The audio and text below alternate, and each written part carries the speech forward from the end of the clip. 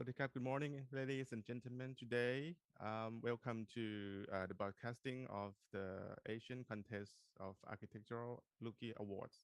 And today is the workshop, right? And today is the first day of our event, the workshop day. And tomorrow will be the open jury for the contest. And this time, the theme of our workshop is the post-pandemic effects, the next frontier of future architects. And this year, the workshop have been altered into the another approach. We would like to offer you a series of talks from our four keynote speakers. And first of all, let me introduce myself. My name is Thirayu Chumsayana Ayutthaya, Assistant Professor at the School of Architecture.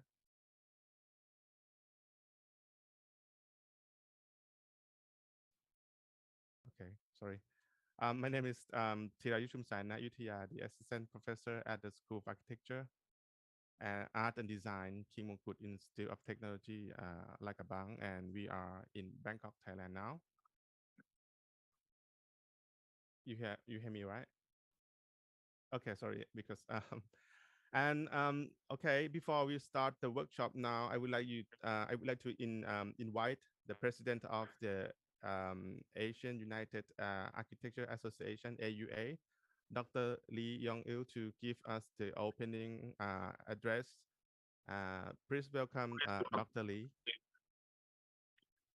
Dr. Yong-il to give us the opening address.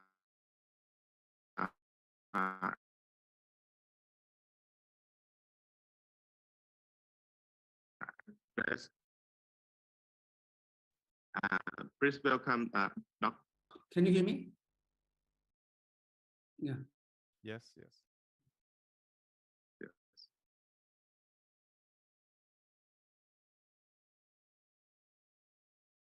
Okay. Good morning.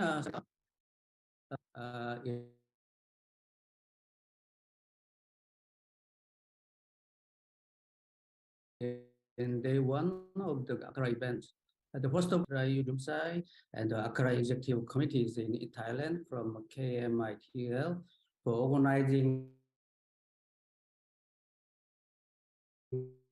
this wonderful workshop. This next frontier of future architecture is related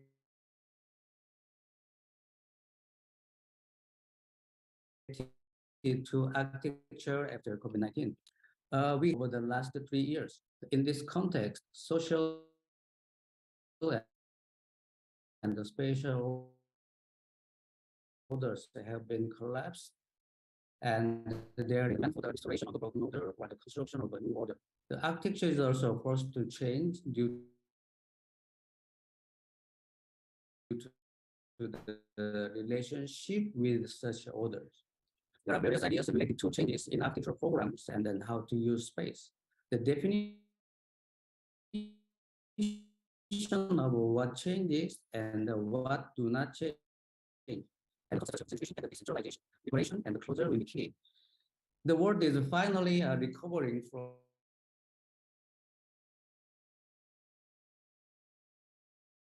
the unprecedented event of COVID-19. In such a situation, we would like to think about what architecture after the COVID-19 should be. So today, I'm looking forward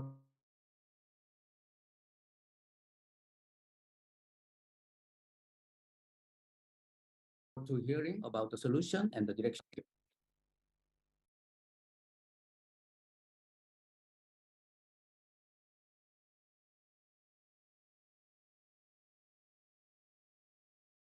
Can you hear me? It's a bit disconnect, right? Yeah.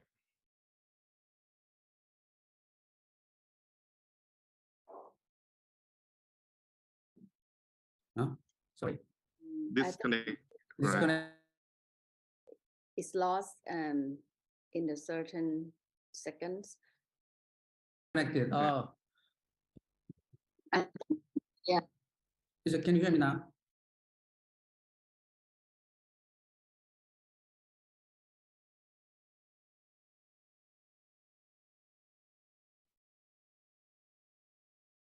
No. Not quite clear. Not Quite clear? Not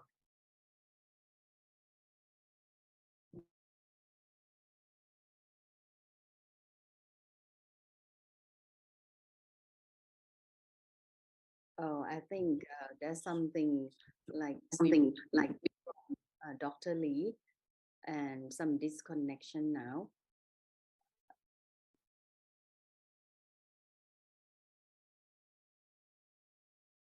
Yep. Because it's quite stop this Disconnection. stop. Yeah.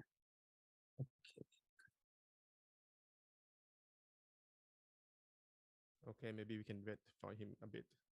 A second. Okay. And maybe Dr. Lee, if you can maybe turn off the camera, I hope that that could help for the reconnection again. Yeah. And Only, maybe only voice could help, I hope.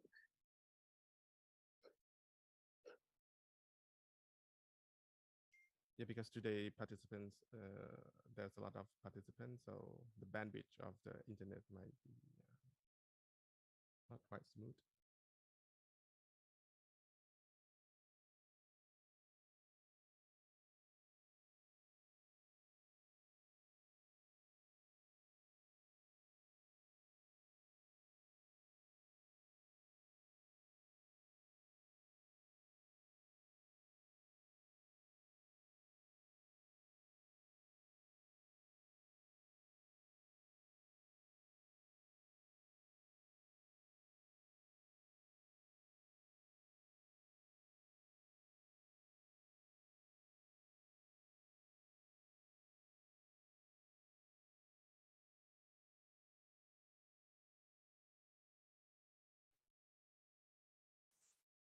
Okay, welcome back.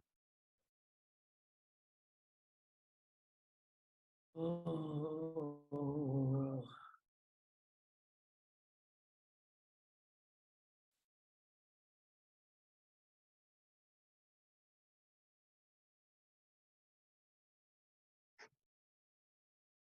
Hello. Hello. Yeah, sorry. That's all right. Yes, maybe you can start again because Some trouble. yeah. Yeah. Yep.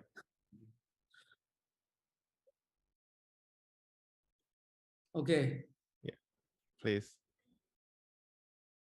Uh, what happened?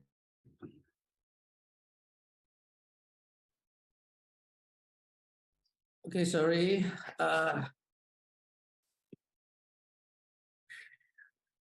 Good morning, Saudika.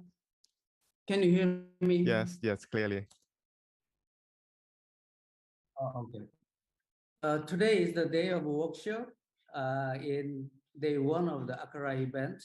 The first of all, I'd like to thank Professor Antika Saudisri and Professor Chirayu Jumsai and the ACARA Executive Committee in Thailand from KMITL for organizing this wonderful workshop.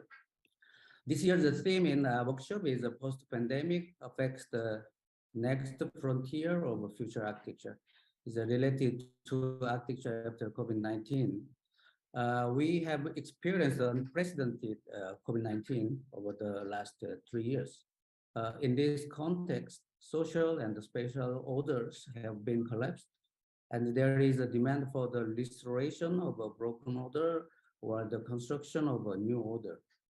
The architecture is also forced to change due to the relationship with such orders.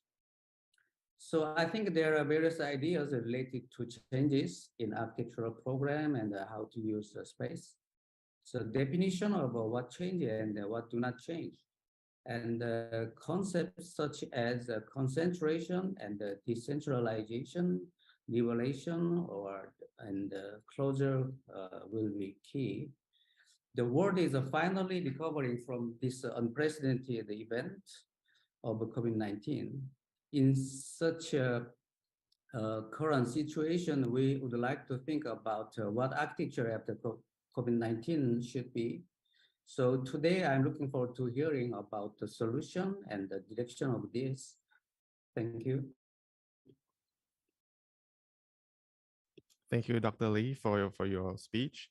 And as the host of this year event, I would like to invite the Dean of the School of Architecture, Art and Design, um, Kim Good Institute of Technology, Lagabang, Assistant Professor Dr. Antika Sawatsi, to give us the welcome message. And then I would like please, Dr. Antika. Thank you so much, Dr. Tirayu, or I will call you TJ from now. And thank you, Dr. Lee, the president of AUA. And thank you, everyone that joining us today, including the special speaker with us for the whole day today. And also, I saw the names of the contestants already here now. And I think that would be very fruitful conversation and a lot of exchange in these 2 days workshop and um, the the tomorrow that would be the jury day. Okay, I like to share our thought from KMITL in the theme of the post-pandemic affect the next frontier of future habitat from the School of Architecture, Art and Design. Okay, so I like to share a bit my screen. Okay, of course, this is the global common ground that we face the same situation. And in our perspective, what we can foresee the challenge of the city in the near future, what will happen. Even we don't face with the pandemic, we face already the challenge in the about the inequality all around the world. And the pandemic itself even make this situation getting worse when different countries cannot manage how to live in the diversity and inclusion. As you see in the near future, the city really aware of the difference of people who can use the city.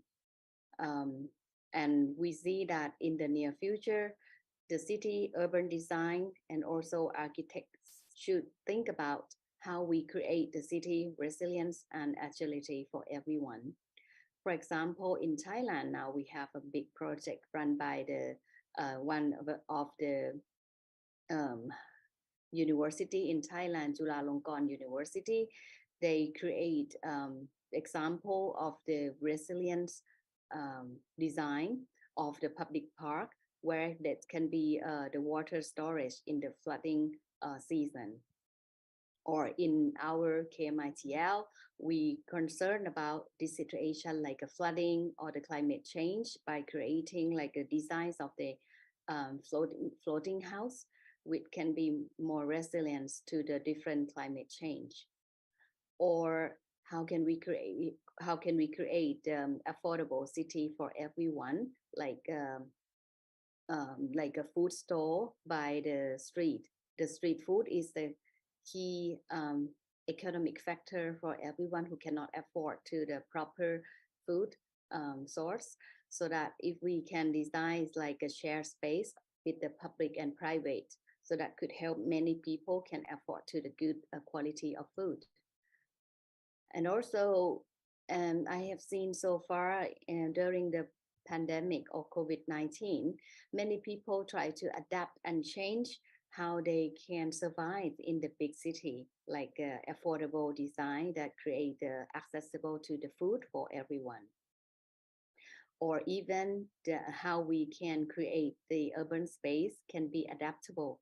Like in this case, they call the central food kitchen, because when people really struggle with the lockdown, they cannot afford to create or find a food source by themselves. So the city playing this important role.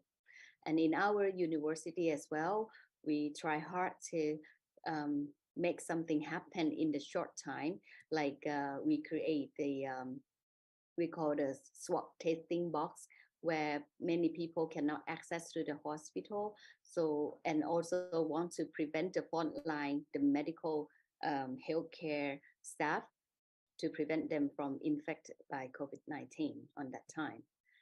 And our university also concerned in the future what the role of the architects and urban designers should be. And we just finished one workshop, international workshop as well. And we want to share briefly here, like we noticed that the urban design nowadays and in the near future cannot only work well by only one or two disciplines. We need more diversity in terms of multidisciplinarily come together and try to sort out the challenge in the big city. Like, and that workshop, we work closely with the University of Alberta Faculty of Medicine, and we have doctor and we have the medical doctor and we have urban designer, interior designer, and landscape architects um, propose some thought that what the city should be in the future, in the near future. And we learned a lot that actually the new perspective, a new paradigm of seeing the city could be a good source and the tool to prevent the people from the health risks or the critical health like what we face in the pandemic. Like many part of the world, they try to create a public place that can activate people to be more healthier and also to live and to share the public space in terms of public rather than to produce like what we face in the industrial era. And I myself and the School of Architecture, Art and Design, we try to circulate and distribute our knowledge with the many sectors, either the state, the government, and the international platform, how we um, put and invest a lot of energy and resource to work closely with the community, different people, people with disability, elderly, and also what we like to learn from the best practice as well, like what we're gonna do today with the younger generation. Okay, and we found that the most important part of the role of education sector is provide the process of understand the city from different perspective, like the empathy approach, or to work closely with different people, try to create a city that affordable and accessible for all. And we look forward that today we have a lot of special speaker from different part of the world. We can share the good example how we can create a social inclusion, and by doing that I believe that the social inclusion can also make the people access to the equal economic opportunities. Thank you very much. Thank you, Assistant Professor Dr. Antika, for a welcome message and address what AAD KMITL has done and focus on after the COVID-19.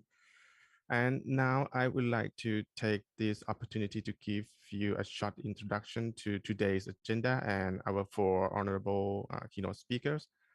Let me share the screen on the event, just a short one. More. Okay, now we are in this, yeah, we already finished the welcome session, and then we're gonna have our speakers and around 11, I mean, noon, right? We're gonna have lunch break. And on the in the afternoon sessions, we have two speakers and then open discussion. And we're gonna close our event around 4 o'clock, right? And now I would like to take this short moment to introduce our four speakers. For the first one, Joseph Kwan. Joseph Kwan has practiced as a architect in Australia, UK, and France, and he found the practice of UDA consultant and a specialist consultant on the universal design and accessibility in 2005.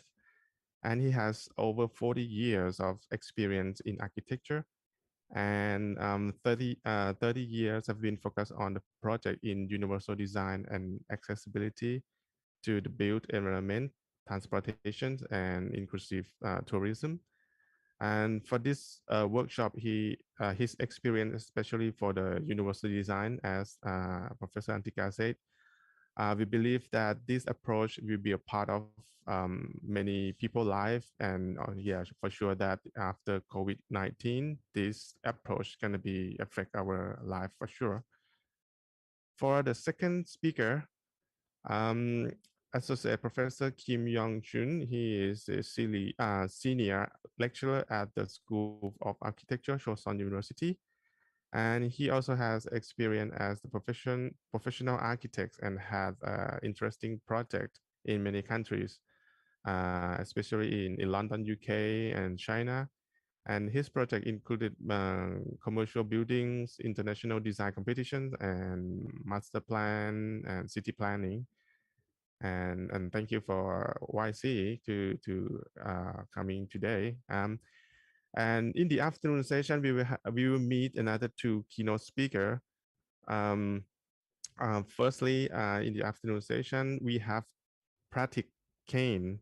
He is an architect who has a great vision on, I think, his idea is very interesting in terms of sustainable design, and which nowadays becomes the key issue of the future development, especially after the pandemic. And his team based on Thailand, Australia, China, and India. And his architecture company named the Enter Projects focus on the establishing the local resources, which design philosophy to maintain the point of difference in context of the site location and sensitivity of its natural environment. And at the end of the talk, we have my own staff, I mean, the KMITL staff, Assistant Professor Yan Hui. Currently, he is the Assistant Professor of Architecture in AAD, and the committee member of, the committee member of the AIDT, the Architecture Intelligent Design and Design Thinking program, English program in KMITL. He also is the architect license for LIBA in UK, and with over 12 years and combined with the 6 years of academic experience. And he also involved in the big project in Hong Kong, the railway project, the design of the mass railway transportation project. And I think today we gonna see his idea about what gonna happen or what we can prepare ourselves for after the pandemic. And okay, now I think it's time for us to focus on the first keynote speaker, Joseph Kwan. But today, Joseph Kwan cannot join us, right, at Antika, and we have his speech, the record of his speech. And yeah, please take a listen to Joseph Kwan idea, what gonna happen after the COVID-19. Okay, let's the staff turn running the record. Good morning, ladies and gentlemen. This is Joseph Kwan. I'm speaking to you from Hong Kong. And thank you for inviting me to be a speaker of this 11th ACARA online workshop on the topic of post-pandemic new frontier of future architecture.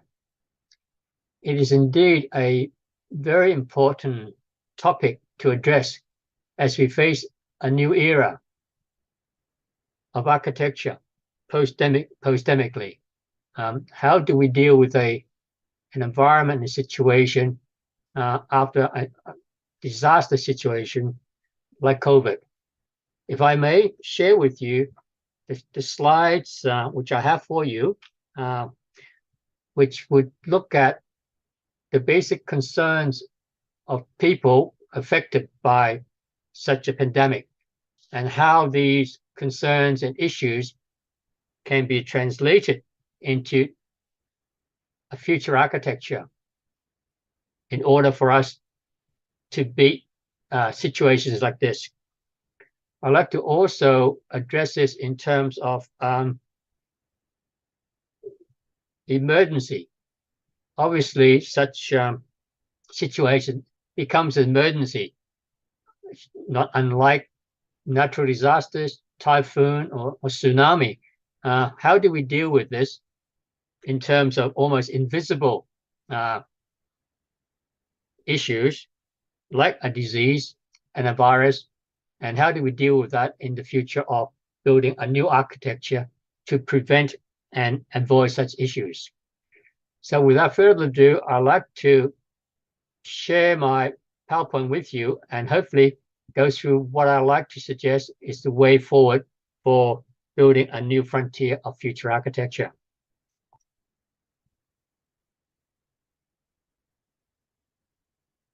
Thank you.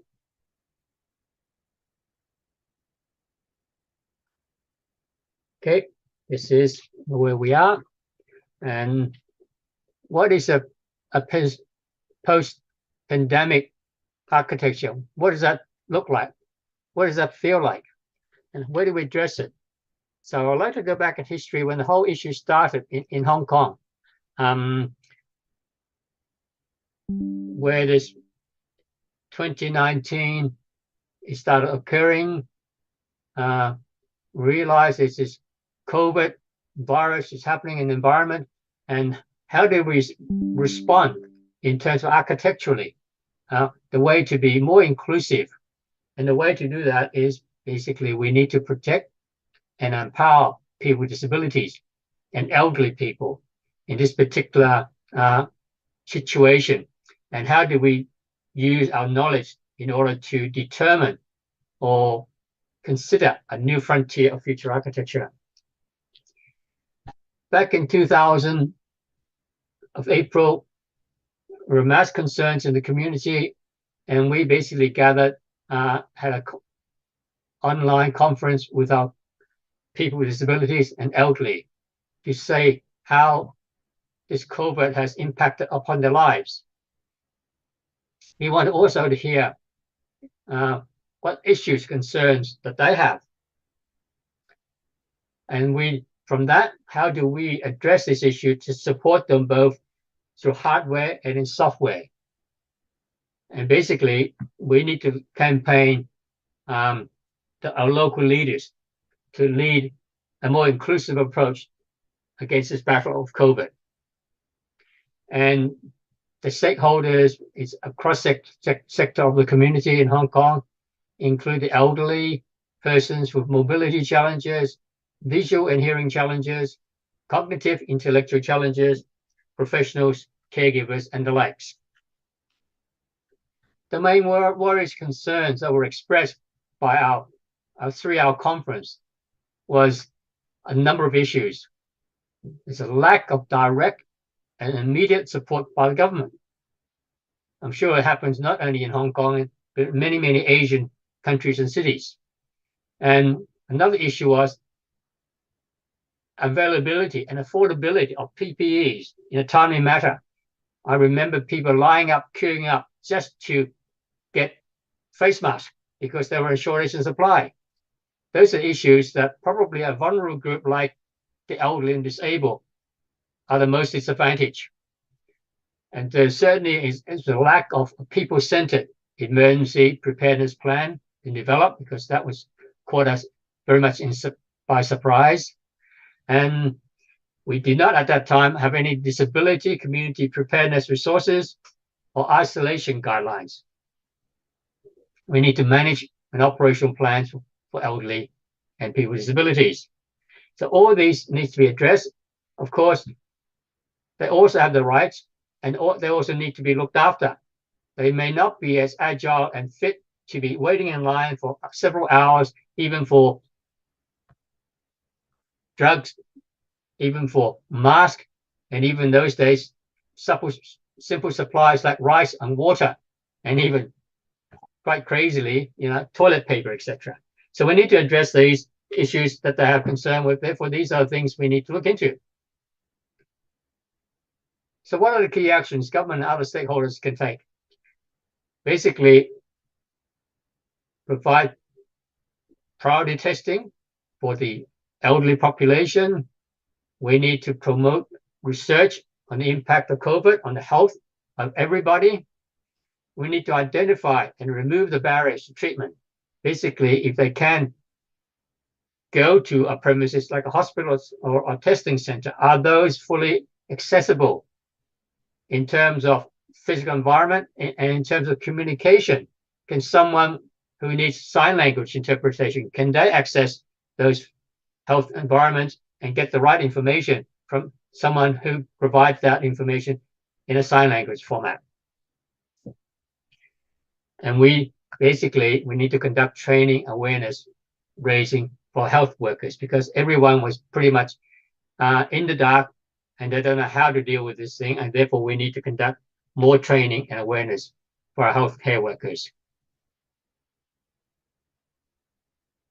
Information must be all inclusive, whether through sign language, captioning, or easy to read formats.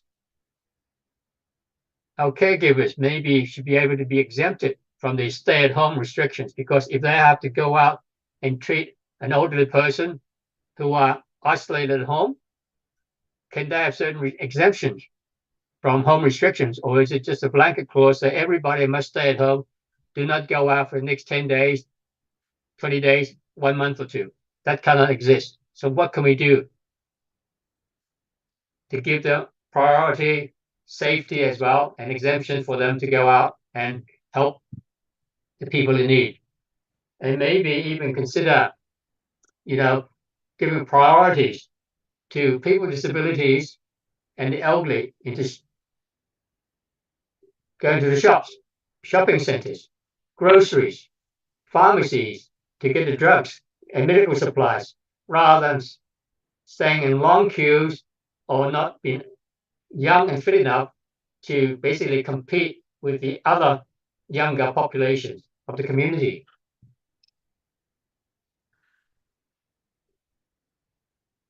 We have remote learning. Some people may need to stay at home and learn from home. Do we have enough software that is accessible and user-friendly so they can feel safe at home, continue their learning remotely? Do we have enough accessible, disabled, and age-friendly materials to support their remote learning exercises? And are those audiovisual materials easily disseminated through whatever media? Maybe not everybody have a computer at home, have internet. Therefore, maybe some sort of televised educational programs are needed. So that should be fairly much government-led in many sense. In terms of environmental issues, and once again, it has to do with accessibility, right? Our building facilities must be designed to safeguard the health and safety during such post-COVID situations without the loss of personal independence.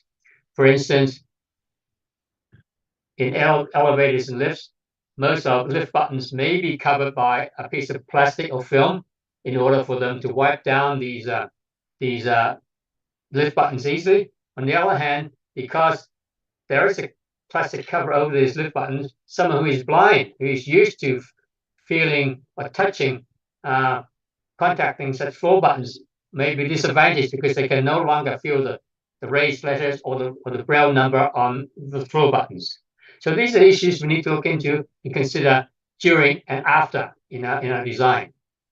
And of course, where we do have quarantine centers, quarantine accommodations, they must be fairly easily, readily converted from existing facilities, such as holiday camps, sites, to cater for the elderly or people with disabilities.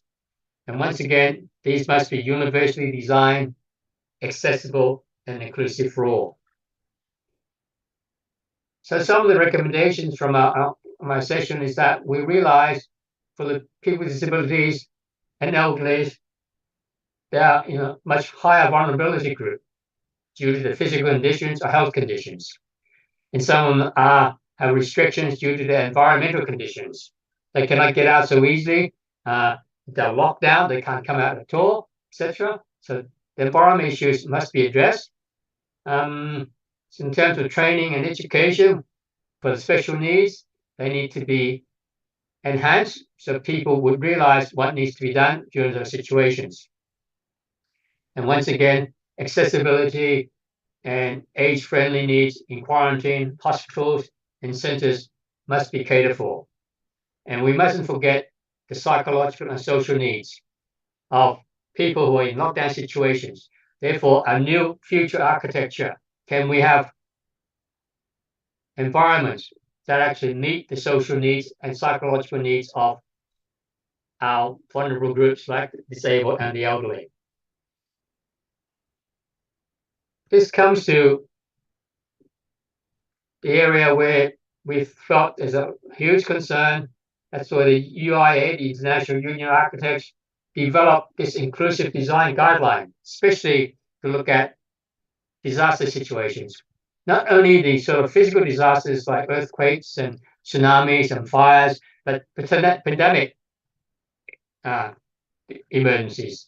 So I'd like to share with you, based on these emergencies, natural disasters, emergencies, we need to be able to address the problems. So why is it so important? Disasters, emergencies always affect the most vulnerable groups, such as people with disabilities and the elderly. And all the responses, the architecture, the software, the hardware, at the moment are not yet included in the curriculum of the mainstream architectural education.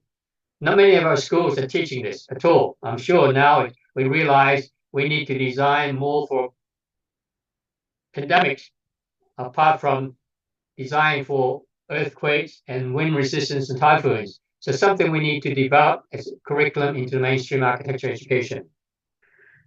We need to realize that architecture and urban design play a very critical role in response to disasters and emergencies, to address the needs of the population, and realize that an inclusive, disabled, age-friendly design benefits not only the vulnerable population, but the entire population. So inclusive basically includes everybody of the population.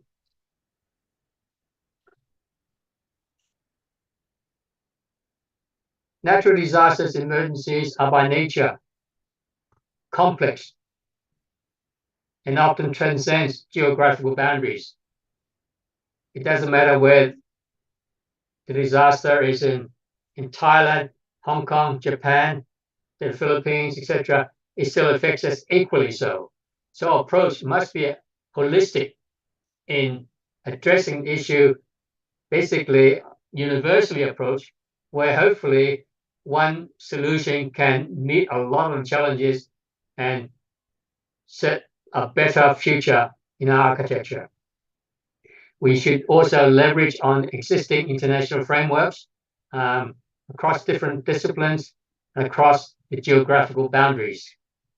And I'd like to borrow from the Sendai framework for this purpose. This is the United Nations plan to meet future disasters. And now we also need to address the pandemic situations. Under this framework, we attempt to translate the 4 priorities and the 7 targets of the Sendai framework into these inclusive design attributes, which I will share with you now. The aim of the Sendai framework is basically to reduce disaster risk and loss of lives, the livelihood, and health in the economic, physical, social, cultural, environmental assets of people, businesses, communities, and countries.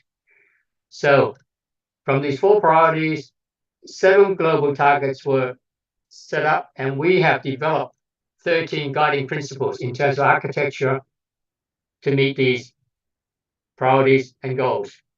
and that dovetails very well with the SDG, the Sustainable Development Goal number 9 of building resilient infrastructures, SDG number 11 to provide safe, sustainable cities and communities, and SDG 13 in terms of climate change. That is in the chart of the Sendai framework, and we'll go into that more in detail. The 4 priorities are: we need to understand better. We understand what is disaster, what are the risks in terms of pandemic risk. Okay? We need to manage better. We need to strengthen our disaster risk governance in order to manage disaster risk. We need to invest better, invest in disaster risk reduction for resilience.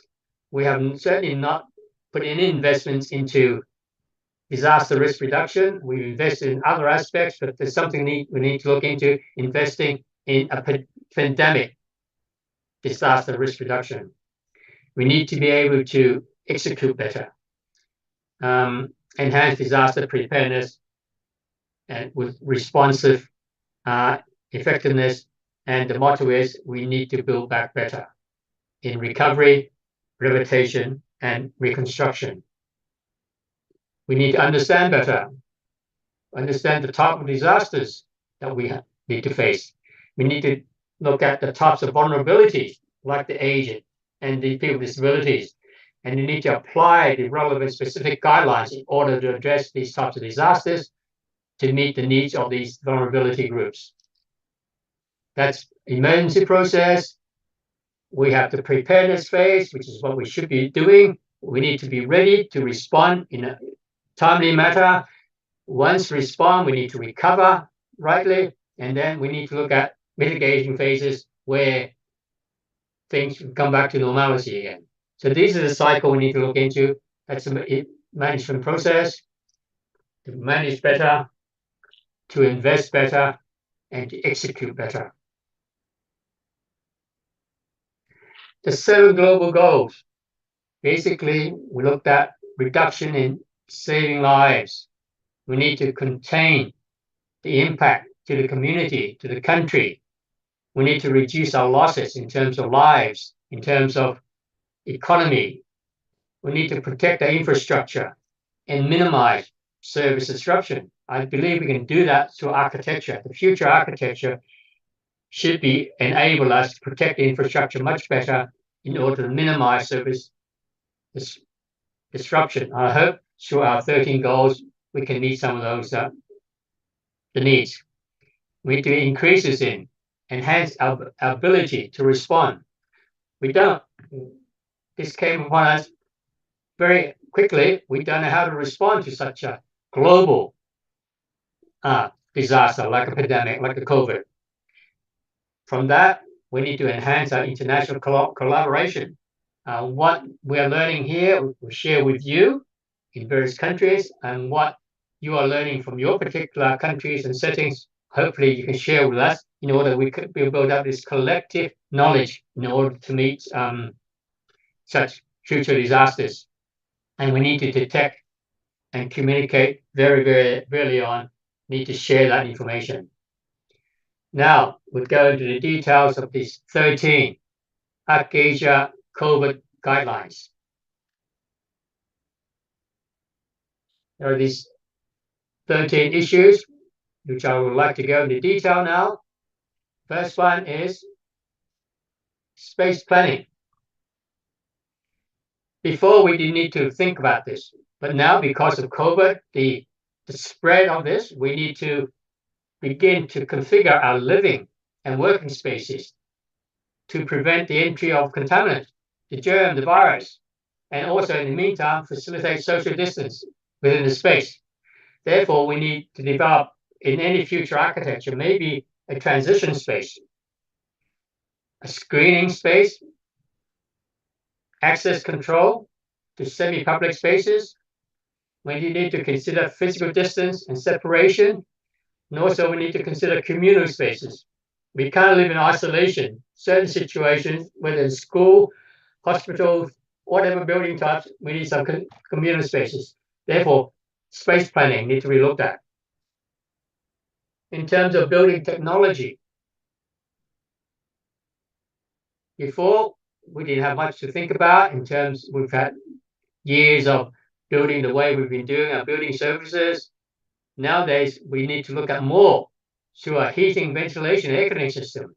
We need to look at maybe cross-contaminant from one room to the next through the air conditioning system or through the heating system. So how do we segregate one room with the next through the circulation system? That needs to be looked at. Drainage system, we're aware that through the drainage system, virus can transmit it upwards and downwards.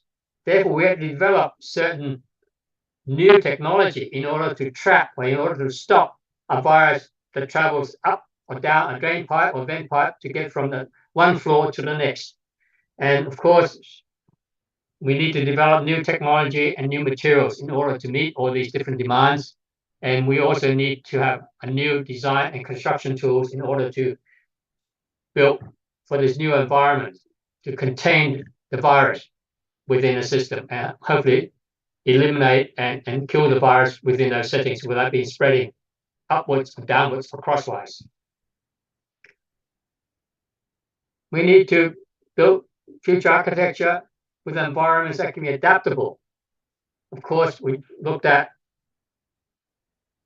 working from home, living from home, learning from home, playing and praying from situations. So these new issues we need to look at. Our home environment need to be looked at. Our work environment need to be restudied. Our play and religious settings need to be looked at in order for us to continue with our way of life.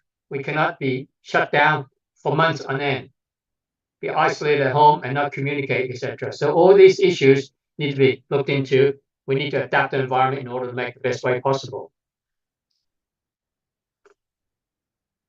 Management of flow. Before, there's no need to manage the flow. Like I said, it was normal. We would just walk into a room, unaware of many situations. But now we don't. We need to manage the circulation of people, whether you are with or without the virus. We need to screen out first. We need the entrances to have different screening processes. We need to restrict the flow of people. We need to restrict the flow of goods in order for that not to be the carrier for the virus. We need to segregate what is a clean zone or a dirty zone within an office, within a school, within a hospital complex. So all this, the flow of material, the flow of people needs to be provided in the new future of architecture. And they may be required to have some transitional spaces or storage spaces for various things. Number 5, communication and education.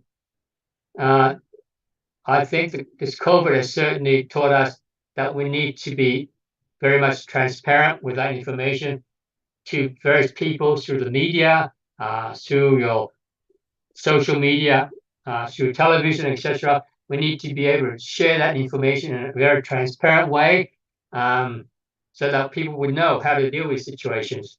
And we need basically to provide fact-based education for all, so we can be more aware of the situations, so we can be more aware of the issues for us to plan and avoid contamination and spreading of diseases and keep ourselves safe. Number 6, standard operational procedures.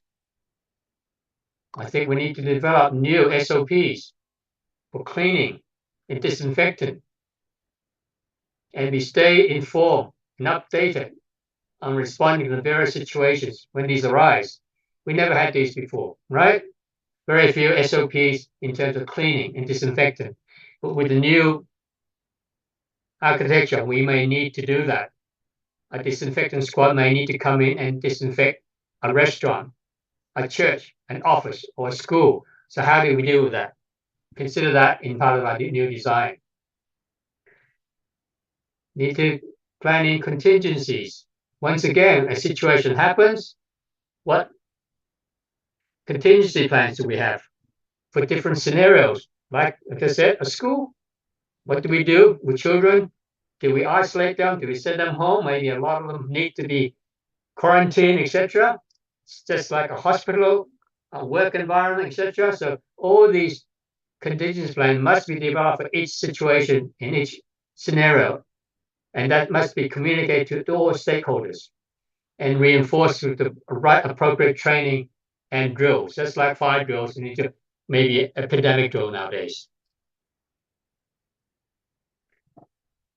Medical facilities, right? We need to look at quarantine wards. We need to look at a new building technology and methodology in order to contain the virus. So certainly our hospitals need to be redesigned about cross spread of viruses. And these environments must be able to rapidly increase from a small quarantine unit to maybe a larger quarantine unit. And these facilities may need to have multiple usages, not just one single use. Maybe at the planning stage of future hospitals, we need to be able to adapt them and reuse them for certain situations or certain scenario, for such isolation at the beginning, screening, etc. And that has to move. We cannot have set numbers and set figures to say this is only good for 20 people or 20 beds. That must be flexible in order to adopt and consider for different scenarios. Building regulations should be reviewed. Obviously, I don't think we have enough building regulations at the moment that addresses the issue of pandemic. You know, at the moment we do not have any guideline to say this is a building that should be designed to be COVID preventive. And I think we need to look at that a bit more in detail. We need to revise and review these regulations in order to have such information for able to enable to us to live much better life at home, a better work environment, a better school environment, a better hospital environment. For the fact that the situation changes, our social behavior changes because of pandemic, we need to address these. Economic situation changes before and after. That's why we need to look at a new building type where the notion of living, working, learn, pray, and playing might be reconsidered. And that's why we need to review and relook at and maybe revise our existing regulations and create new guidelines. City planning and urban design. Once again, we need to review those current guidelines in the light of identifying the new needs to counter COVID. We need to achieve a new balance of risk, resilience, and sustainability. So we're not going to be frightened off, beaten by this particular COVID. We need to be able to have the tools, have the architecture to face the risk, minimize this risk, to be resilient, and in order to maintain our way of life. And we should really be focusing on people and usage. And we must have this new norm parameters and innovative people age-friendly guidelines. Health and well-being during any situations, our buildings, architecture, future architecture must also consider our health and well-being. Apart from a building architecture that can be maintained well, clean, and looking new, our health and well-being is very important because people do work and live, go to school, go and pray in those environments. So we must focus on the design for a clean and healthy living environment also provide access to nature, which basically boosts our immune system and improve our psychological and health well-being. It is important to note that for the low-income community, like in slum situations, maybe they don't have infrastructure like Wi-Fi and utilities readily available, and therefore we need to deal with them in a manner that we need to integrate them. We need to react to them. Therefore, they will not be disadvantaged. Their lives are not put at a high risk of infection, and are more impaired due to their physical inability or mobility. Social cultural aspect, we must continue to live. The new architecture must enable us to live socially, culturally, as far as normal. These activities continue, and we do not want that to stop us, because that would put us into a lot of stress, a lot of dangerous situations. Mental health becomes an issue. So socially, culturally, we must continue, and once again, we need to address that, maybe in a way that a new architecture is there, where we can avoid large density, large-scale gathering in closed, confined spaces. Therefore, ensure that our rituals and traditions may be contactless or less contactable, and where it minimizes the need to remove personal protections like a mask, etc. So apart from our changing our lives in terms of social and cultural considerations, hopefully our new architecture is able to address this and facilitate for us to continue. Urban and rural migration. In some countries, in some situations, people are working from home. People no longer need to, because of the fear of contacting the virus on a train, on a mass transit situation, on a bus. People are told to stay at home and do the work by online, etc. And people realize, why are we then living in a very densely populated city where the chances of getting infected by a close, densely neighborhood will increase? Therefore, people are moving to the countryside.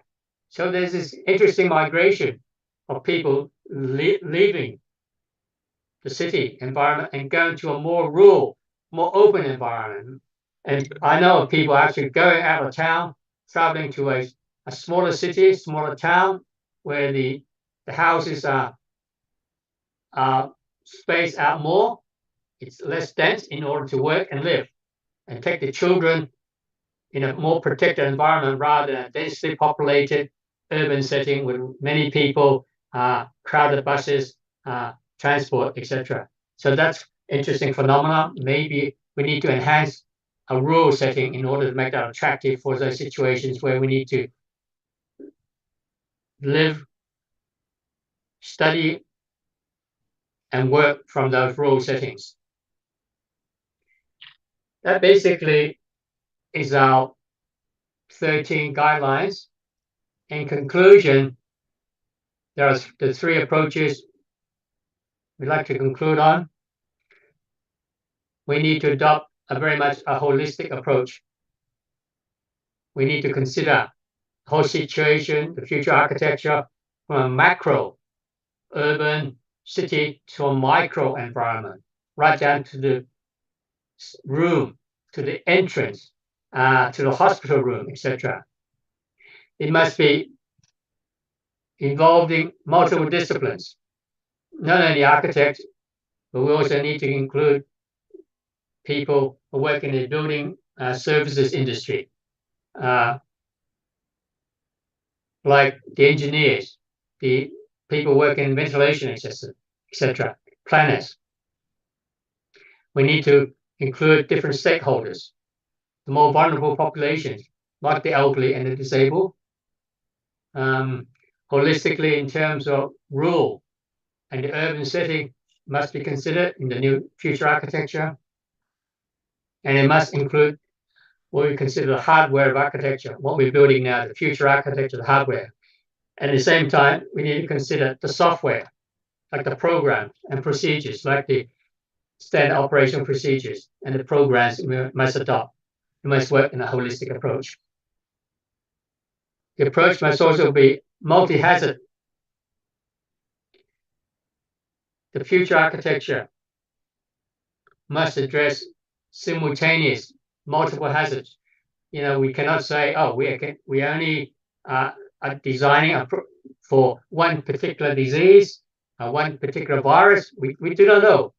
Maybe that particular disease has come during the times of typhoon, a tsunami.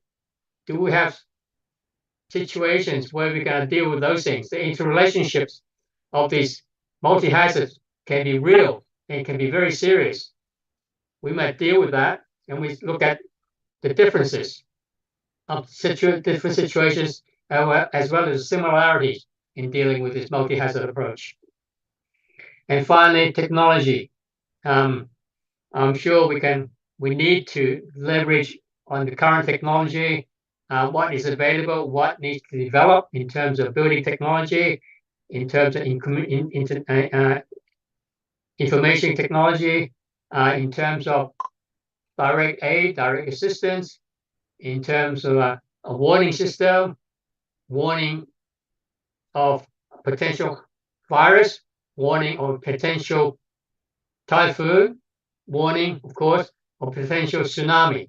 So warning system for pandemic is certainly something we need to do and address. And basically, I believe the future architecture must address all these different aspects. I will conclude on this and basically say that what we need to deal with is not simple, it's very complex. We need to look at in a holistic way. We need to look at that it's like a disaster situation. This is a invisible disaster, if you like. We can't see and feel and touch it, yet it affects all of us, affects lives, millions of lives are lost, more so than in a flood or typhoon or tsunami. We need to look at that, how to save lives. We need to help the most vulnerable groups, like the aged, people with disabilities. And I believe the new future of new architecture should be very much addressing these issues. So on that note, I'd like to conclude, and I'd like to thank you for your time. I'd like to thank you for sharing this with me. I hope this conference, this workshop will be a successful one. I hope we can continue to collaborate and communicate with each other in order to build a better environment for all of us. Thank you very much. Thank you, Joseph, for sharing us with his vision and ideas about what we need to prepare for the next generation. Let's say next generations of architecture. Actually, after if we pay attention on in detail for his issues, I think there's a lot of issues that we need to consider in our design from a small scale to the big scale as in the city. I will leave the Q&A before the lunch. So next, I would like to introduce our second speaker, Associate Professor Kim Yong-chun, to give us another perspective on architecture after the pandemic. And please welcome Associate Professor Kim Yong-chun. Please, YC. Yeah. Hi. Hi. Hi everyone. My name is Yong-chun Kim. I'm teaching architecture design course for currently second year at Joseon University, the School of Architecture. I'm very pleased to be invited to the 11th ACARA workshop. Actually, I haven't known this, but it's great to know. And I'd like to make a presentation regarding the sustainable like architecture. I feel like a bit far from the main agenda you guys talking, which is post-pandemic affects the next frontier of future. But I tried my best in terms of sustainable architecture as a kind of design language. Let me share the PPTs.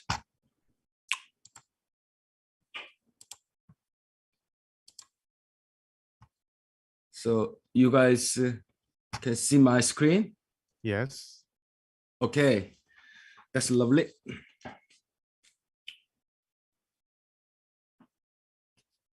So my speech is mainly about the sustainable architecture as design languages. So probably you guys, probably all architects, probably, so usually we think the sustainable is, we accept as a technical words, technical knowledges. So I would like to present like the first one is a bit of a technical meanings, but as you know, I'm not the specialist of the sustainability of architecture, but especially like technical meanings. But nevertheless, I can somehow provide the scope of ideas as architect, how I can deal with the design languages of sustainable architecture. And the other project I would like project later is a figurative meaning for our society, like a sustainable our society, which is very subjective. But that project is Gangju City Library competition works, which is not I didn't win, but it's I've got the honorable mention from the board. Yeah. So let me first present the first project.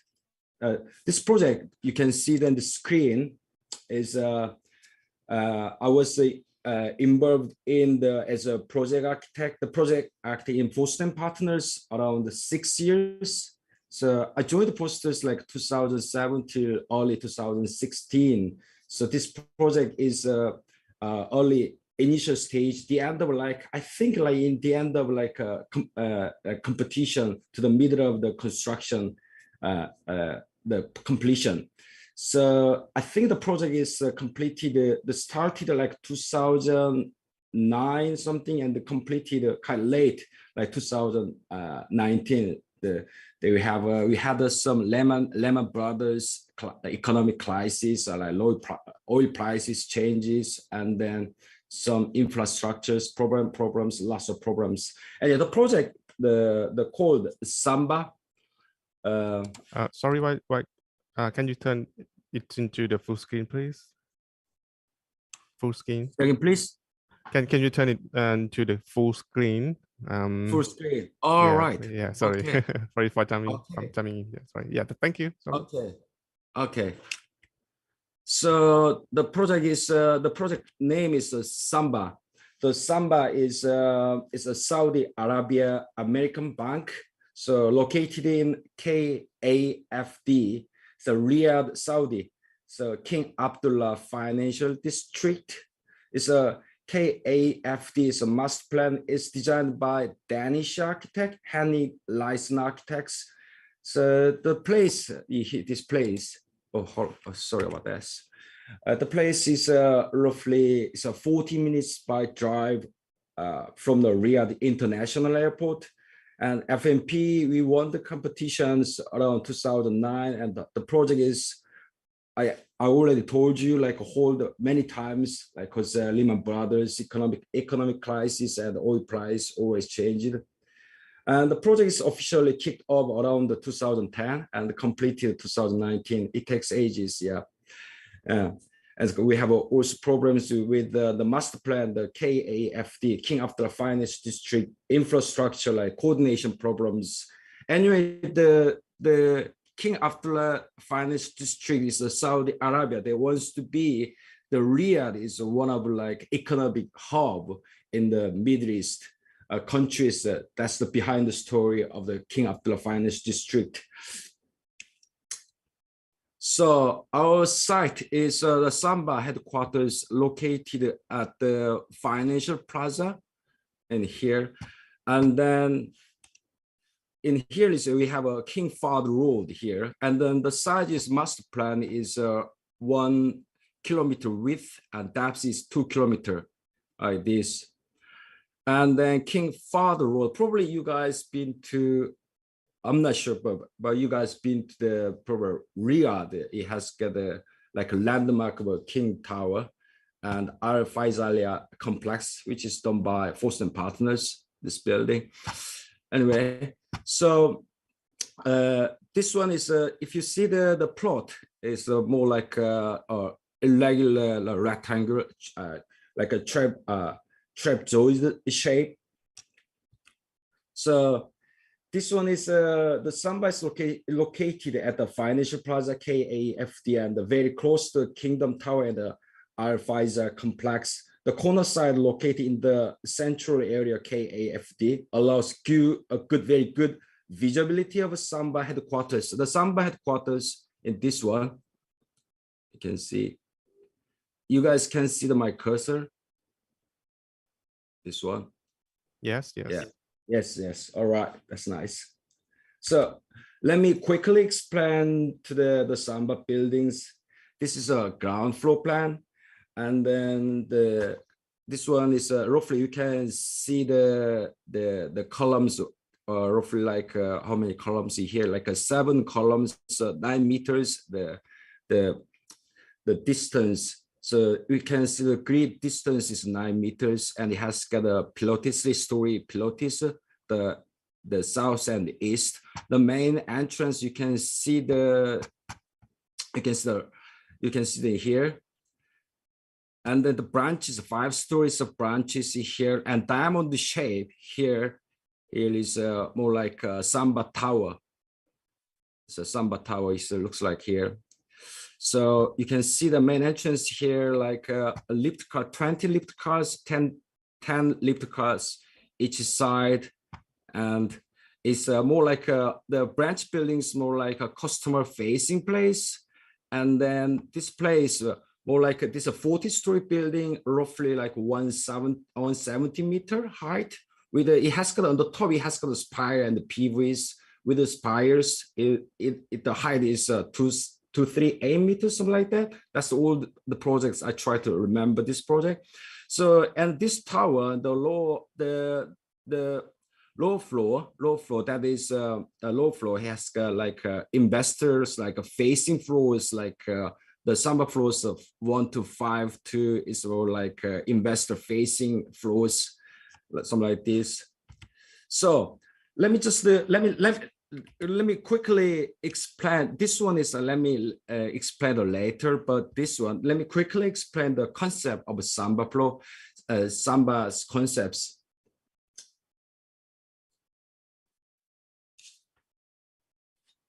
So the first idea, this one, as you see the ground floor plan is it has a huge, very deep floor plate, more like 9 meters each grid. So we can imagine the whole the parameters or the parameters each side is more than 56 meters each side. So 56 equally the 56 and 56, all side is 56 meters. So very deep the floor plate. Samba Tower. So first ideas of the concept is we are the deep floor plate. We try to, but this page is for the client presentations. So rock formations, that's the initial like inspirations. So of the concept. So the site is very long width and depth. So we need to introduce a logical idea for clients. So how we set up the grids. The secondly, this one is the space within space. So think specific stones within hideaway is crystals, some qualities inside, which symbolize the ideas for atriums, this one. So space within space. So lastly, the unique geometry of diamonds is inspired design, representing Samba literally, because it's a bank, so diamond stuff. So we applied actually diamond shapes all of the all of the spaces like floors and ceilings, even outside of the facade designs. Yeah, so that's the concept. And then the space within space, I just told you guys that we introduced the atrium, exactly the middle of a floor plate. So this floor plate is, as I told you, is the very deep, like 55, more than 55 meters, like the width and the depth. So the samba floor itself is a very deep floors. So what we try to do is we introduce 16-meter atrium at the center to bring the natural light, that is a space within space, to the end, and then also we provide the 4-story sky gardens here and here and here, and for relaxing place, and also it provide additional natural light resources. And in the 40-story buildings here, we can see the 2-story MEP floors here and here. Yeah, that's the about 14 to 15. So we have double height MEP floors, and 30 and 31 is double height MEP floors. Yeah, and for cost settings, we several options for clients. The one is we can provide atrium ones as a split of secco in here.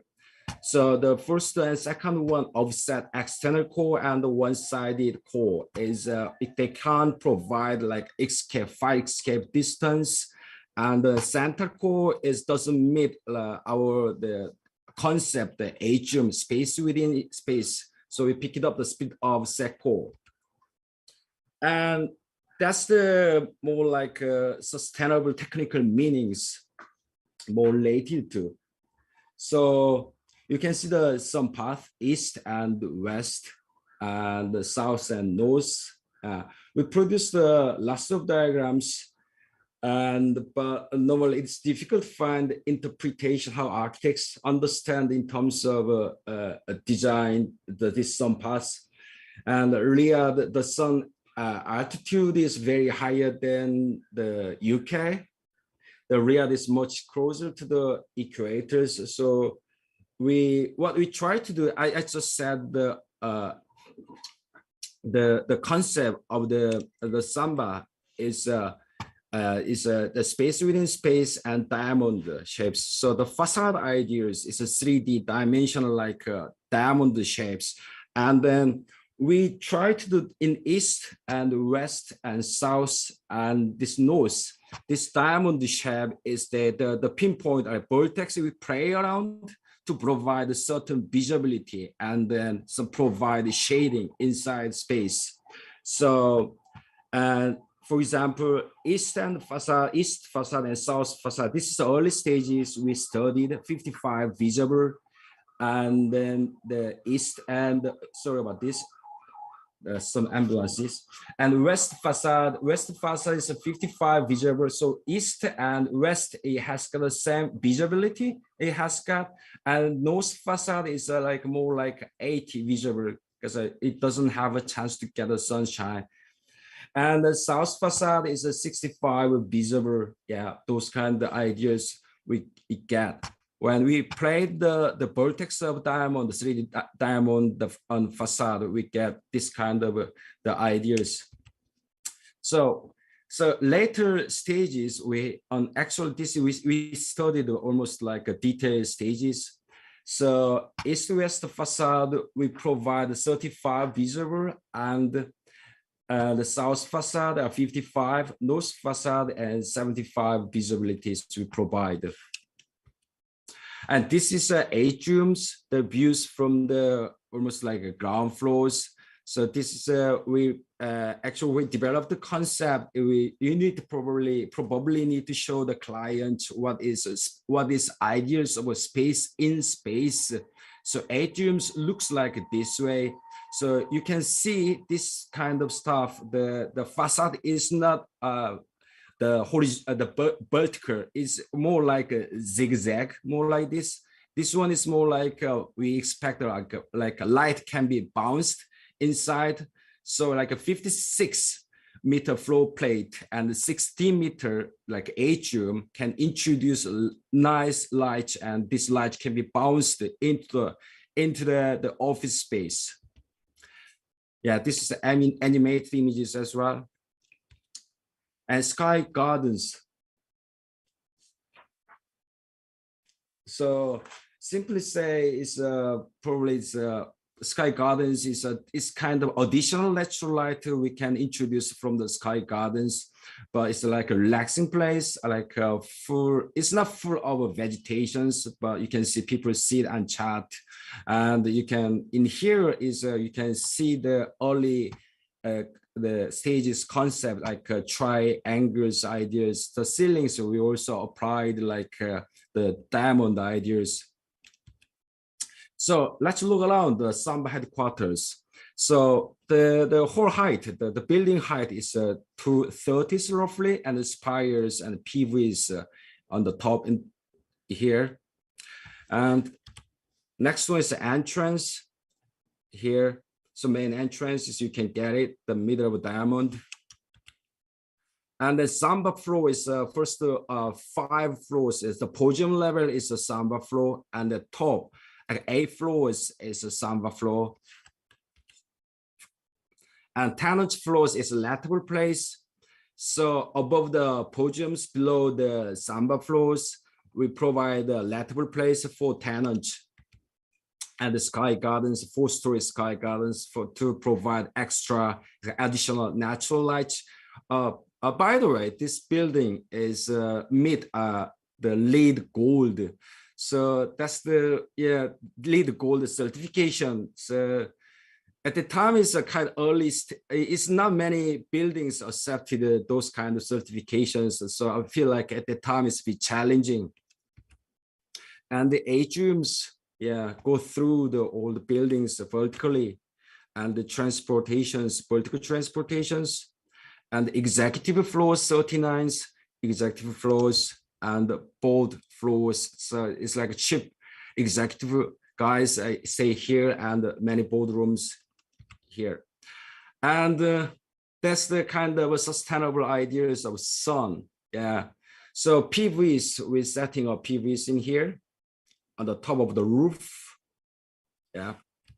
And the water, because Spires has got a huge tube, like 156 meters tube. So water is circulated somehow.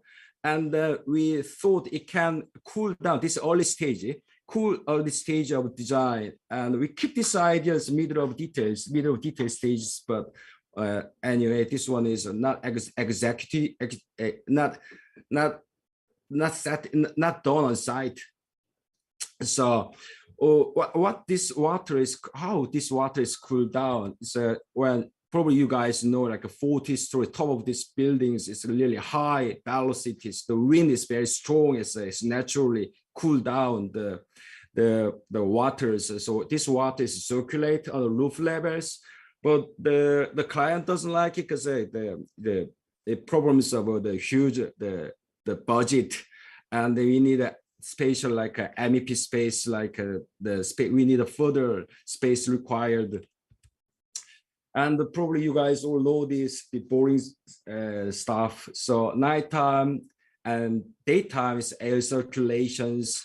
So PV cells on the roof here to generate energies, and spatial glass transfer daylight into 20 meters into the building, reduce the electrical consumers. Yeah, and probably you guys all knows, like probably the maximum the natural light can reach from office level, from building parameters to the office to 9 meters to 12 meters is the maximum.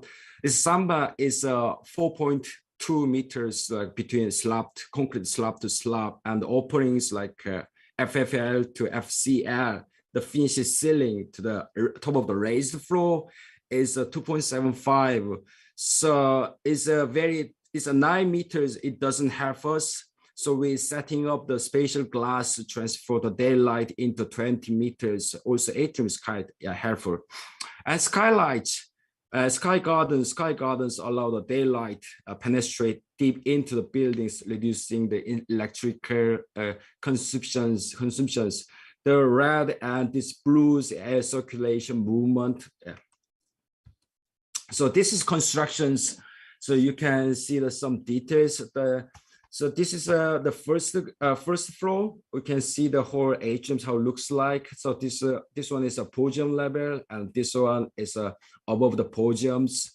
And then the right side, you can see the marble stones, 50 mil thick marble stones. We applied this triangle, but we found the edges easily broken. So yeah, so try to apply all of them, but tenant floors we applied, unfortunately, a rectangular one. You can see the balustrators details in here. Yeah. Anyway, that's all about technical stuff about Sambas and the Sambas concepts, which I've done like 6 years. But you know, this project sometimes hold, sometimes keep going, sometimes hold. That's why I feel like incredibly difficulties. Anyway, the next project is let me hold on.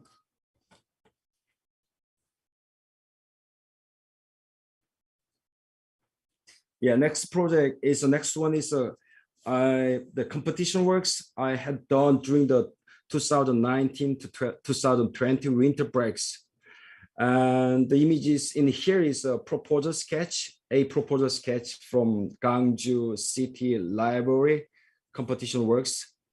And the site used to be, this site used to be a garbage incineration, but the function was stopped by strong local objections and several environmental groups. Anyway, the proposal sketch is very early stage. Ideas to integrate how the vertical, the installations, you guys know that it has got a huge vertical chimneys. Yeah, this vertical negative circular form to transform to the horizontal positive circular form for knowledge chimney.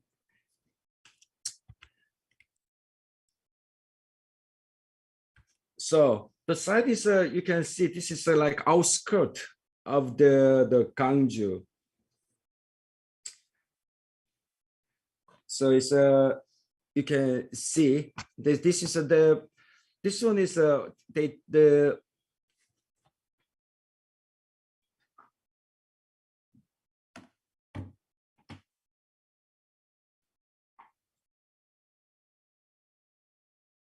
so this is a competition site images. So how the incineration looks like.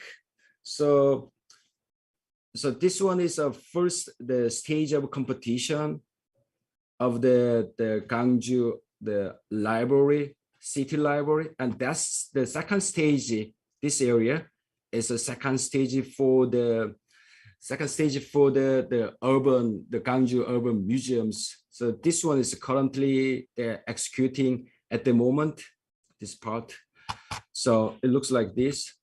And then our site location is here. So the city hall is here. And below the city hall is a central business district and a residential apartment here. More like where you can see the grid stuff here. Yeah. And then you can see this is a Gwangju stream.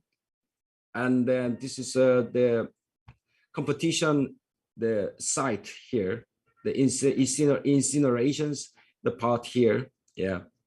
And the linear park, you can see. So the incineration is located outskirts of a city, almost outskirts of a city, as a symbol of negative images, as a pollution, and this place having strong objections from the locals. And then this city halls, just you can see right side of the city halls. It's just right side of incinerations. Yeah.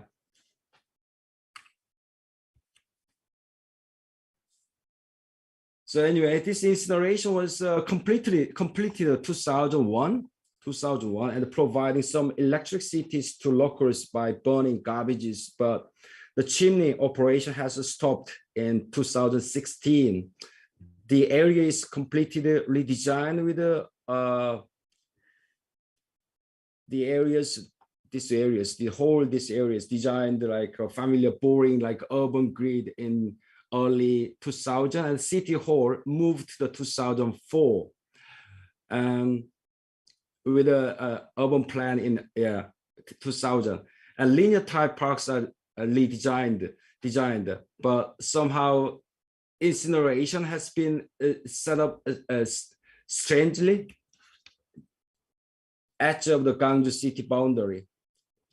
So my first initial ideas, we try to dig up the meaning of a chimney, except a negative meaning of locals. So culture, we try to find some cultural facilities. We try to, this cultural facility survey the whole through the Gwangju. So you can see the whole through the Gwangju, some culture facility has got a circular shape.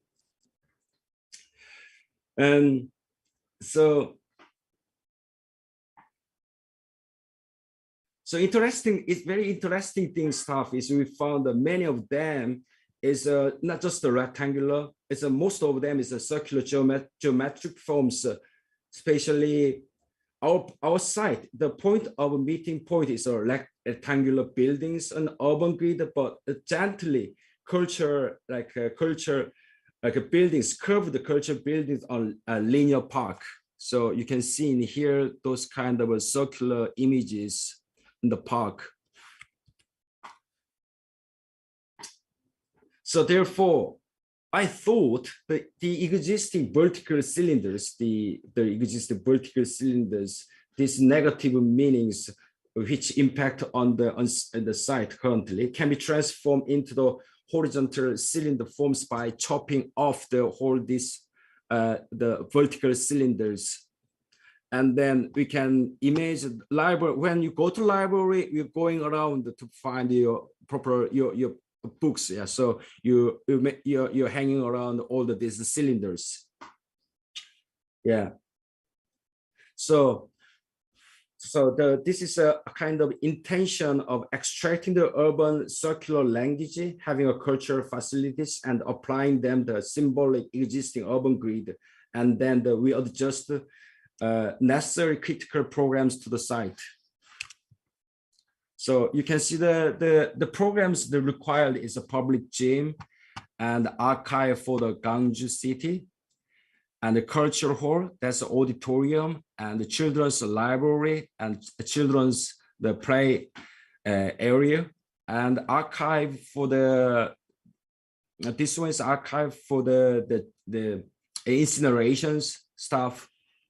So this is all this circular images all comes from the chop of the cylinders, vertical cylinders. So making this language vertically transform into the more like horizontal knowledge chimney.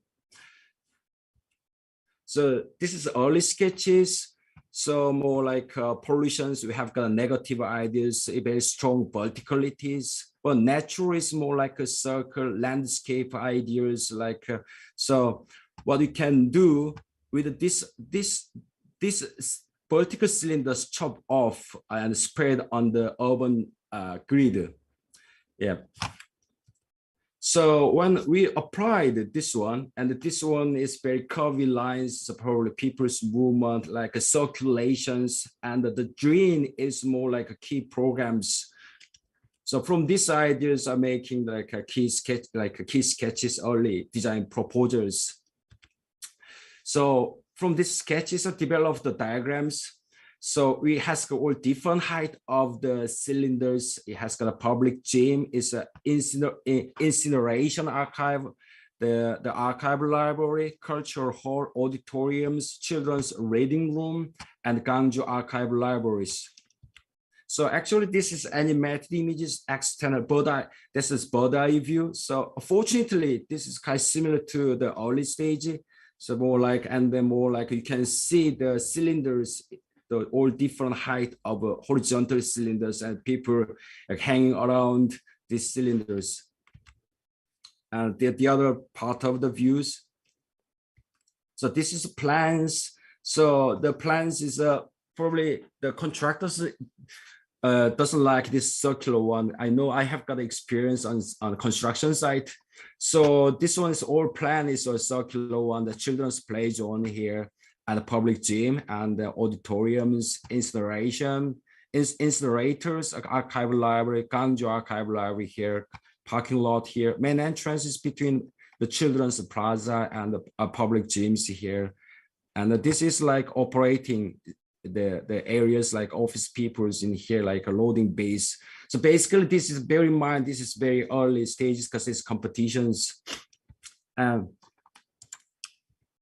Sorry. So you can see the movement, you can see that going this or this way. So interesting thing is like exhibitions. I like the Guggenheim museums, like Frank Lloyd Wright one. So like when you move naturally and you can see the something like some paintings. Yeah, so exhibitions are happening. So you're walking around the huge lobbies and you can see, you can store and stop and enjoy the paintings. Those kind of ideas accepted. So this is like a third floor. See so everything is the Gangju archive, the library is really the critical programs in here. So landscape is they keep going up, and then the last point is Gangju archive library here. So it looks like this. Yeah. So I'm not specialist of the sustainable the stuff, but the second project is about the sustainable for our society. So how you can understand existing the negative, the idea, the negative vertical, the stuff. How we can understand what we can transform to the positive. The positive stuff. I mean, in this project, is a positive stuff is a knowledge center, Gangju archive. So this is a view from the Gangju archive, the bottom bit, from the bottom to the top. It's not the Pantheon's Oculus, but I think the image is not bad. Anyway, this is all about my presentations. I prepared like half an hour, but unfortunately, I see this morning, actually yesterday night, my presentation almost like 1.5 hours. So 1.5 hours. So anyway, thank you very much. Okay, thank you, YC. Yes. Yep. Thank you so much for your great talk and sharing your project with us. And maybe we can, what you mentioned early about the theme of sustainable and the theme of our conference or workshop is not quite related, but I think personally, I think it's very interesting because for the first project, the first project you show us, I can see, how we can use the ideas of, design the public space that can cope with the, I don't know, maybe future pandemic or how we can treat the spaces, I mean, public space. I can see. And also the second project, especially the public area and the connection between, people. And combined with the Joseph Kwan's idea about there's a lot of details that we need to consider about the details, architecture, design, and public space. And don't worry about that. It's very great talk and very great presentation. I would like to open actually the Q&A or sharing our idea with actually our young generations here. I saw a lot of them here, even our friends, colleagues, about this morning that's session. great. Yeah, that's going to be great. Yeah, we can talk. Yep. Yeah. I don't know. Let me share actually for the first talk of Joseph Kwan. I think I can, be inspired to, there's a lot of research that can be going in the next future, especially the building regulation. I think we need to consider a lot of details apart from, the space arrangement or setback, everything, but details such as the material selection and other details of, how the process of access to the building, blah, blah, blah. And that's another way that we need to concern, and it should be, I'm not sure, can be the regulation in terms of the public space, because I don't know, maybe at the moment we, the pandemic is already, some of us, or maybe when we enter the buildings, public buildings, we take off, our masks, and then otherwise, yeah. But I think that the pandemic or the virus is still there, but yeah, we need to consider the process and as the regulation. Yeah. You want to share anything with us or our students? Our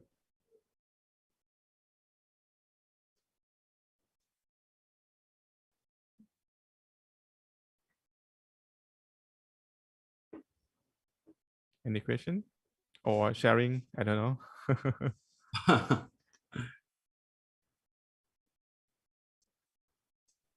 Do you have any example or situation in Korea, YK? Just, I mean, Yeah, the- yeah, it's a very difficult because nowadays lots of students join the competition, which is kind of similar to this subject agenda. Post-pandemic affects the next frontier of future. But Joseph Guan's the one is I feel like a bit tough.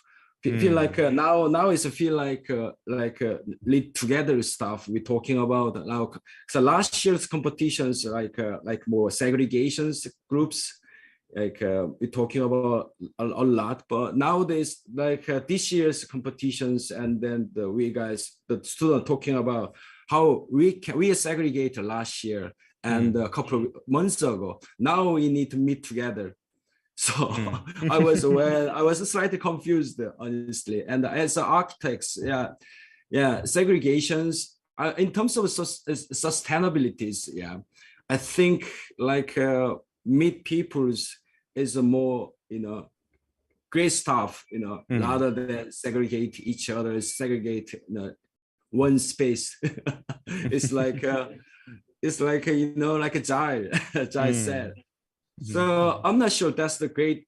I know we have we need to define the agendas post pandemic affects next frontier of futures, but I think it can be like a segregations or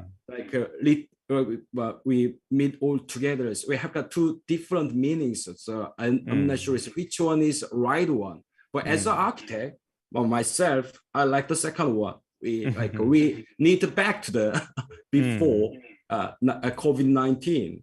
Yeah, that's my ideas. Yeah. I agree, but for we need to prepare for the next, I don't know, unexpected something that's gonna happen for architecture, because the whole pandemic changed everything, I think, in terms of design, in terms of people connect to each other. I could saw the text from Ajahn Yan Hui. You want to share us any idea about this? No, I was just saying hello. My name's Yan Ho. I just wanted to thank Professor YC for sharing his building case studies. Although it's not exactly about the COVID-19 pandemic, but it's actually about sustainable design within architecture, which deals with certain things that can make healthy buildings or buildings more healthier. For example, Professor YC talked about creating like vertical atriums, which I believe can aid like stack ventilation or more breakout spaces, and more open spaces where the density of the occupants is lessened, which creates more healthier environment.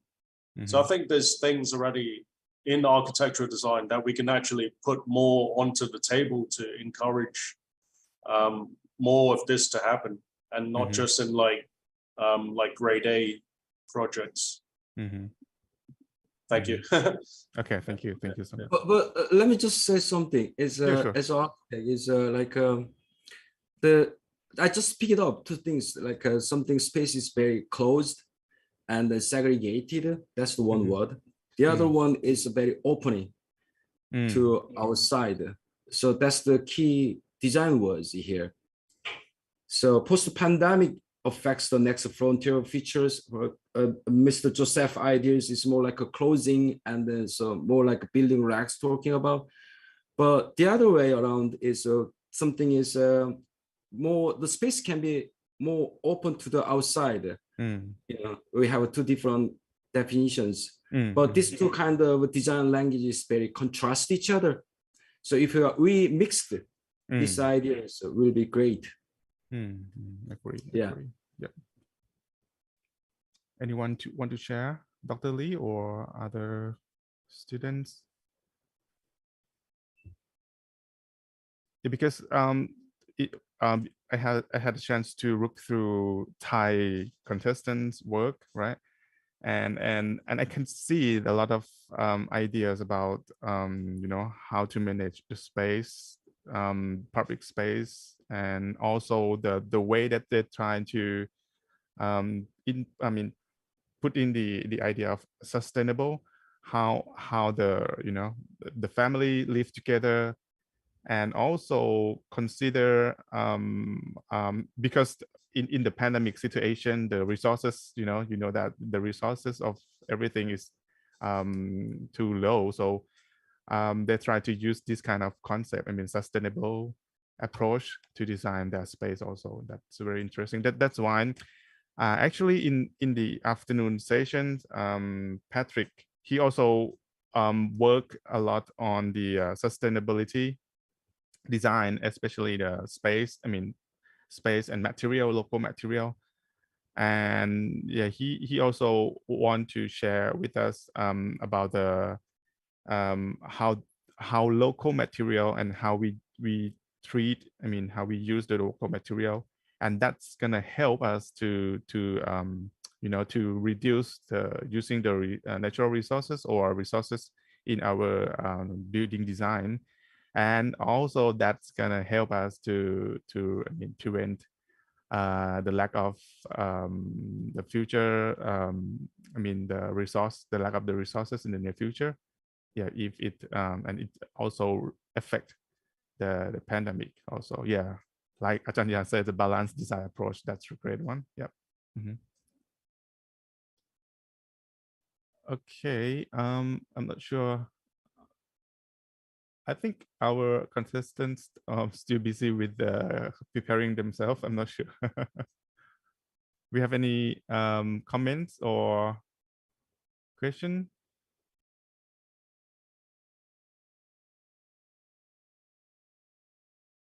Okay, let me see. Hi, Professor PJ, I wanted to ask a question. Sure, please.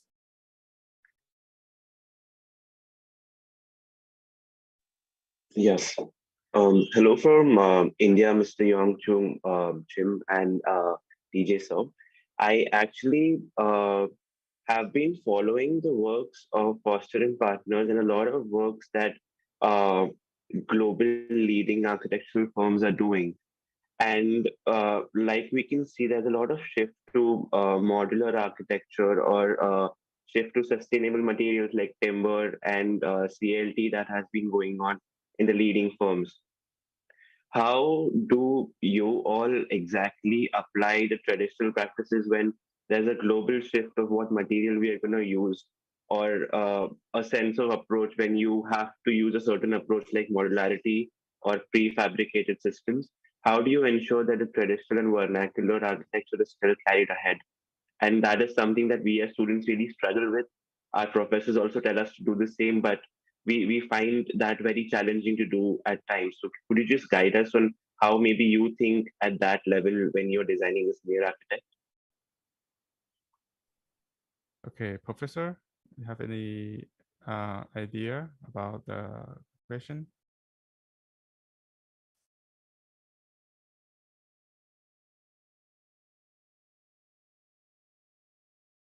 Hello?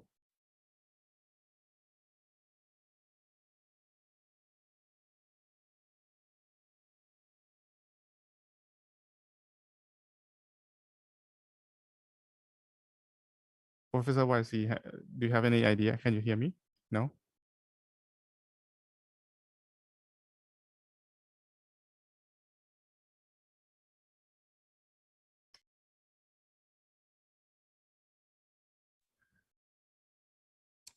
Okay. I missed the first part of what he said. Just explain to me just a little bit about that. Okay, can you repeat your question or comments again? The first part, I mean, yeah. Or what do I need? Yes, I just wanted to ask how do we ensure that we are following traditional and vernacular architectural techniques when there is a global shift in, trying to use modular patterns and a specific material only? How do we ensure that our traditions are still carried forward? It is something that when we design, and specifically in times of the pandemic or lack of resources, how do we ensure that that approach is also sort of contextual and we don't really deviate towards contemporary forms only? Wow. Wow. Difficult question. Yeah, actually, I can share a little bit like a small idea, just a quick idea. Okay, because the vernacular idea of architecture in several countries different, right? Because we have different climate, different resources, different culture, everything. But I think the key concept of each one, I mean the spirit of each vernacular or local concept, for example, like the way that you use the materials, the way that you use this kind of shape, and space. I think there are the philosophy behind that. And okay, if you want to you want to reserve your resources, local resources, also maybe you can apply the new material with those kind of idea. I don't know. That's another way. That's another, I mean, the way that we can combine the local material resources, but we can replace, let's say replace the real material and save the local material with the modern, technology material, something like that. I don't know.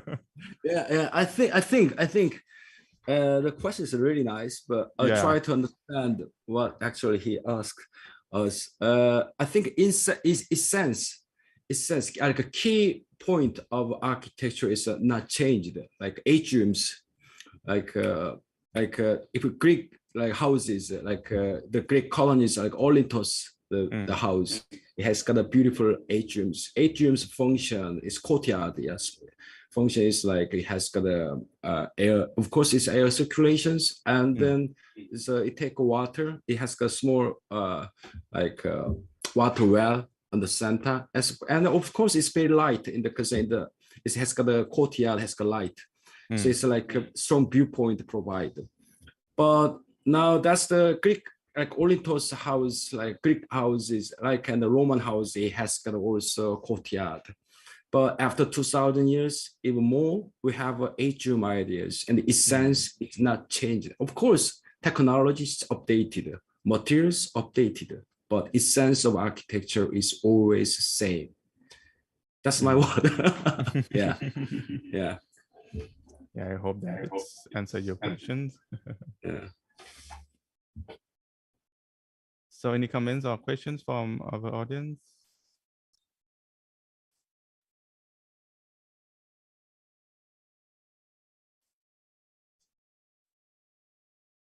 Let me see.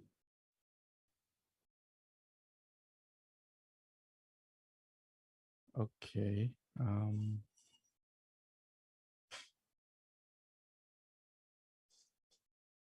Maybe no. Okay.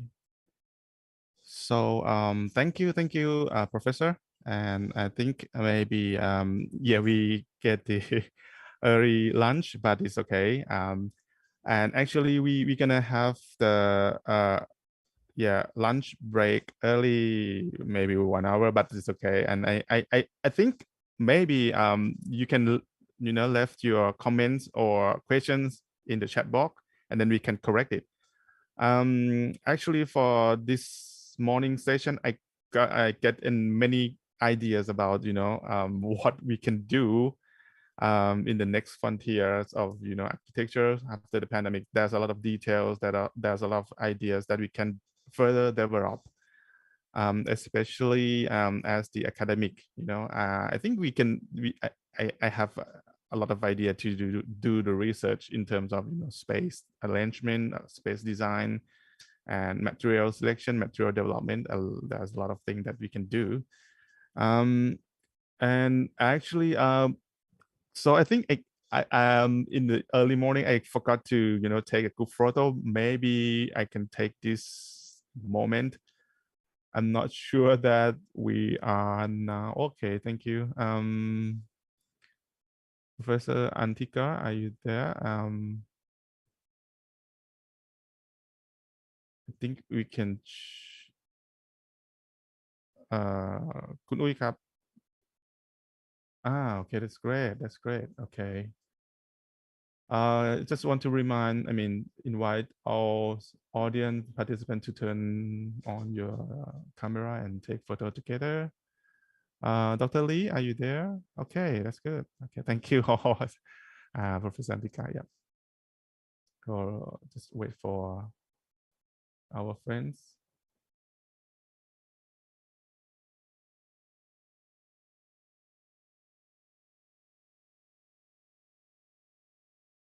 Oh, hello, Yoshiro. I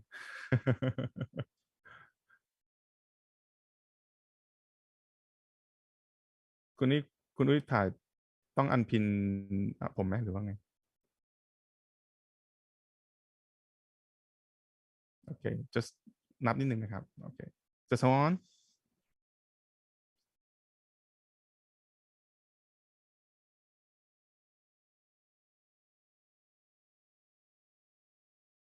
Thank you so much. And any words from Professor Antika and Dr. Lee? Is that for the first, for the morning session?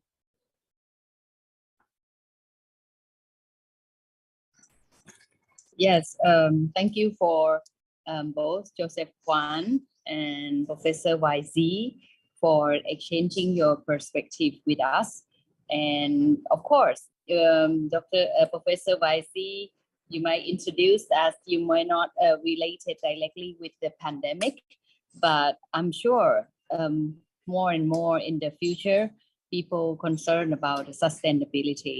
And I think the language of the international platform about architecture is not about the language that what we speak, but also this transfer into the architecture and design. Thank you so much, and I really look forward in the afternoon session. Thank you.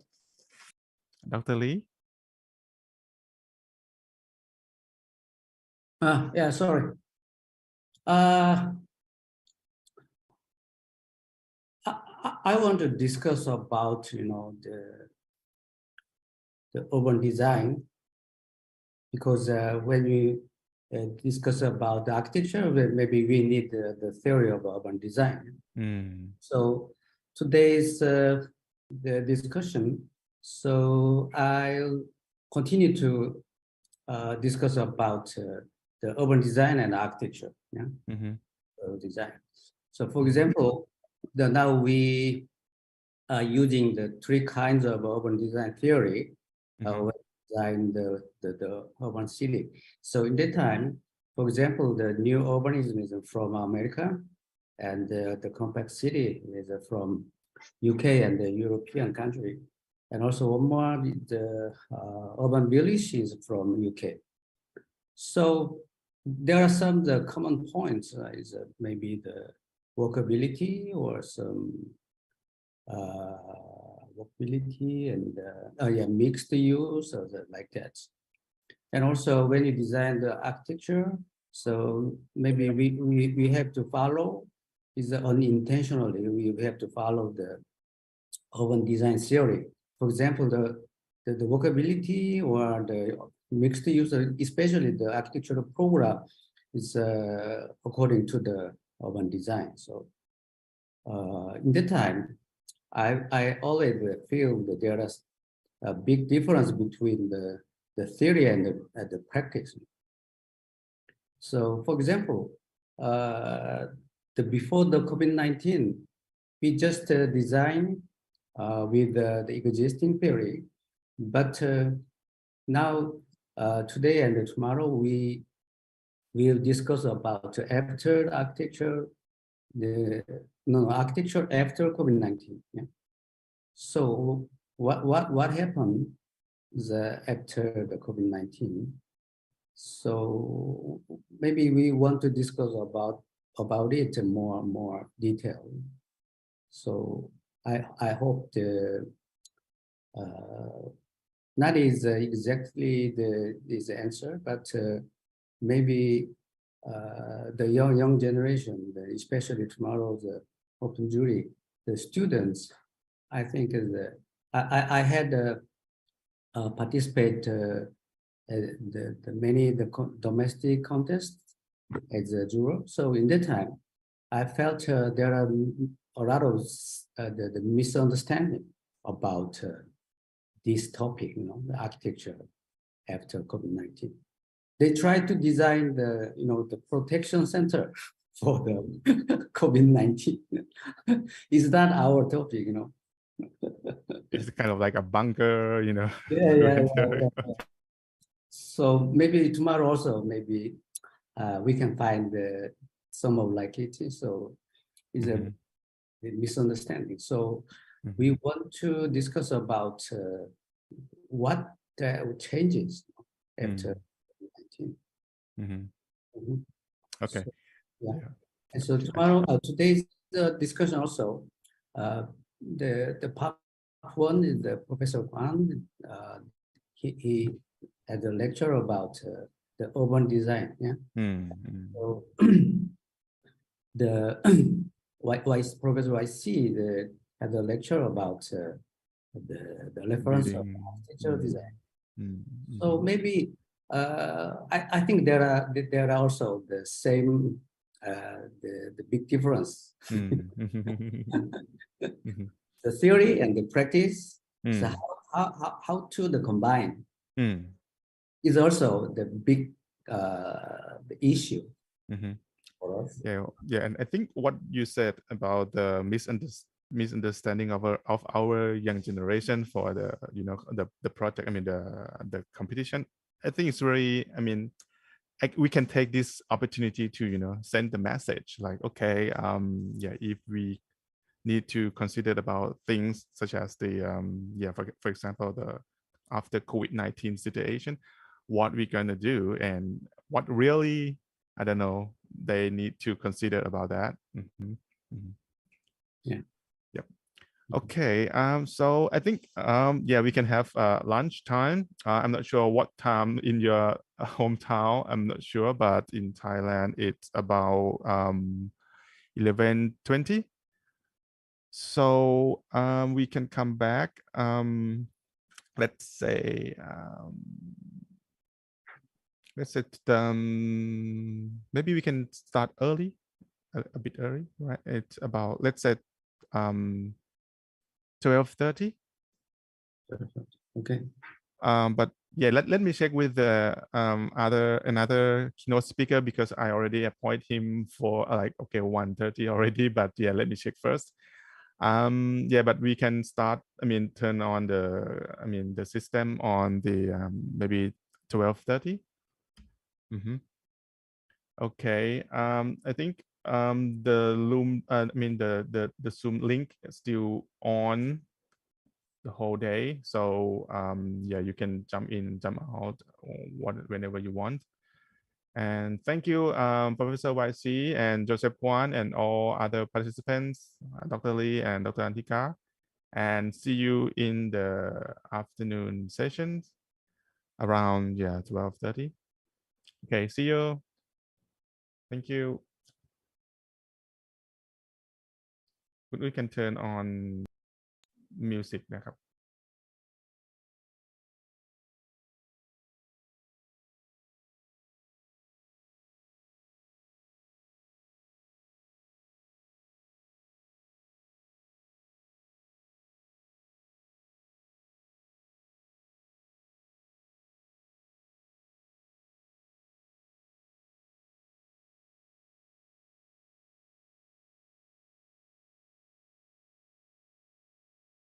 For the MOU ceremony, what we're gonna do next is like we share the purpose, the scope of activity, and the activity agreement, right, between KMITL and AUA.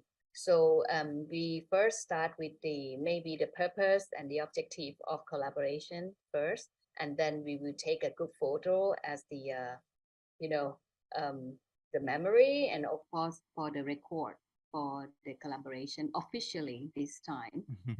So I like to maybe briefly talk about the purpose of this MOU between the King Mongkut Institute of Technology, Lat Krabang, Thailand, and the Asia United Architecture Associations. Of course, it's not only the contest every year run by the AUA and different partner around the Asia country, but also I think this is a good platform, that a great opportunity for a young learner or architects to be in the future. They can share the world and the global perspective. I think more and more now, the countries and the globe is very small now. Like we can see friend from Kazakhstan here very close in front of us, next to a friend from Japan or some India. What if we don't have such a platform? They don't have such an opportunity to learn different culture background or different context. And I think this is a good platform. And can I go a little bit about the activity, what we gonna do? Sure. Signing the MOU. Of course, AUA have their own different partners or parties around Asian country. And I think we share a common ground, such as the student exchange for research and study, exchange of the faculty members, staff, research, scholars, and of course, the students would be the key as well. And joint research activity, continue and sharing education programs, and organization and participation in seminar, symposium, short-term academic program, and academic meetings. And I hope that after this pandemic, we can see face-to-face back again, and exchange of research, educational material, publication, academic information, technical assistance, creation and marketing of electric instruction media. Like nowadays, we have a lot of online platform for teaching and learning, including the credit and non-credit course, and dual degree and joint degree program. Okay, so that briefly about what we're gonna do between KMITL and AUA, and of course, all of us here in this region. I think not only for one or two countries, but there are many countries that we can reach out. Perhaps we can link wider for our partnership as well. Like for KMITL itself, they have different parts of the world, including in the North America or even in the European countries. So I think that's a good opportunity for both staff and the students. Okay, that's all from my side a bit. I don't know, Dr. Lee, would you like to have some talk from AUA for this collaboration? Okay. Can you project AUA website? Can you find it? Okay, sure. The URL is aua.world. Okay, aua.world, right? .world, yes. Okay, let me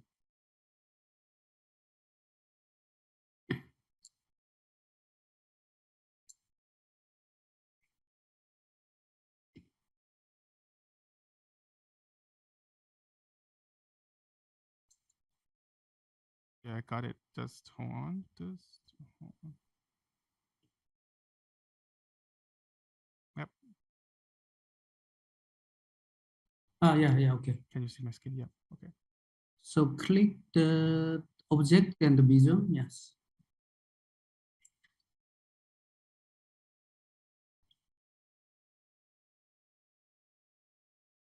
Yes, okay. So every year I'm going around the 14 countries in Asia.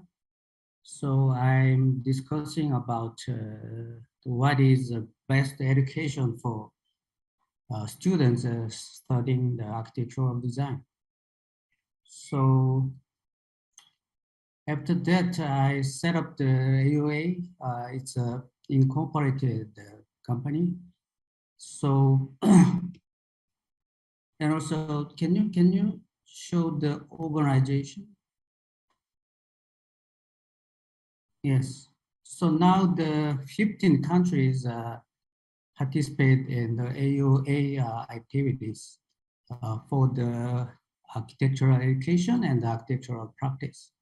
So I think the education and the practice should be a pair. So just only the education, so I'm not satisfied. And also the just practice is also, we need more some education for the young student. So, and the final our the vision is can you project it the vision?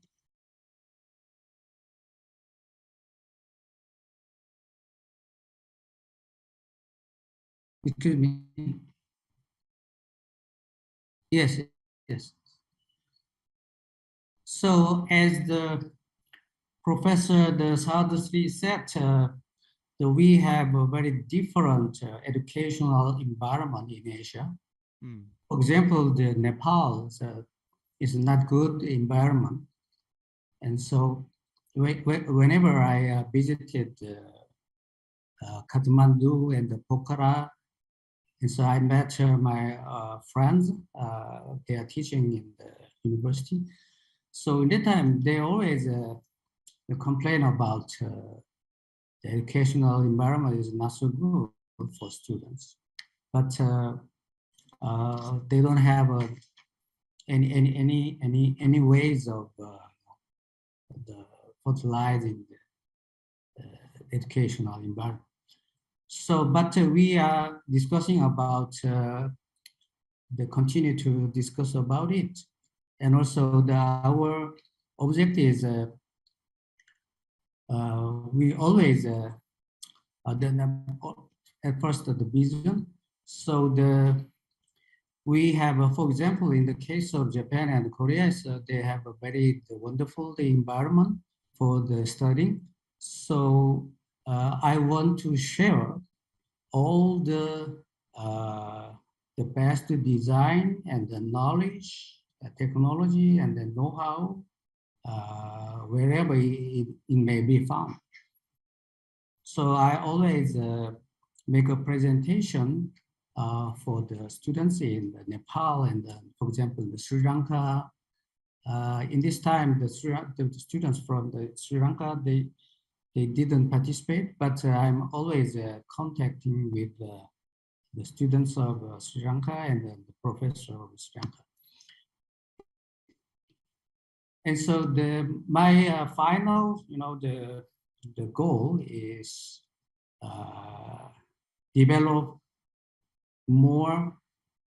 develop together in Asia about education and practice. So I set up the AUA with my colleague or with my friends in university in Asia. So in this time, this year we organized 11 ACARA, but in the case of first ACARA, just only 4 countries participated in first ACARA: Japan, Korea, China, and Vietnam. But now the 13 and 14 countries participate for the ACARA. And also now we are developing the method of education together in Asia. So when we have ACARA, whenever we have ACARA, so the many, for example, now I think the almost 10,000 students are touching this ACARA, because every year the 5,000 students are participating in China domestic contest. And so they select only 2 students from 5,000 applicants. And also in Japan, in the case of Japan, is that over 1,000 students participate in the Japan domestic contest. And also totally in India and Korea, and then also the totally, I think the 10,000 students are touching this ACARA. And so I hope they discuss about, what is the best education in Asia, because the modern architecture is from Western side. But in Asia also we had a wonderful traditional architecture. But when we receive the Western modern architecture, we are very confusing. So in the case of Japan, for example, the Tange Kenzo, and also after that, many the Japanese architects, the Tarawando and then Isozaki and Ito Toyo, many Japanese architects try to combine the traditional the modern Western modern architecture with the Japanese traditional architecture. So there are so many know-how and there are so many knowledge about how to combine the Western and the Asia. So I want to share the way of education through the ACARA. So this why is the ACARA is not so, is only to select the first prize or the second prize. It's not. We always we want to review and we want to give a comment and advice to all Asian students. So in this time, the King Mongkut Institute of Technology, Lakrabang, the organized the 11th ACARA. So I'd like to thank, and also I hope more many students from Thailand is participate the Thailand domestic contest. Thank you so much. Thank you. Yes. Thank you so much. So I think it's time to take photos, right? It's a good report. And Okay, I just want to share. Maybe I just want to share the screen of this one. So, shall we have a 2 session? The first session, like dual joint, the joint between AUA and KMITL first. So everyone, please do turn on camera. And another photo, I think everyone is already here. So if you can turn on your camera for the second photos, that would be great. And thank you so much. 3, 2, 1. Okay, thank you. Thank you so much. Thank you, Dr. Lee, for these opportunities and your vision. I think very, very futuristic in terms of the learning.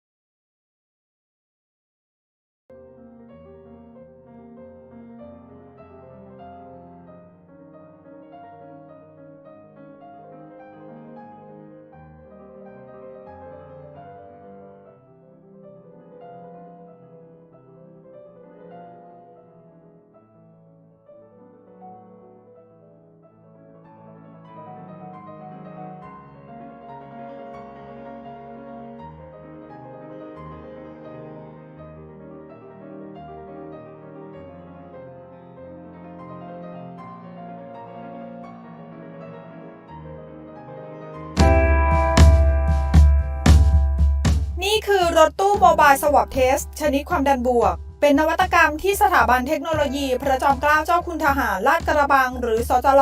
โดยศูนย์นวัตกรรมสู้ภัยโควิด -19 พระจอมเกล้าลาดกระบังร่วมกับสำนักปลัดกรุงเทพมหานครได้นำรถตู้โมบายสวอปเทสที่ทำขึ้นมาใช้ตรวจหาเชื้อโรคโควิด -19 แบบเชิงรุกในชุมชนรามคำแหงโดยมีจุดตรวจอยู่ที่ศูนย์บริการสาธารณสุข 35 หัวหมากสำนักอนามัยกรุงเทพมหานครทางท่านอธิการเล็งเห็นไว้ว่าจากนี้ต่อไปเนี่ยขบวนการเมื่อมันมีขบวนการผ่อนคลายแล้วเนี่ยมันจะมี second wave ก็จะมีการทำกิจกรรมอะไรต่างๆเพราะนั้นการทำกิจกรรมที่มากๆเนี่ยมันมีโอกาสสุ่มเสี่ยงที่จะทำให้เกิดการติดเชื้อแล้วก็แพร่เชื้อก็ควรจะต้องมีหน่วยแล้วก็ต้องมีระบบที่สามารถที่จะเข้าไปตรวจสอบอย่างชุมชนนะฮะฟังก์ชันการใช้งานเนี่ยตัวนี้เนี่ยจะเป็นระบบอย่างที่ว่าคุณหมอเนี่ยนะฮะจะมาอยู่ข้างในรถตู้นะฮะแล้วรถตู้เราดีไซน์ให้เป็นระบบที่เรียกว่าอัดเพรสเชอร์เข้าไปในรถตู้เพราะฉะนั้นระบบนี้เป็นระบบ positive pressure อากาศภายนอกจะไม่สามารถเข้ามาในรถได้เพราะฉะนั้นบุคลากรการแพทย์เนี่ยมีความปลอดภัย 100% ผู้ที่มารับการตรวจสอบเนี่ยก็จะได้รับในเรื่องของความปลอดภัยจากการดูแลของหน่วยงานต่างๆด้วย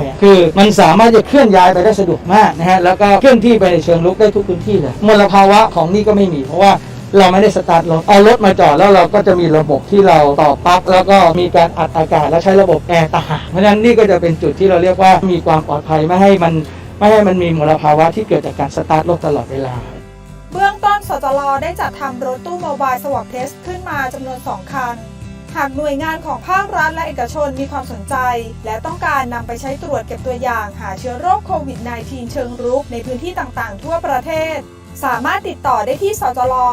ทั้งนี้ศูนย์นวัตกรรมสู้ภัยโควิด -19 พระจอมเกล้าลาดกระบังยังคงเดินหน้าพัฒนานวัตกรรมต่างๆอย่างเต็มกำลังเพื่อที่จะช่วยเหลือสังคมให้ก้าวผ่านสถานการณ์โควิด -19 ไปด้วยกัน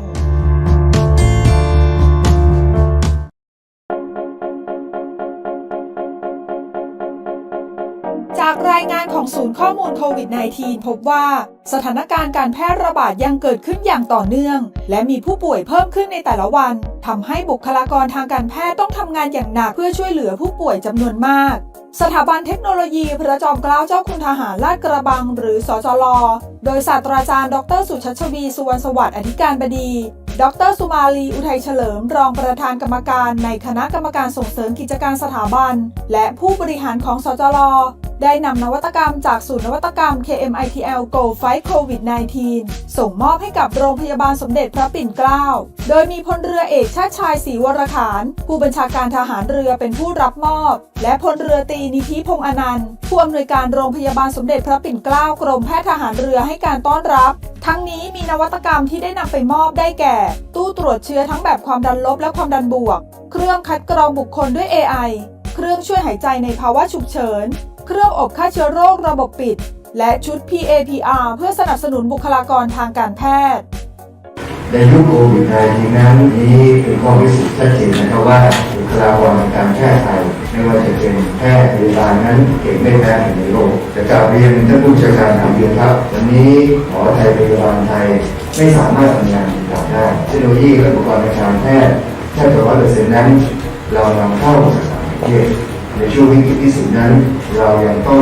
พึ่งพาการนำเข้าและหลายๆครั้งนั้นประเทศผู้ผลิตไม่สามารถที่จะส่งมอบได้เนื่องจากว่าประเทศเขาก็เจอมหาวิกฤตโควิดยิ่งกว่าประเทศไทยสถาบันเทคโนโลยีพระจอมเกล้าเจ้าคุณทหารและกระบังถือเป็นมหาวิทยาลัยของรัฐของประชาชนเราเป็นผู้นำทางด้านเทคโนโลยีและปัจจุบันเรามีคณะแพทยศาสตร์ซึ่งถือว่าเรานำเทคโนโลยีทางด้านวิศวกรรมศาสตร์สถาปัตยกรรมศาสตร์วิทยาศาสตร์มาผนวกเข้ากับการแพทย์เรามีความตั้งใจที่จะสร้างเครื่องมือแพทย์เพื่อที่จะร่วมกับรัฐบาลและหน่วยงานของรัฐในการต่อสู้โควิด-19 ครั้งนี้นะครับ ต้องขอบคุณทางสถาบันเทคโนโลยีพระจอมเกล้าเจ้าคุณทหารลาดกระบังที่ว่าได้มีการมอบอุปกรณ์ทางการแพทย์หลายๆชนิดให้กับเราซึ่งเราเป็นสิ่งที่เราต้องการนะครับไม่ว่าจะเป็นการคัดแยกคัดกรองต่างๆก็ต้องใช้ตู้ positive ตู้ negative อย่างที่ทางสจรได้บริจาคให้กับทางเรานะครับเราก็คิดว่าในสถานการณ์โควิด-19 ซึ่งปัจจุบันนี้ยังควบคุมไม่ได้ดีนักสิ่งที่ได้รับบริจาคมาทั้งหมดก็จะเป็นประโยชน์กับทางโรงพยาบาลในการที่จะช่วยควบคุมรักษาแล้วก็ป้องกันไม่ว่าจะเป็นการป้องกันไม่ให้มีการแพร่เชื้อจากผู้ที่ติดเชื้อสู่ชุมชน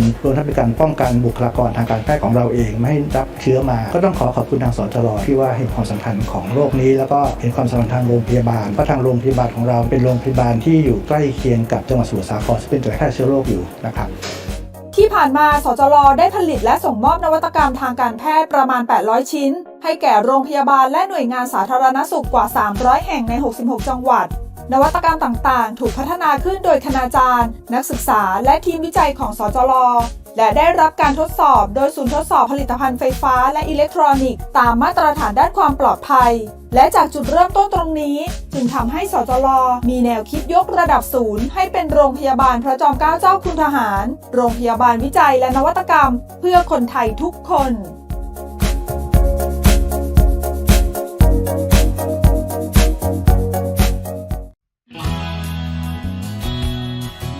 จากสถานการณ์การแพร่ระบาดของโควิด -19 สถาบันเทคโนโลยีพระจอมเกล้าเจ้าคุณทหารลาดกระบังหรือสจร.โดยศูนย์รวมนวัตกรรม KMITL Go Fight COVID-19 ได้พัฒนานวัตกรรมอย่างต่อเนื่องเพื่อช่วยบุคลากรทางการแพทย์ซึ่งเปรียบเสมือนนักรบแนวหน้าให้ปฏิบัติหน้าที่ได้อย่างปลอดภัยศาสตราจารย์ดร.สุชัชวีสุวรรณสวัสดิ์อธิการบดีสจร.พร้อมด้วยทีมผู้บริหารได้ร่วมกันส่งมอบตู้ตรวจเชื้อ Swab Test แบบความดันบวกและแบบความดันลบให้แก่พลโทธรรมนูญวิถีแม่ทัพภาคที่ 1เพื่อส่งต่อให้กับโรงพยาบาลในสังกัดกองทัพภาคที่ 1ได้นำไปใช้ในกระบวนการตรวจหาเชื้อทั้งนี้สจร.ยังพร้อมผลิตตู้ตรวจเชื้อดังกล่าวและนวัตกรรมการแพทย์สู้โควิด -19 อาทิเครื่องช่วยหายใจอัตโนมัติหุ่นยนต์ฆ่าเชื้อโควิดและหุ่นยนต์ขนส่งเวชภัณฑ์ซึ่งเตรียมส่งมอบให้แก่โรงพยาบาลทั่วประเทศอีกกว่า200แห่งรวมถึง3จังหวัดชายแดนภาคใต้ด้วยนับเป็นความร่วมมือร่วมใจช่วยเหลือกันในช่วงวิกฤตที่เกิดขึ้นสจร.จะยังเดินหน้าพัฒนานวัตกรรมออกมาเพื่อช่วยเหลือสังคมให้ได้มากที่สุดและเราจะร่วมจับมือก้าวผ่านโควิด -19 ไปด้วยกัน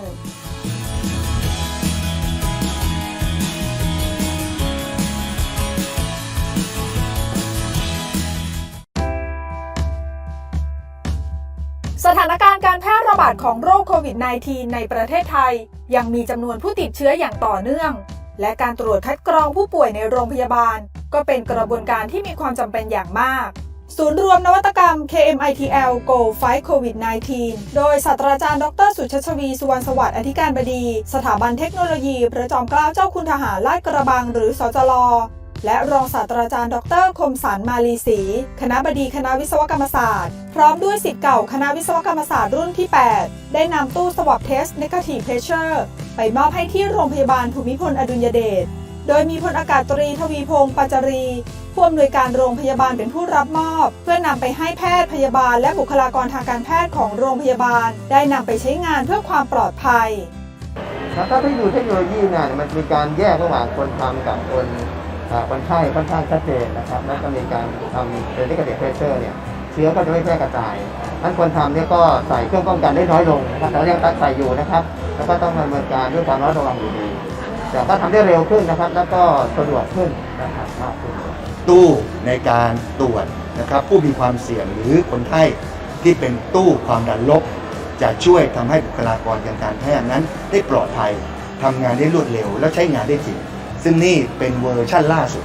ซึ่งจะมีการพัฒนาต่อเนื่องไปที่สำคัญนะครับใช้งานได้ง่ายปลอดภัยเคลื่อนย้ายด้วยโรงพยาบาลจะเคลื่อนย้ายไปไหนเนี่ยใช้ในกรณีต่างๆก็ใช้ได้วันนี้ถ้าเกิดว่าโรงพยาบาลที่ใดก็ตามนะครับต้องการติดต่อมาที่พระจอมเกล้าและกระบังเราจะไปมอบให้เลยครับนวัตกรรมตู้ Swab Test ปลอดเชื้อนี้ทีมวิจัยออกแบบมาเพื่อให้ผู้ใช้งานมีความปลอดภัยที่สุดในขณะที่ทำหัตถการตรวจเก็บเชื้อจากผู้ที่มาตรวจเรามีตู้ที่เป็น negative pressure เนี่ยก็คือเป็นตู้ดูดนะฮะดูดลมดูดอากาศไปทั้งหมดแล้วจะไปผ่านระบบนะฮะที่เราเรียกว่าระบบฆ่าเชื้อด้วย UVC แล้วก็ผ่านในส่วนของ HEPA filter อีกทีนึงเพื่อให้อากาศที่อยู่ในตู้เนี่ยผ่านระบบเราเรียกว่าระบบฆ่าเชื้อระบบกรองแล้วถึงจะปล่อยอากาศนั้นไปสู่สิ่งแวดล้อมก็คือจะทำให้เชื้อโรคต่างๆเนี่ยมันไม่แพร่กระจายในสิ่งแวดล้อมเพราะฉะนั้นวิธีการนี้เนี่ยนอกจากเป็นการเซฟบุคลากรทางการแพทย์แล้วเนี่ยเรายังเป็นการเซฟสิ่งแวดล้อมเซฟไม่ให้คนที่2คนที่3เนี่ยมาติดเชื้อด้วยเพราะว่า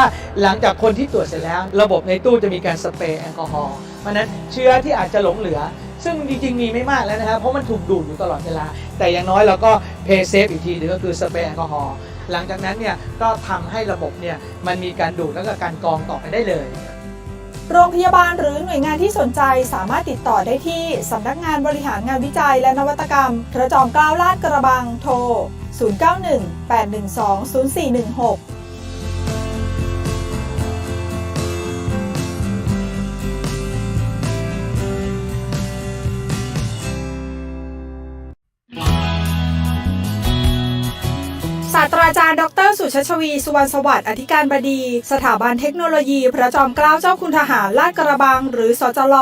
และทีมผู้บริหารนำตู้ตรวจเชื้อความดันบวกนวัตกรรมของศูนย์นวัตกรรมสู้ภัยโควิด -19 พระจอมเกล้าลาดกระบังจำนวน6ตู้ไปมอบให้ที่จังหวัดระยองโดยมีนายสุรศักดิ์เจริญสิริโชติผู้ว่าราชการจังหวัดระยองเป็นผู้รับมอบทั้งนี้จะมีการนำตู้ตรวจเชื้อความดันบวกไปส่งมอบให้แก่โรงพยาบาลระยองโรงพยาบาลนิคมพัฒนาโรงพยาบาลบ้านค่ายโรงพยาบาลปลวกแดงโรงพยาบาลเขาชะเมาและโรงพยาบาลวังจันทร์เพื่อนำไปใช้ประโยชน์วันนี้มามอบอุปกรณ์ทางการแพทย์ให้จังหวัดระยองครับมามอบให้กับท่านผู้ว่าเลยวันนี้ก็มีโรงพยาบาลตั้งแต่อำเภอเมืองนะครับอำเภออื่นมารับมอบด้วยภูมิใจมากๆนะครับวันนี้ถึงมือจังหวัดระยองเรียบร้อยแล้วครับและยังมีอุปกรณ์ทางการแพทย์อื่นๆอีกที่มอบให้กับทางจังหวัดระยองครับภูมิใจจริงๆและที่สำคัญพี่อยากจะกราบขอบคุณพี่น้องประชาชนคนไทยทุกคนจริงๆนะครับ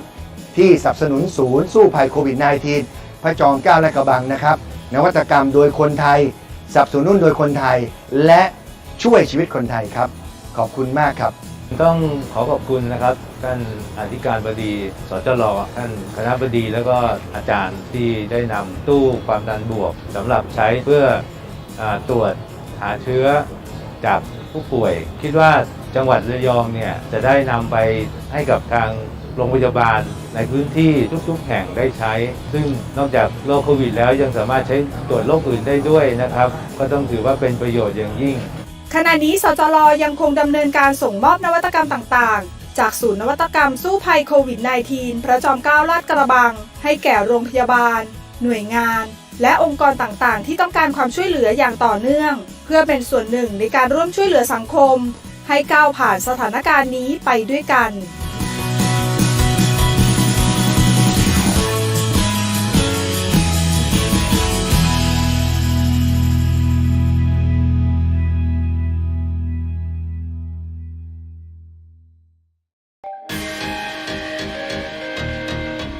จากสถานการณ์การแพร่ระบาดของโรคโควิด -19 ที่มีจำนวนผู้ติดเชื้อเพิ่มขึ้นเป็นจำนวนมากทำให้ความต้องการอุปกรณ์ทางการแพทย์เพื่อใช้ดูแลผู้ป่วยติดเชื้อมีจำนวนเพิ่มขึ้นตามไปด้วยสถาบันเทคโนโลยีพระจอมเกล้าเจ้าคุณทหารลาดกระบังหรือสจล.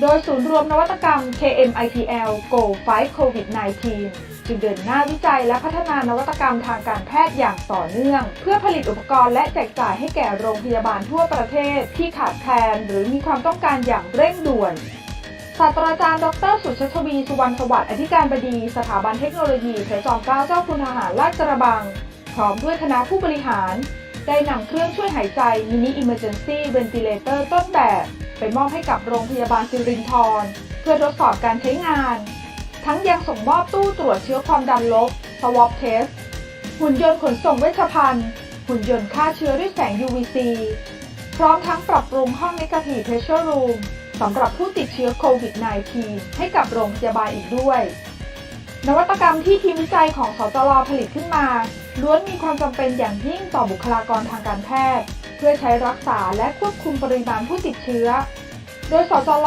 เตรียมผลิตนวัตกรรมดังกล่าวเพื่อแจกจ่ายไปยังโรงพยาบาลทั่วประเทศภายใต้โครงการ 60 ปีพระจอมเกล้าลาดกระบังไร้ขีดจำกัดสำหรับโรงพยาบาลหรือหน่วยงานที่สนใจขอรับผลิตภัณฑ์คำแนะนำหรือต้นแบบการผลิตนวัตกรรมดังกล่าวสามารถติดต่อสำนักงานบริหารงานวิจัยและนวัตกรรมพระจอมเกล้าลาดกระบังโทร 091-812-0416 สจล.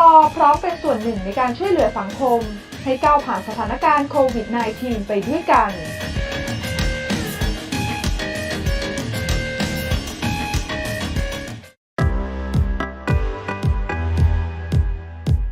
ท่ามกลางสถานการณ์การแพร่ระบาดของโรคโควิด -19 ประเทศไทยต้องต่อสู้ในการควบคุมและลดจำนวนผู้ติดเชื้อลงให้ได้โดยเฉพาะด่านหน้าอย่างแพทย์พยาบาลและบุคลากรทางการแพทย์ที่จะต้องทำงานหนักและมีความเสี่ยงทั้งจากการทำหน้าที่คัดกรองผู้ป่วยตลอดจนกระบวนการรักษาสถาบันเทคโนโลยีพระจอมเกล้าเจ้าคุณทหารลาดกระบังหรือสจล.โดยศูนย์รวมนวัตกรรม KMITL Go Fight COVID-19 เล็งเห็นความสำคัญของการผลิตนวัตกรรมขึ้นมาเพื่อช่วยแก้ปัญหาที่เกิดขึ้นโดยศาสตราจารย์ดร.สุชาชวีสุวรรณสวัสดิ์อธิการบดีสจล.ดร.สุมาลีอุทัยเฉลิมรองประธานกรรมการในคณะกรรมการส่งเสริมกิจการสถาบันและทีมผู้บริหารได้นำตู้ตรวจเชื้อ Swab Test แบบความดันบวกหรือ COVID-19 Test Station ทั้งแบบ Single Capsule และแบบ Trio Capsule ซึ่งเป็นผลงานของทีมนักออกแบบจากคณะสถาปัตยกรรมศาสตร์สจล.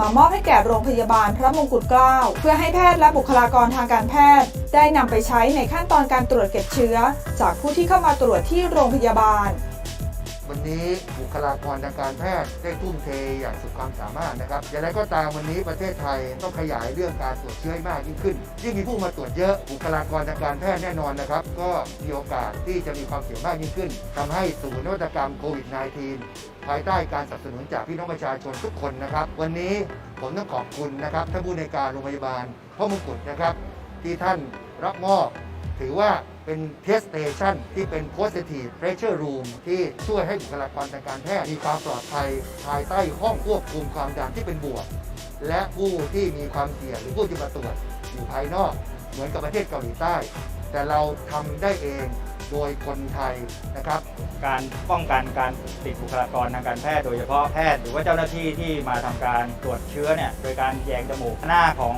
คนไข้กับหน้าของเจ้าหน้าที่เนี่ยใกล้กันมากสำคัญที่สุดก็คือก็ต้องใช้เครื่องป้องกันก็จะต้องพร้อมแต่ทีนี้ในภาวะที่มีความขาดแคลนห้องโพซิทีฟเนี่ยจะเป็นตัวช่วย1เรื่องความปลอดภัยก็คือความดันเนี่ยดันออกมาเพราะนั้นลมที่จะเข้าไปหาตัวเจ้าหน้าที่เนี่ยจะเข้าไม่ได้พอมีเป็นกั้นระหว่างกั้นกระจกเนี่ยเราก็จะประหยัดในเรื่องของ N95 Face Shield ชุดต่างๆลงไปได้ทำให้เราสามารถยืนระยะในการจะสู้กับโควิด -19 เนี่ยไปได้นานเพราะว่าถ้าเมื่อไหร่ก็ตามเราขาดแคลนชุดปุ๊บเราก็จะไม่สามารถสู้กันได้แล้วมันจะกลายเป็นความเสี่ยงของเจ้าหน้าที่บุคลากรทางการแพทย์ขึ้นมาทันทีเพราะนั้นตู้นี้ก็คิดว่าน่าจะเป็นประโยชน์ไม่ใช่แค่เฉพาะโรงพยาบาลพระมงกุฎเกล้านะครับผมว่าโรงพยาบาลใดที่จะต้องมีการเสียเชื้อจากจมูกไปตรวจเนี่ยจะช่วยในแง่ของทรัพยากรอย่างมากครับผลงานนวัตกรรมนี้ทางทีมนักออกแบบคณะสถาปัตยกรรมศาสตร์ได้ออกแบบมาเพื่อให้ตอบโจทย์การใช้งานของแพทย์และบุคลากรทางการแพทย์ให้ได้มากที่สุดคณะสถาปัตย์เราเองเนี่ยมีทักษะในเรื่องของการออกแบบกายภาพอยู่แล้วนะคะเราร่วมมือกับคณะแพทยศาสตร์ร่วมมือกับคณะวิศวกรรมศาสตร์แล้วก็อาศัยองค์ความรู้จากหมอโรงพยาบาลต่างๆมาช่วยกันออกแบบเราทำเป็น2รูปแบบแบบที่โมบายก็คือมีล้อเคลื่อนที่ได้ซึ่งองค์ความรู้เหล่านี้ค่ะคือการออกแบบ Exhibitionใช้กระบวนการแบบที่เรียกว่าเป็นซิสเต็มเนี่ยประกอบขึ้นมานะคะในเวลาที่ไม่นานต้นทุนต้องไม่แพงที่สำคัญก็คือคณะวิศวะเข้ามาช่วยเราคิดนะคะระบบที่เรียกว่าความดันบวกหรือ positive pressure สำหรับที่จะ protect ห้องในส่วนที่คุณหมอเนี่ยอยู่ด้านในตรงนี้เนี่ยค่ะแรงดันบวกมันจะช่วยทำให้คนที่อยู่ข้างในเนี่ยลดความเสี่ยงที่จะติดเชื้อหรือที่ว่า contaminate จากภายนอกเข้าไปในห้องนั้นด้วยนะคะแนวคิดในการออกแบบอันดับที่1ก็คือต้องผลิตได้ง่าย2ผลิตได้รวดเร็วประกอบและติดตั้งได้ง่ายมีต้นทุนในการผลิตที่ต่ำแล้วก็สุดท้ายสามารถนำกลับไป reuse หรือการนำกลับไปใช้งานในรูปแบบอื่นๆได้นั่นคือหัวใจของการออกแบบตู้ตรวจของเราในส่วนของการใช้งานนะครับก็จะมีส่วนด้านนอกนะครับที่เป็นจุดคัดกรองนะครับที่ผู้ป่วยหรือผู้ตรวจเนี่ยเข้ามายืนรอส่วนด้านในเนี่ยก็จะเป็นแพทย์หรือเจ้าหน้าที่ปฏิบัติการที่จะตรวจสอบนะครับแล้วก็จะมีการทำงานร่วมกันซึ่งในนี้ทั้งนั้นเนี่ยก็จะขึ้นอยู่กับซีนาริโอของแต่ละโรงพยาบาลก็จะไม่เหมือนกันสจล.ได้เตรียมผลิตและส่งมอบ COVID-19 Test Station ให้แก่โรงพยาบาลในกรุงเทพและต่างจังหวัดเป็นอีกหนึ่งตัวช่วยแพทย์และบุคลากรทางการแพทย์คัดกรองผู้ป่วยโควิด -19 ได้อย่างปลอดภัยโรงพยาบาลหรือหน่วยงานที่สนใจนวัตกรรมสู้ภัยโควิด -19 ของสจล.สามารถติดต่อสำนักงานบริหารงานวิจัยและนวัตกรรมพระจอมเกล้าลาดกระบังโทร 0918120416ประชาชนที่สนใจร่วมบริจาคเงินสมทบทุนผลิตอุปกรณ์การแพทย์แจกจ่ายแก่โรงพยาบาลทั่วประเทศสามารถบริจาคได้ที่ธนาคารกรุงไทยชื่อบัญชีสจล.นวัตกรรมสู้โควิด -19 เลขที่บัญชี 693-031-750-0 เพื่อเป็นส่วนหนึ่งในการช่วยเหลือสังคมให้ก้าวผ่านสถานการณ์การแพร่ระบาดของโรคโควิด -19 ไปด้วยกัน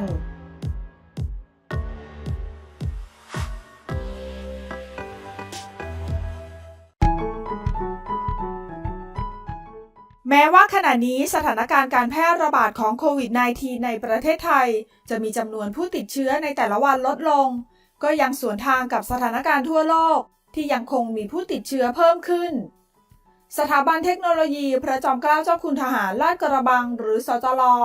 โดยศูนย์นวัตกรรมสู้ภัยโควิด -19 พระจอมเกล้าลาดกระบังยังคงเดินหน้าผลิตนวัตกรรมเพื่อช่วยเหลือบุคลากรทางการแพทย์โดยมีเป้าหมายในการผลิตเพื่อแจกจ่ายให้แก่โรงพยาบาลและหน่วยงานทั้งภายในและภายนอกประเทศศาสตราจารย์ดร.สุชาชวีสุวรรณสวัสดิ์อธิการบดีสจล.พร้อมด้วยทีมผู้บริหารได้ร่วมกันส่งมอบเครื่องช่วยหายใจอัตโนมัติจำนวน10เครื่องให้แก่สาธารณรัฐมาลดีฟไว้สำรองใช้ในกรณีฉุกเฉินช่วยเหลือประชาชนเพื่อรับมือกับสถานการณ์การแพร่ระบาดของโควิด -19 This KMITL for fight COVID-19 was found since February. We try to be ready. That is, in the case of emergency, the Thai people need support, the medical equipment. And in the case of emergency, the country who produce medical equipment, they have to support their own citizens, so they cannot export to us. So KMITL, we set up KMITL Go Fight COVID-19, and we very success that to produce a lot of medical equipment in the industry. For example, mini emergency ventilator that today we send to the Republic of Maldives. His Excellency Ambassador, we also here to get the ventilator by his own. A country like Maldives who imports everything has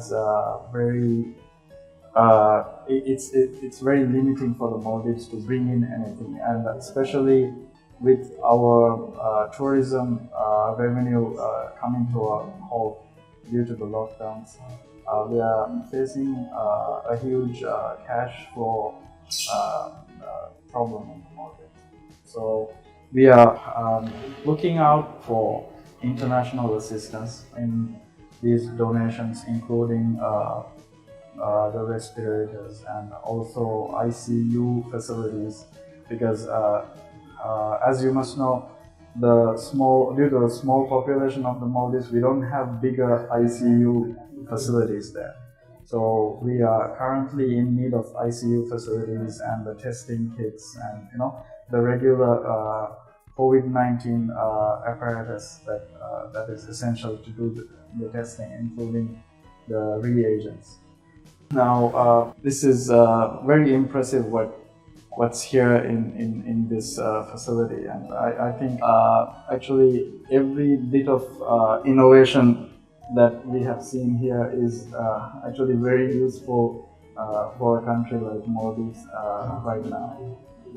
นับเป็นความห่วงใยร่วมมือร่วมใจช่วยเหลือกันในช่วงวิกฤตโควิด -19 และยังเป็นการสร้างความสัมพันธ์ระหว่างสองประเทศให้ดียิ่งขึ้นทั้งนี้หน่วยงานหรือองค์กรใดที่สนใจนวัตกรรมของศูนย์นวัตกรรมสู้ภัยโควิด -19 พระจอมเกล้าลาดกระบังสามารถติดต่อมาได้ที่สจล.เราพร้อมช่วยเหลือทุกภาคส่วนเพื่อให้ก้าวผ่านสถานการณ์นี้ไปด้วยกัน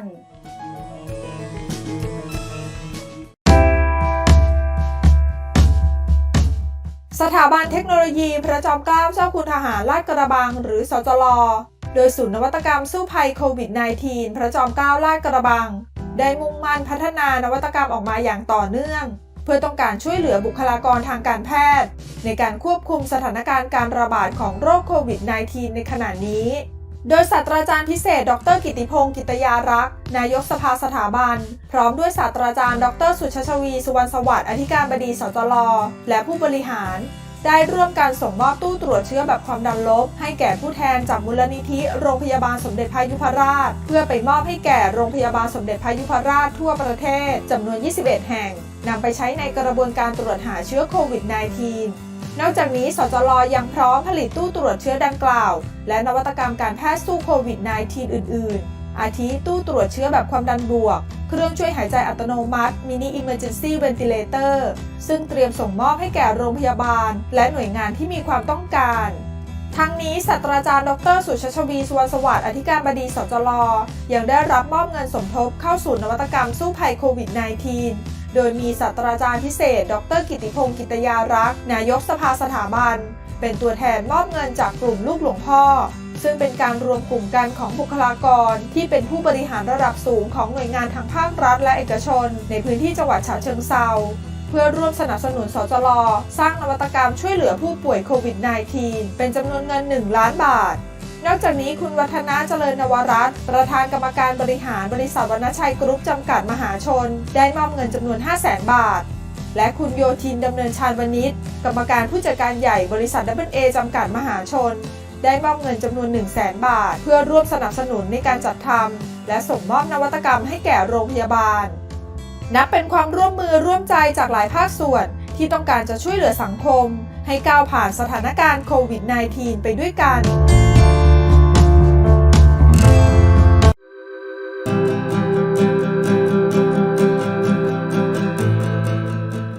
สถานการณ์การแพร่ระบาดของโควิด -19 ภายในประเทศไทยขณะนี้ยังคงพบผู้ติดเชื้ออย่างต่อเนื่องซึ่งการระบาดระลอกใหม่ได้ขยายวงกว้างไปในหลายจังหวัดสถาบันเทคโนโลยีพระจอมเกล้าเจ้าคุณทหารลาดกระบังหรือสจล.ได้เล็งเห็นถึงความจำเป็นอย่างเร่งด่วนที่จะต้องควบคุมการแพร่ระบาดจึงเร่งสนับสนุนนวัตกรรมทางการแพทย์จากศูนย์นวัตกรรม KMITL Go Fight COVID-19 ไปช่วยบุคลากรทางการแพทย์เพื่อรับมือกับสถานการณ์ที่เกิดขึ้นโดยศาสตราจารย์ดร.สุชาชวี สุวรรณสวัสดิ์อธิการบดีสจล.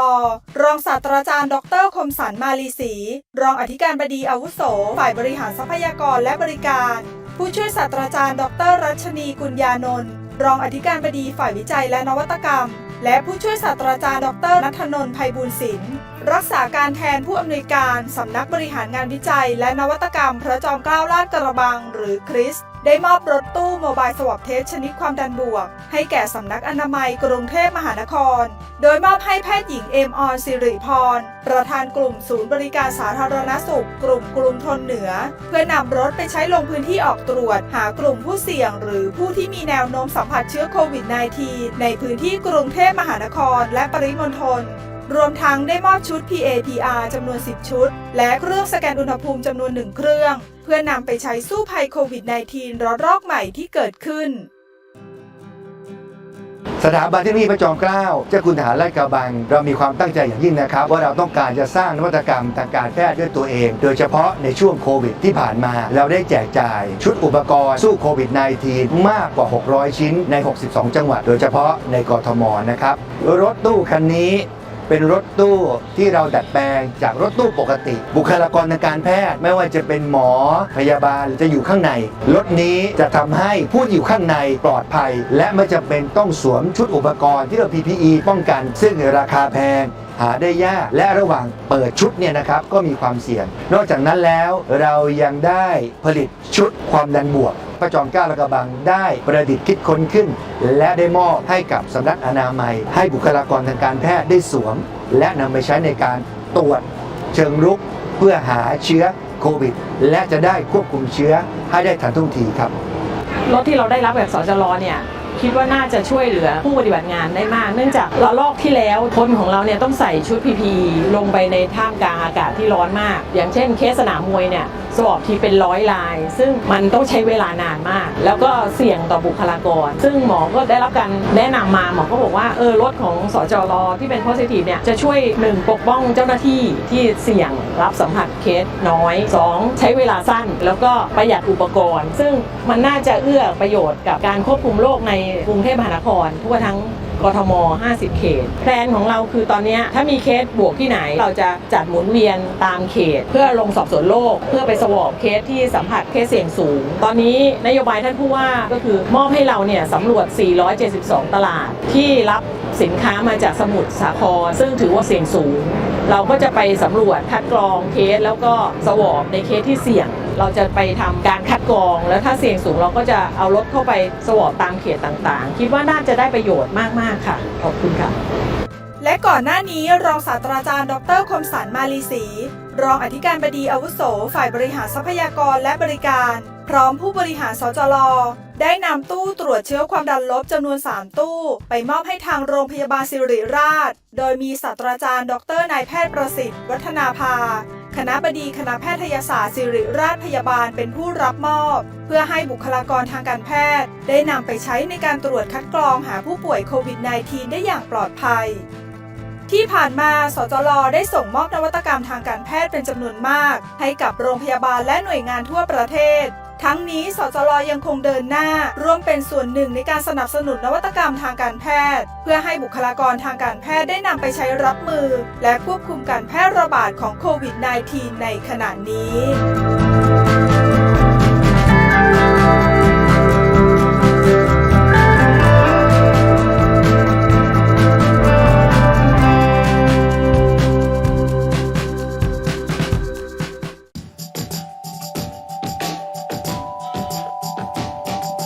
ที่เห็นอยู่นี้คือเครื่องช่วยหายใจ Mini Emergency Ventilator ต้นแบบผลงานของทีมวิจัยหลักสูตรวิศวกรรมชีวการแพทย์คณะวิศวกรรมศาสตร์สถาบันเทคโนโลยีพระจอมเกล้าเจ้าคุณทหารลาดกระบังหรือสจล.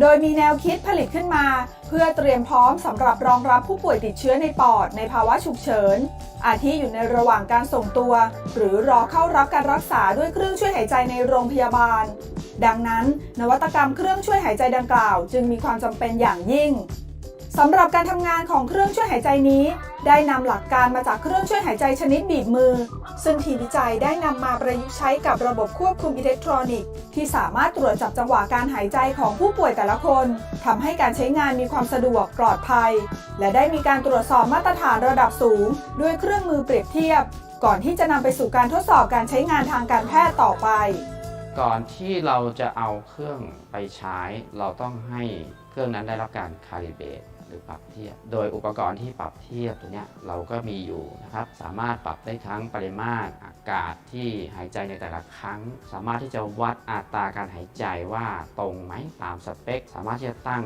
วัดเพชเชอร์ที่เครื่องสร้างขึ้นว่าเป็นอันตรายไหมนะครับนอกจากนั้นแล้วเครื่องนี้ยังติดตั้งวาล์วที่เรียกว่าปิ๊บวาล์วคอยคงระดับแรงดันบวกไว้อันนี้เป็นฟีเจอร์ที่เครื่องทำได้หวังว่าจะใช้ในภาวะที่เป็นภาวะฉุกเฉินนะครับงั้นในคนไข้ที่สถานการณ์นั้นเร็วลงและมีความต้องการที่ต้องใช้เครื่องช่วยหายใจเป็นจำนวนมากก็อาจจะต้องใช้ซึ่งในภาวะที่ทางภายในประเทศอาจจะไม่มีเครื่องช่วยหายใจมาตรฐานนั้นเพียงพอเครื่องช่วยหายใจแบบนี้ก็อาจจะเป็นประโยชน์นะครับในส่วนที่2ก็คือว่าในระหว่างการขนย้ายผู้ป่วยหรือว่าในโรงพยาบาลที่มีความขาดแคลนเนี่ยนะครับก็อาจจะใช้เครื่องช่วยหายใจแบบนี้เป็นระยะเวลาสั้นๆนะครับและนี่ก็เป็นอีกหนึ่งนวัตกรรมของสจล.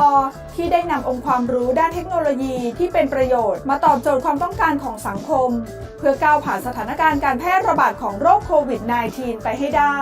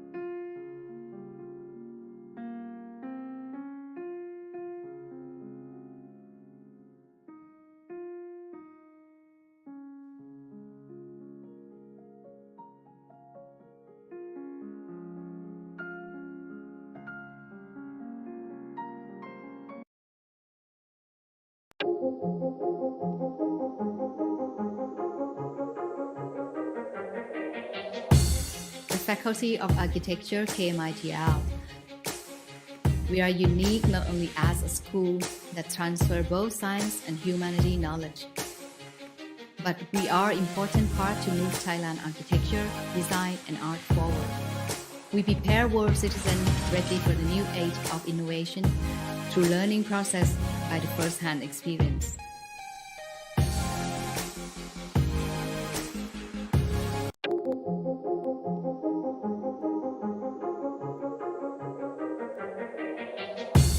The Faculty of Architecture KMITL. We are unique not only as a school that transfer both science and humanity knowledge, but we are an important part to move Thailand architecture, design, and art forward. We prepare world citizens ready for the new age of innovation through learning process by the first-hand experience.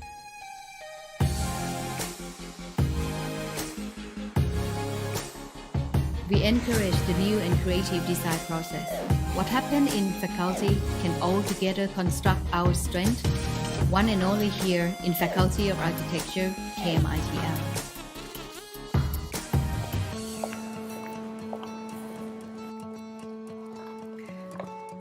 What are the core of learning here in Faculty of Architecture, KMITL? We have 5 distinct departments. It ranges from Department of Architecture and Planning, Interior Architecture, Industrial Design, Communication Art, and Fine Arts. All of those share the same core, which are innovative design, smart art, and creative craft, as they are important skills for the younger generation to tackle with the more complicated world challenges. And more than that, we emphasize on providing our students learning skill in 21st century. They have great opportunity to learning by first-hand experience, balancing their right and left side of the brain. They can do both theory and practice in more than 10 workshops we have. Learning by doing can help the learner can gain their active learning methods. The strength of our faculty is we do have many departments. With this, we can create the cross-learning process between each department. Students can learn other subjects between the department. And I believe sharing idea and sharing knowledge is very powerful. น้องๆนักศึกษาที่อยู่ในคณะสถาปัตย์ลาดกระบังนะครับจะมีความหลากหลายในการทำโปรเจกต์เช่นเด็กสถาปัตย์เนี่ยก็จะไปเห็นเด็กนิเทศทำหนังบางครั้งก็เกิดแรงบันดาลใจต้องเอาความรู้ทางนิเทศเนี่ยมาใช้กับทางสถาปัตย์ในการพรีเซนต์ความหลากหลายแบบนี้จะเกิดแรงกระตุ้นและก็ต่อยอดในการทำวิชาชีพต่อไป They are able to learn from real experience by success people. Our alumni has been on top of their career in the last 50 years. งานออกแบบสถาปัตยกรรมมันบางทีมันไม่ได้เกิดจากกระดาษว่างๆแล้วก็อยู่ดีก็อุตริคิดอะไรขึ้นมาแต่ว่ามันเกิดจากคอนเทกต์มันเกิดจากบริบทมันเกิดจากปัญหาที่ต้องเจอให้ชุมชนเป็นอย่างนี้จะทำยังไงเราจะแก้ปัญหามันยังไงเพราะวิธีการแก้ปัญหานั่นแหละคือการหาคำตอบมันจะน่าสนใจแค่ไหนก็อยู่ที่เราจะสร้างสรรค์แค่ไหนเมื่อก่อนตอนเรียนเราก็โอเคเราชอบว่าแบบมันสวยงามดีเขาอาจารย์สอนวิธีการคิดระบบการคิดเราก็ไม่รู้เรื่องหรอกฮะตอนเรียนเราก็แบบโอเคแล้วก็เรียนเพิ่งมารู้สึกว่าที่อาจารย์สอนไปที่คุณครูสอนไปเนี่ยสอนให้เราเตรียมตัวตั้งแต่ตอนเรียนว่าทำงานก็เป็นแบบนี้มันเป็นวิธีการสอนแบบลาดกระบังความคิดสร้างสรรค์เนี่ยเป็นสิ่งที่เกิดจากคุณมองสิ่งรอบๆตัวด้วยมุมมองใหม่ๆปัญหาเนี่ยคือที่มาของความคิดสร้างสรรค์เพราะฉะนั้นเนี่ยที่ลาดกระบังเนี่ยสอนให้เราแก้ปัญหาแล้วก็ทำความเข้าใจกับปัญหาก่อนที่จะนำไปสู่ความคิดสร้างสรรค์ซึ่งผมคิดว่ามันเป็นเรื่องที่พิเศษมากๆ We started from the College of Construction in 1963 to the vision of creative knowledge to practice in order to support all dimensions of the country development. Study architecture, design, and art is crucial for our society. As Churchill said, we shape our building, thereafter they shape us. We believe that design discipline play initial role in tackle and create the new condition of the world in the new cutting edge. By providing learning fundamental in innovation era, we can make it happen in the environment in the Faculty of Architecture, KMITL.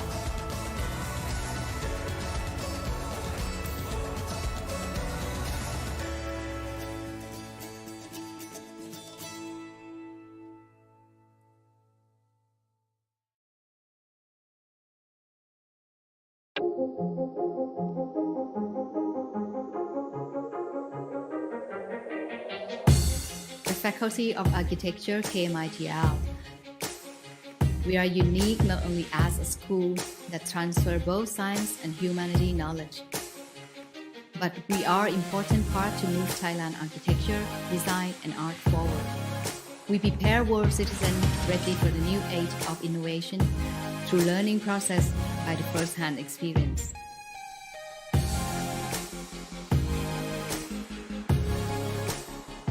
We encourage the new and creative design process. What happened in faculty can all together construct our strength, one and only here in Faculty of Architecture, KMITL.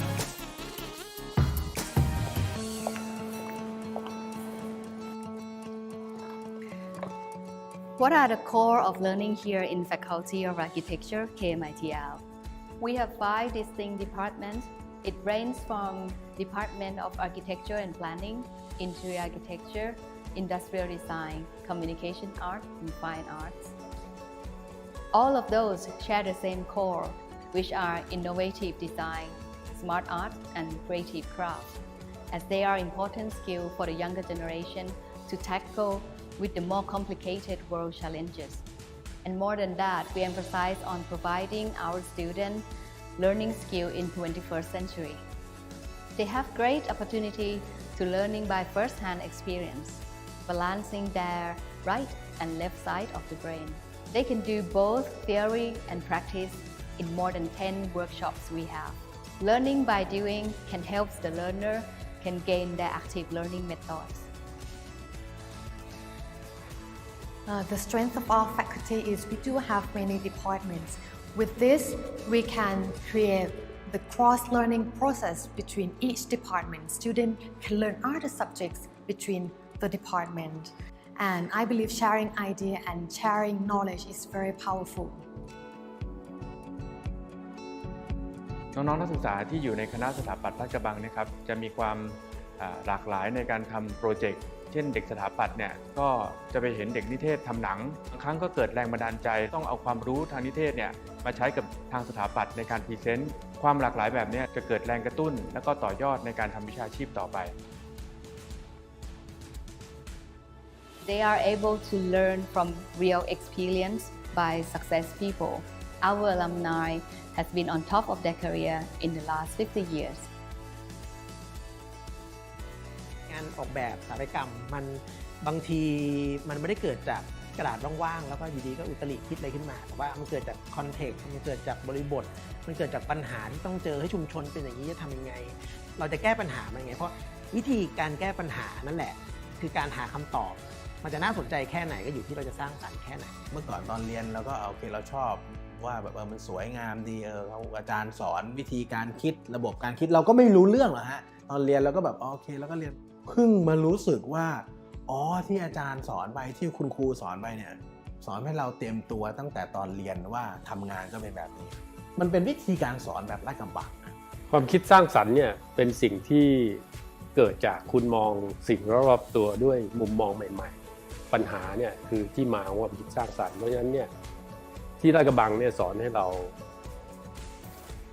แก้ปัญหาแล้วก็ทำความเข้าใจกับปัญหาก่อนที่จะนำไปสู่ความคิดสร้างสรรค์ซึ่งผมคิดว่ามันเป็นเรื่องที่พิเศษมากๆ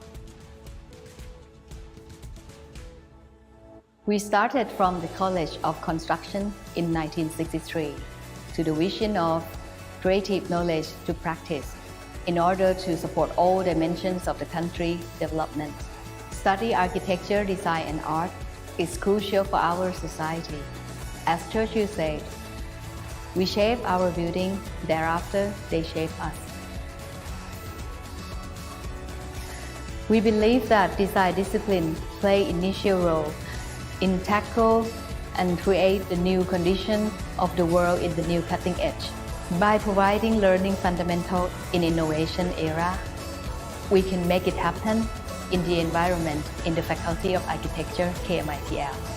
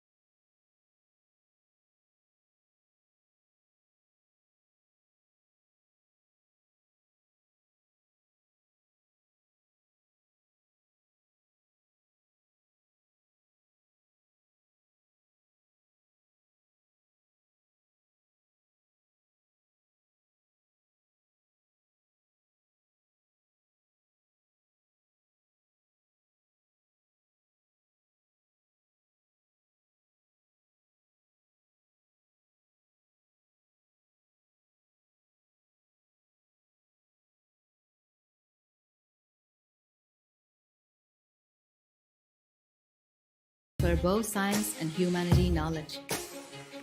But we are an important part to move Thailand architecture, design, and art forward.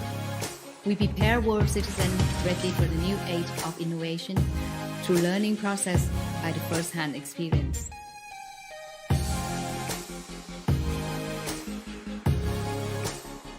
We encourage the new and creative design process. What happened in faculty can all together construct our strength, one and only here in Faculty of Architecture, KMITL.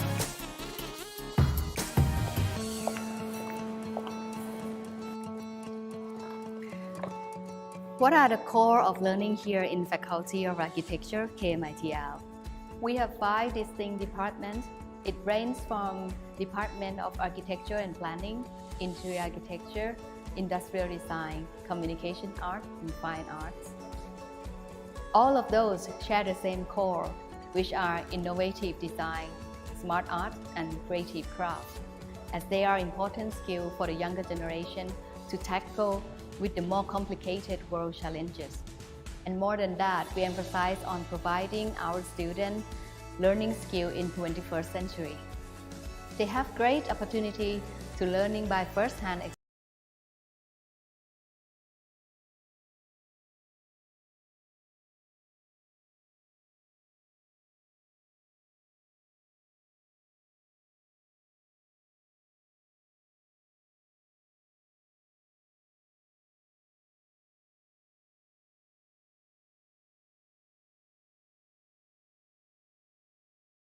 Cross-learning process between each department. Students can learn other subjects between the department. And I believe sharing idea and sharing knowledge is very powerful. น้องๆนักศึกษาที่อยู่ในคณะสถาปัตย์ลาดกระบังนะครับจะมีความหลากหลายในการทำโปรเจกต์เช่นเด็กสถาปัตย์เนี่ยก็จะไปเห็นเด็กนิเทศทำหนังบางครั้งก็เกิดแรงบันดาลใจต้องเอาความรู้ทางนิเทศเนี่ยมาใช้กับทางสถาปัตย์ในการพรีเซนต์ความหลากหลายแบบนี้จะเกิดแรงกระตุ้นและก็ต่อยอดในการทำวิชาชีพต่อไป They are able to learn from real experience by success people. Our alumni has been on top of their career in the last 50 years. งานออกแบบสถาปัตยกรรมมันบางทีมันไม่ได้เกิดจากกระดาษว่างๆแล้วก็อยู่ดีก็อุตริคิดอะไรขึ้นมาแต่ว่ามันเกิดจากคอนเทกต์มันเกิดจากบริบทมันเกิดจากปัญหาที่ต้องเจอให้ชุมชนเป็นอย่างนี้จะทำยังไงเราจะแก้ปัญหามันยังไงเพราะวิธีการแก้ปัญหานั่นแหละคือการหาคำตอบมันจะน่าสนใจแค่ไหนก็อยู่ที่เราจะสร้างสรรค์แค่ไหนเมื่อก่อนตอนเรียนเราก็โอเคเราชอบว่าแบบมันสวยงามดีเขาอาจารย์สอนวิธีการคิดระบบการคิดเราก็ไม่รู้เรื่องหรอกฮะตอนเรียนเราก็แบบโอเคแล้วก็เรียนเพิ่งมารู้สึกว่าอ๋อที่อาจารย์สอนไปที่คุณครูสอนไปเนี่ยสอนให้เราเตรียมตัวตั้งแต่ตอนเรียนว่าทำงานก็เป็นแบบนี้มันเป็นวิธีการสอนแบบลาดกระบังความคิดสร้างสรรค์เนี่ยเป็นสิ่งที่เกิดจากคุณมองสิ่งรอบๆตัวด้วยมุมมองใหม่ๆปัญหาเนี่ยคือที่มาของความคิดสร้างสรรค์เพราะฉะนั้นเนี่ยที่ลาดกระบังเนี่ยสอนให้เราแก้ปัญหาแล้วก็ทำความเข้าใจกับปัญหาก่อนที่จะนำไปสู่ความคิดสร้างสรรค์ซึ่งผมคิดว่ามันเป็นเรื่องที่พิเศษมากๆ We started from the College of Construction in 1963 to the vision of creative knowledge to practice in order to support all dimensions of the country development. Study architecture, design, and art is crucial for our society. As Churchill said, we shape our building, thereafter they shape us. We believe that design discipline play initial role in tackle and create the new condition of the world in the new cutting edge. By providing learning fundamental in innovation era, we can make it happen in the environment in the Faculty of Architecture, KMITL.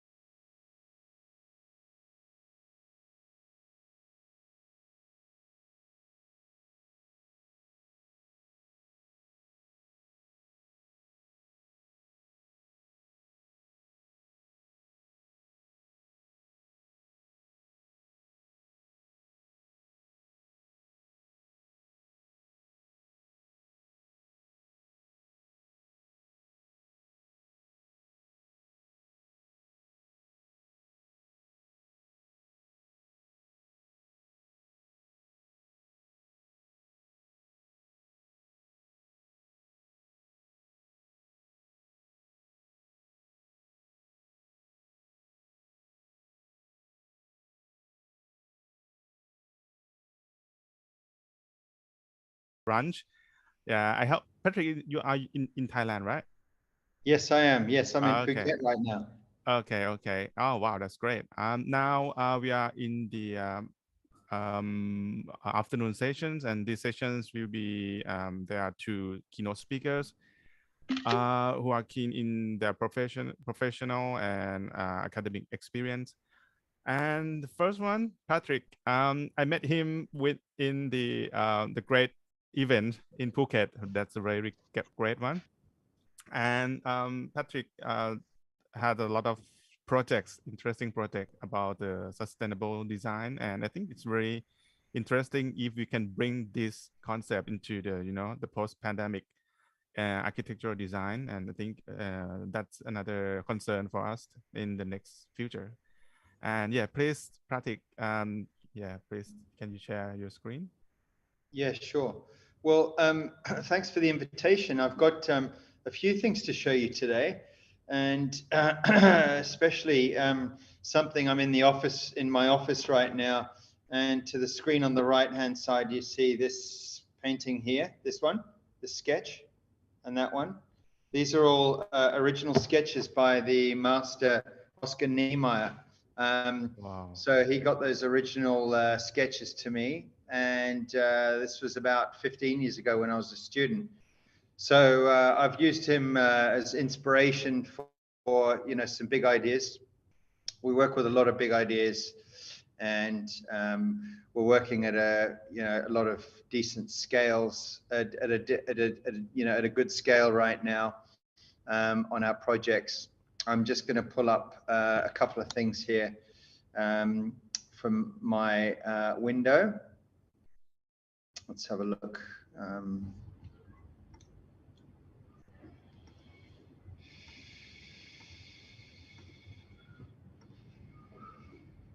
Not sure if I can see the PDF yet. So let's have a look what we got here. But yeah, I mean, can everybody see that on the screen? Not yet. The pandemic has been an interesting time for us because in terms of sustainability, it enabled us to fine-tune our craft and enable us to fine-tune. Sorry, what was that? Yeah, we cannot see your screen yet. Not yet. Okay.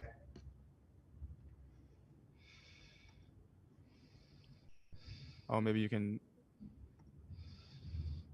post your file on the chat and then I can share it for you. Yeah, I've got a PDF that I'm trying to open on the window. Let me have a look here. We've had some share. Actually, we've had some share. I've had some share issues with Zoom recently, Okay. and this particular Apple Mac. So yeah, my apologies for that. What I'm going to do then is I'm going to send you the. You can send it in the document. chat box. Yeah, sure. I could even WhatsApp it for you. Sure. And we'll go from there. But yeah, just to continue, the pandemic enabled us to dig a little bit deeper into the issues of sustainability in two ways.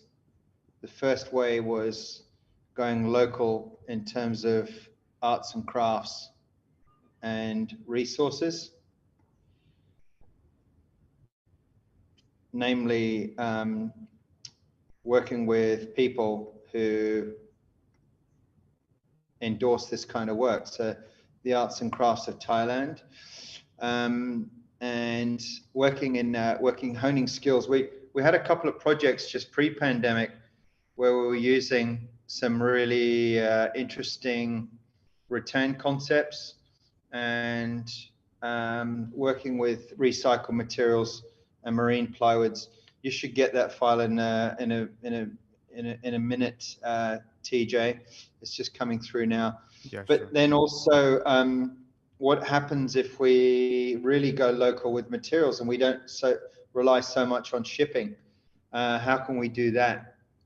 And for us, it was digging into the arts and crafts communities around Thailand because we couldn't go anywhere else. So that's what really spearheaded the two projects, the yoga studio of ACARA, and then secondly, Spice and Barley restaurant, which won interior design best of 2021 last year. So I've just shared something with you there, TJ. Did you receive it? Yeah, I got it, and I'm trying to upload it. Yep. Okay. For a minute. Yeah.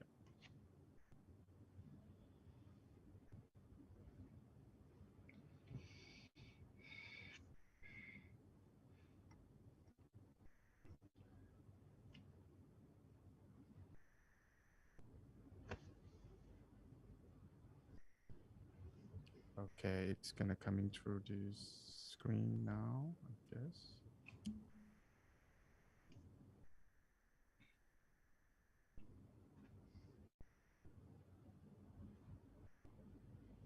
Okay, coming.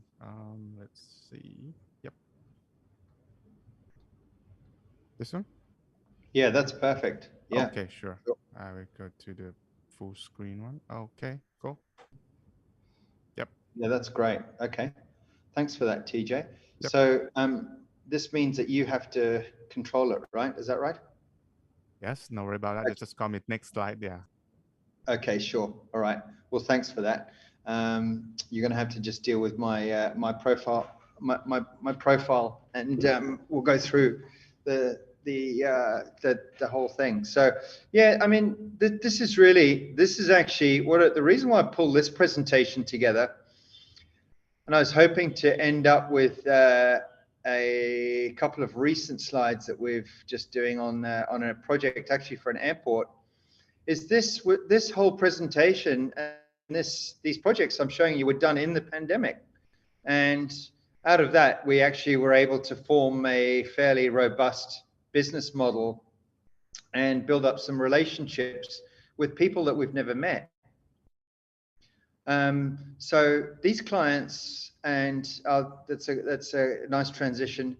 It was really the saying that we had in our heads was the art of the possible. So we won Best of Year Winner 2020 for interior design. We never met the jury. We couldn't attend the prize giving.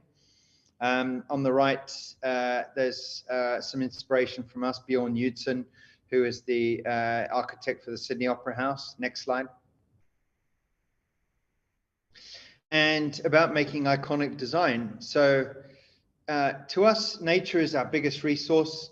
We always somehow use it as inspiration, and our client briefs come from wellness, yoga, active lifestyle spaces, spa treatment, meditation, and those sorts of things as the core. Now that was originally from the yoga studio, but now those wellness concepts have come into other environments, namely things like airports, lesser degree fine dining, but we're doing a restaurant right now for the Banyan Tree, which is all about some sort of wellness eating, like a nutrition aspect, even though they serve alcohol and it's quite a 5-star venue. The food, next slide. The food is about some kind of embodiment of a wellness concept. So yeah, next slide, please. And these things here are always a little bit in sort of in the back of our minds as well.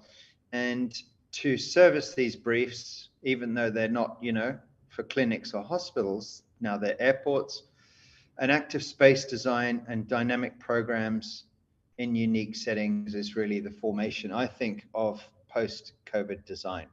So I think that's the direction the design as an ethos, as architects, as interiors, as furnishings, as graphics, all encompassing design elements should be heading. Next slide.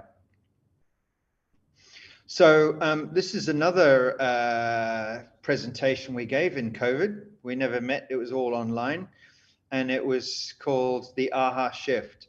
And we were part of a panel, and we wanted to just show this slide as one of our first interiors in full rattan. So we work with a lot of arts and crafts, as mentioned earlier.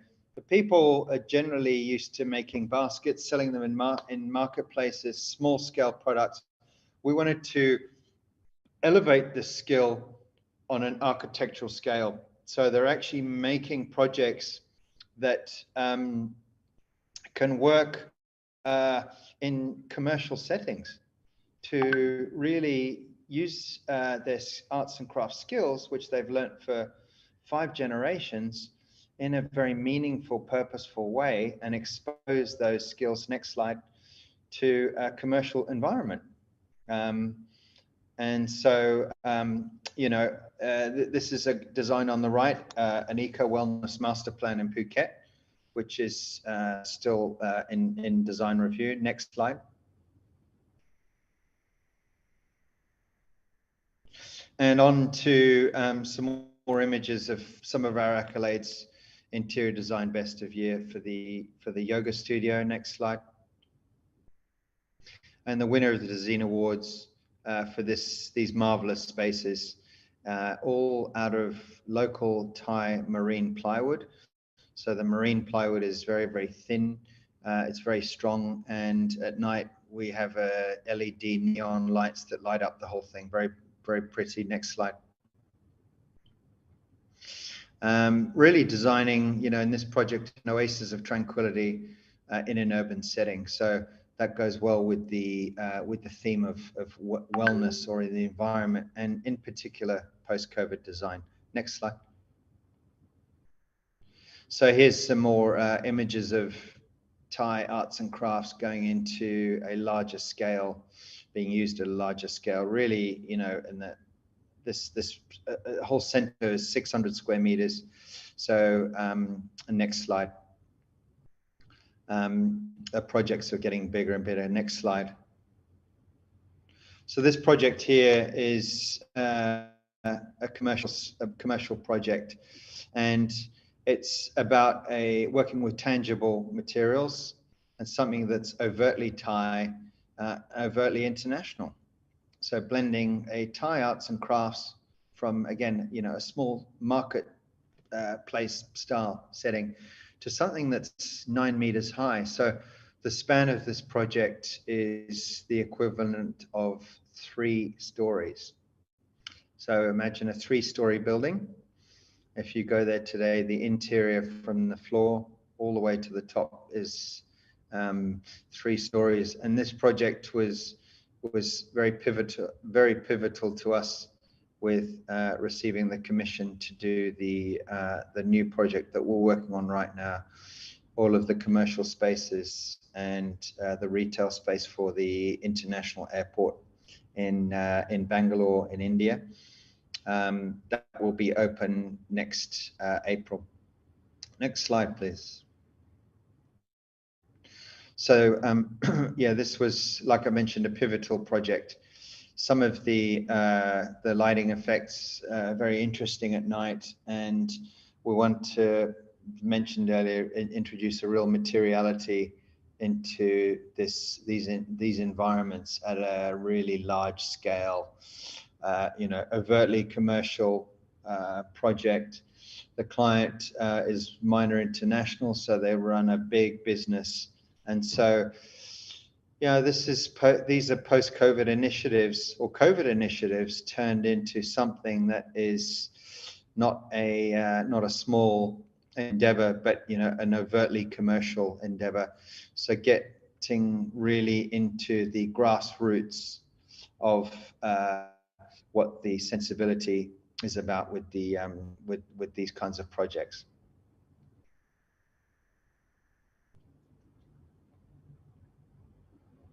Next slide.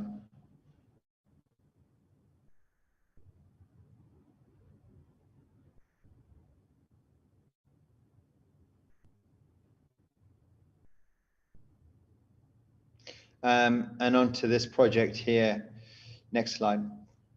This is for a master plan project. It's a 2-kilometer site, something we're working on right now. Next slide. with a master plan, some separate dwellings, and a series of hotel rooms or hotel pods, if you like, that look at interrupting the landscape as little as possible. So you've got a main building, which is a hub. You've got a drop-off area, restaurants, and then a lobby, retail in the central zone, and the reception. So what we wanted to do here was do as little construction, as little digging, as little hard, what's the word I'm looking for? Hard construction, you know, backfill, digging, earthworks, as minimal earthworks as possible. That's what I'm looking for. That's what I'm looking for. So to maintain the site, to weave the designs into the site as it is, and to contain the nature as much as possible without the removal of as much nature as possible. Now, there's two benefits to that. Obviously, to keep the nature, but if we were acting smartly, it's quite cost effective as well, because we're not using heavy materials for this kind of construction. Next slide. And in our group, in our design office, we work with a lot of dynamic form studies. We wanted to make the whole, the idea of this place dynamic, with a covered central space, but then for the rest of the nature and the landscape to really do its thing. Next slide. This is the master plan. So you can see the idea for the main building and the beach, and to maintain as many trees as possible, because it was a very, very vegetative site with some very nice outcrops, some nature, and some falling terracing areas. So yeah, problem is with resort work is if a brand has a brand standard, they want to take a building idea or concept they've developed before. It might be in a city, it might be somewhere else, and they want to put it into that natural environment because they want to justify costs. So what we're doing here is we're looking, next slide, thanks. We're looking to establish a brand standard for them, but a place that is related to the site. So it's an architectural driven process, not so much just a commercial driven process. And with the wellness criteria that this particular client has in mind, we were able to sell that quite strongly for a wellness center and yoga hub and spa to be right in the middle of the project. And then for, you know, the rest of the project to be a little bit more private, a little bit more secluded. Next slide. You know, with the bungalows and the main building in the perspective views, this really requires some architectural innovation. It requires requires us to really, you know, work with the intricacies of the site, work with the unusual aspects of the site, the difference in heights, not to erase all of that and just put something flat, but to actually make that part of the design process, to make that part of the experience, so that nature is not just you know, trees and green, but it's actually starting to form the very basis of the project. Next slide. Can I jump in a bit? Where is it? I mean, the location of this one? This one's in Malaysia. Oh, that's great. So, and the huge, I mean, structure here is the wooden structure, or it's I don't know, the Well, round. I'm gonna get onto that in a minute. Okay, sorry. That's why We've got so some exciting. yeah, got some unique concepts for that. Yeah, go so on. here's the lobby and main building perspective. We work with a lot of grasshopper elements. We work with a lot of scripting. I think it doesn't necessarily take away the job of the designer. It gives the designer more options. I know that your program is you know, big on enforcing that. and looking out for new technologies in order for architects to stay relevant, to have relevance. You know, the original slide I showed you of the Sydney Opera House, Bjorn Knudsen was using the latest technologies at the time, latest concrete manufacture. So I think architects really have a responsibility to keep all of that going. Next slide. Okay, so you asked me a question how it's going to be built. Well, we are and have looking into using nature systems for that. Coral printing is quite a thing now, especially in Thailand with the reduced coral reef conditions. So to re-establish the coral, and I know there's a few companies doing this already in Thailand, printing 3D coral to matrix structure that can support things at many different angles, like tree-like structures, like umbrellas, like networks, call them, you know, spider webs, or very more three-dimensional style of implementation of structural properties. I've just had my engineer in here and we had a big meeting about this. So we work very, very closely with engineers, and he also works with Rhino and Grasshopper. So we develop this stuff a lot in tandem with them. So what you see here is a 3D printed coral structure, a 3D printed coral on the left, a coral on the left, a 3D printed coral structure on the right. Next slide. And so this is something that we're heavily involved in our development style for this particular project. On the right is an example of the WASP 3D in Switzerland. And we have many prototypes and examples that we're developing right now. Next slide. So for this series of pavilions, if you like, we're going to work with the principles that we've just shown you. So it's a cementitious product. It's hollow. It's like a bamboo. And it's a very strong and very durable material. It doesn't break down like a natural wood. It won't mean that we won't continue to use some of the products that we're already using, but more in the interior. So actually, but for the main frame product, for the shelter aspects, we're looking at using these 3D coral cementitious concepts in going forward. Next slide, please. So here you've got the outdoor covered areas, including private massage, you've got bars, restaurants. Next slide. And here's some details. So what we really want to do is design a pavilion that has a few functions inside already, but then for the client to really start to appropriate or invent their own program or function in a development process for a resort or a hotel, because things change and we want to design a piece of architecture that's adaptable. And I think that that is really a huge, no, that's fine. This is good. Next slide, thanks. Yep. This is a huge aspect, I think, to also to post-COVID design, that the world has changed. And I think the model for how what people want to do, even when they're on holidays or they visit resorts, is becoming more dynamic. It's becoming more about wellness.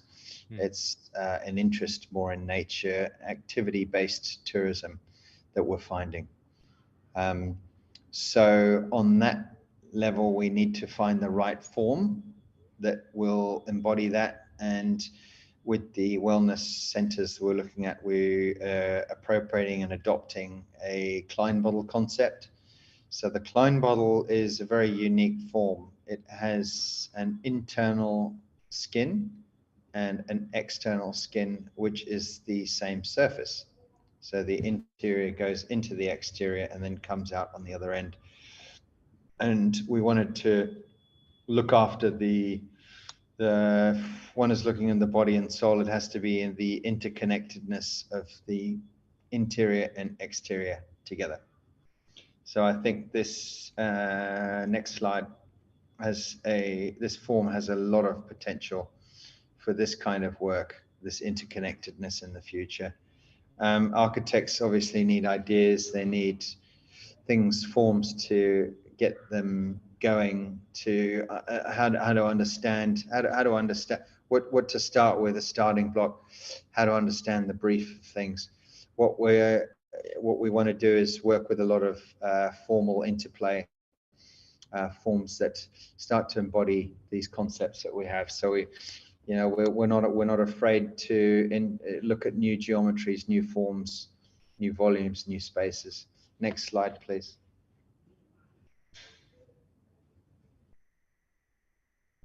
Nature's weaving structures. So on the right, you have a lamp or a lantern, which is a physical model. On the left, you have a Klein bottle that is twisting 3 times. And on the bottom left, that's a computer script, which is a weave. So that's a tartan weave, and that's something we're looking at with the Veya concept for the banyan tree, which is all about weaving. So as an idea, which we've seen in the past, weaving is not a new idea. How can we take the base of that? How can we look at the arts and crafts, and how can we blend it together into some architectural ideas? Is the questions that we ask ourselves. Next slide. Okay. This one? Yes, please. Okay. Yeah. So it's about natural materials, touching nature. And as mentioned earlier, we work with 5 generations of arts and crafts. Here's some examples. We run a little bit more of a vertical business where we're getting more into manufacture and fabrication, purely because we couldn't find traditional building practices that would service the client requirement. Next slide. I think it's important too that not to accept typical building methods or generic building methods. I think and I'll say this, with quite proudly, Thailand has not lost its manufacturing, whereas a lot of countries have. I might get in trouble for this, but I think the US has lost their manufacturing potential, as has the UK and a lot of countries in Europe. Here we have a thriving manufacturing potential for these kinds of unique projects. And I would not be able to do this in any other country, I don't think, apart from Thailand. So I think Thailand is a center and it's a hub of Southeast Asia. And I think we have to capitalize on what the potential of manufacturing and making is here. This has been an incredibly important aspect of our business and building up strong relationships as designers, not just with other designers, but producing a full product and for our projects. I think we can say to clients now that we can do it. We're not at the point where we're just generating ideas or concepts that are looking nice, but actually that we can produce and fabricate and build them. So it's been, that's also something we can take away from the COVID process, and what is, what's the future for post-COVID design. Next slide.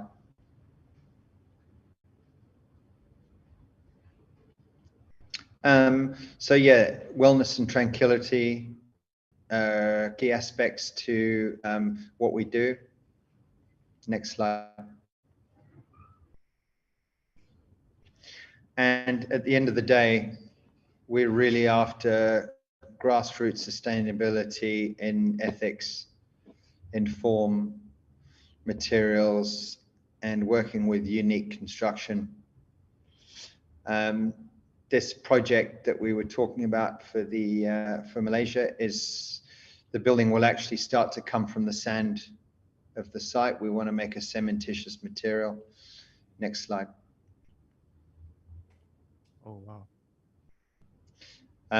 We've started looking also into these precedents. These are by others. Next slide. Into the therapy and treatment spaces. Next slide. And 3D printed structural studies. So we're working on a house right now where the foundations are 3D printed, and natural clay will be used to support natural forms, pretty much the way nature intended. Also, Thailand has a huge culture of brickworks and brick making, where the product is actually made in Thailand. So we're looking at that on a couple of projects as we go back into our kind of research standpoint. Next slide. And next slide. Example, the Malaysian project here shows how we can make formwork, make footings, make foundations using these technologies as well. Oh, wow, interesting one. So these are some 3D printed structural studies using clay materials. So yeah, the production of clay, the production of brickworks is something that is readily available in Thailand, firing bricks. So what we're looking at doing is how we would do that with 3D printed clay products or structures, and seeing how we can be innovative with new approaches that service an ecological criteria and nature-based design to be responsible to the environment, but also be overtly modern and overtly contemporary. I think the two things go hand in hand. Next slide. And next slide. So here's some examples of what those rooms would look like. And obviously we'll work with the rattan on some of the interiors. Next slide. And this is a project that we recently completed in Belgium. We took a lot away from this as well. This was all designed in COVID and was shipped from a factory 2 hours north of Bangkok all the way to Belgium. Wow. We never met the client, and they installed it all there themselves because they actually decided they would like a piece of Thailand in Belgium. So that's what we gave them, and the result was very, very successful. It's a factory and a co-working space for a company that does ice manufacture. So when you walk in, there's a whole series of rattan elements framing the space and breaking down the severity of all of the concrete existing spaces. Next slide. I want to jump a little bit into furnishings and talk about a product that we did call the Infinity Chair. It was released at an exhibition in COVID. We had the exhibition at the River City Gallery in Bangkok, and this piece was designed using one string of rattan that constantly weaves around. So this was all modeled digital. It was modeled in Maya and Rhino, sent to the factory and fabricated. This is now being released in the US, in New York, at the launch for interior design. Next slide. And back to an idea about continuity or uniqueness and individuality. So there's the Klein bottle again. Like the Klein bottle, the chair interweaves in and of itself and comes and forms one continuous loop, as does the table on the right. Next slide. And it's all, for us, it's all down to the details and the tactility of space. We were really forced in COVID to think about how we can work and we can convey all these things online and digital. So it was very nice to actually go and visit these things that got built that we never saw before. Next slide. Oh, wow. So there's a couple of prototypes that we had made up for us, and they're in the factory. And we should maybe, if a student group wants to come and see the factory one day, sure, we can do a tour or something like that. Maybe TJ, if we finish soon, we can actually finish on the last slide that I sent you just as a still the other day, or I can put some slides. You can just share the screen if you like. Yeah, Maybe next slide. Yeah, sure. So yeah, I mean, I think, you know, architecture is a platform for changing its world, and its mission to spark innovation. You know, things do get solved through design, and it can have cultural and geographical significance, especially in Southeast Asia. And whether we design landscapes or seascapes, structures that succeed in gaining local, regional, and global significance, I think, are very, very important. And on that note, I'll finish this particular presentation, and I'll just forward you a few images. Okay. Yeah, please. So I can stop this one. Yep. Yes, that's right. Yeah. Yeah, you can send me a picture. While waiting, I'm so interesting in the interior project that you, the first one. You build it on site, right? It's I mean the interior structure. Yes. Yeah. Wow. Which one was that? Sorry, TJ. The 3 meters height interior, you know, structure of the weaving. Oh, the really big one? Yeah, the really big one. The spice and barley? Yep. Yeah, in that Thailand. was all... No, the Bangkok restaurant. I think in the restaurant in Thailand, in Bangkok. Yes, that's right. Yeah, no, that's spice and barley. Oh, sorry. Yeah. Mm-hmm. That's a restaurant. That's right. Wow. Mm-hmm. That's 9 meters high, which is 3 stories. So you install it on site, like? Yes. Wow. Yeah. That's a very good question. We do a lot of our factory install.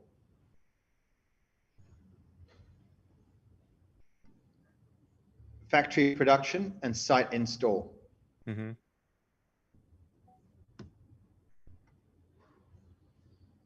Okay, got your pictures, and just hold on just a minute. Yep.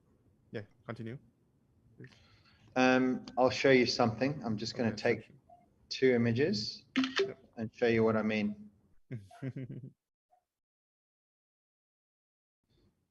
So here we've got 2 renderings, if you want to post those. Sure. And 2 pictures in production of fabrication. Just let me save it and share it.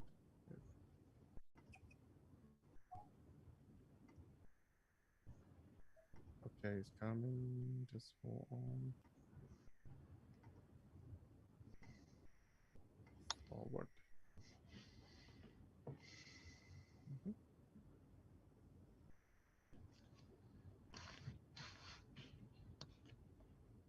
Okay, let me try this one.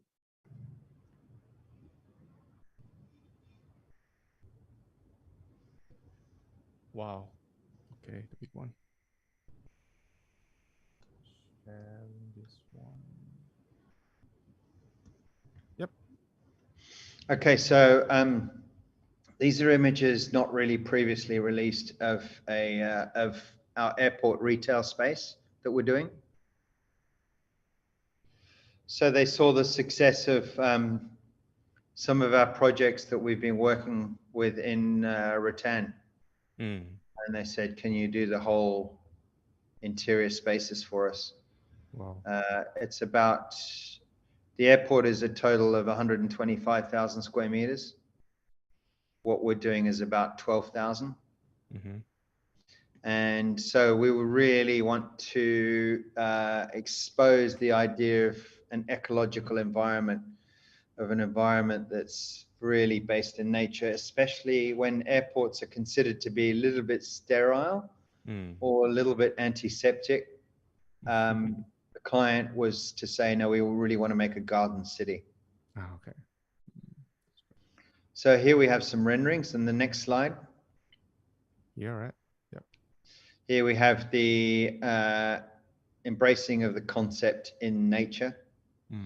So there's a total of 5 pods, some of them ranging between 300 square meters to 750, and they occupy all of the retail, all of the restaurants, all of the breakout spaces, and also an area for like a chill out zone, like yoga, relaxing, a playground on the top left hand side of the image.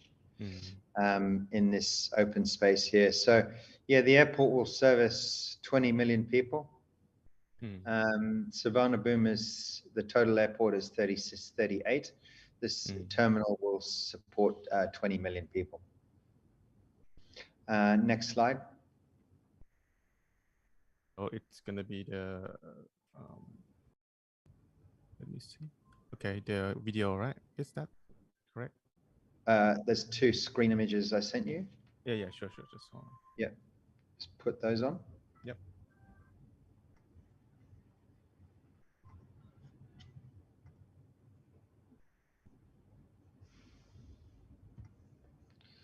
So here's a detailed corner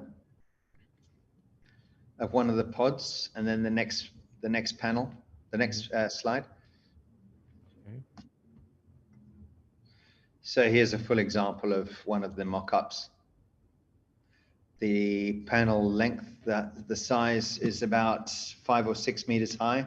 But yeah, it's a very, very substantial project, all made using the arts and crafts of Thailand. Wow. And then you just, export it, right? It's like to the site, right? Yes, yeah. These images are very fresh. They were only taken yesterday. Wow. Okay. So this is the first time I've shown anybody this project. Okay, that's great. Thank you so much.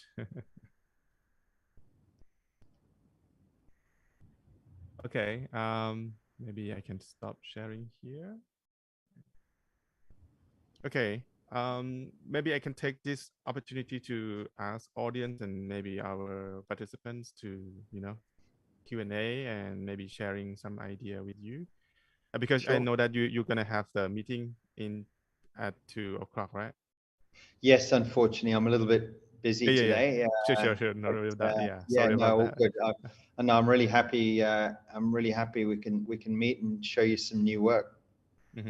Actually, in the morning session, I think we had a question about the how you balance between using the local material, and I mean the vernacular idea of architecture, and then local material combined with the new technologies like you already did in terms of using the, and in terms of sustainability approach. Yeah. You have any balancing between that kind of ideas, like local? Definitely. Yeah. Yeah, give me 1 minute. I'll be right back. Sure.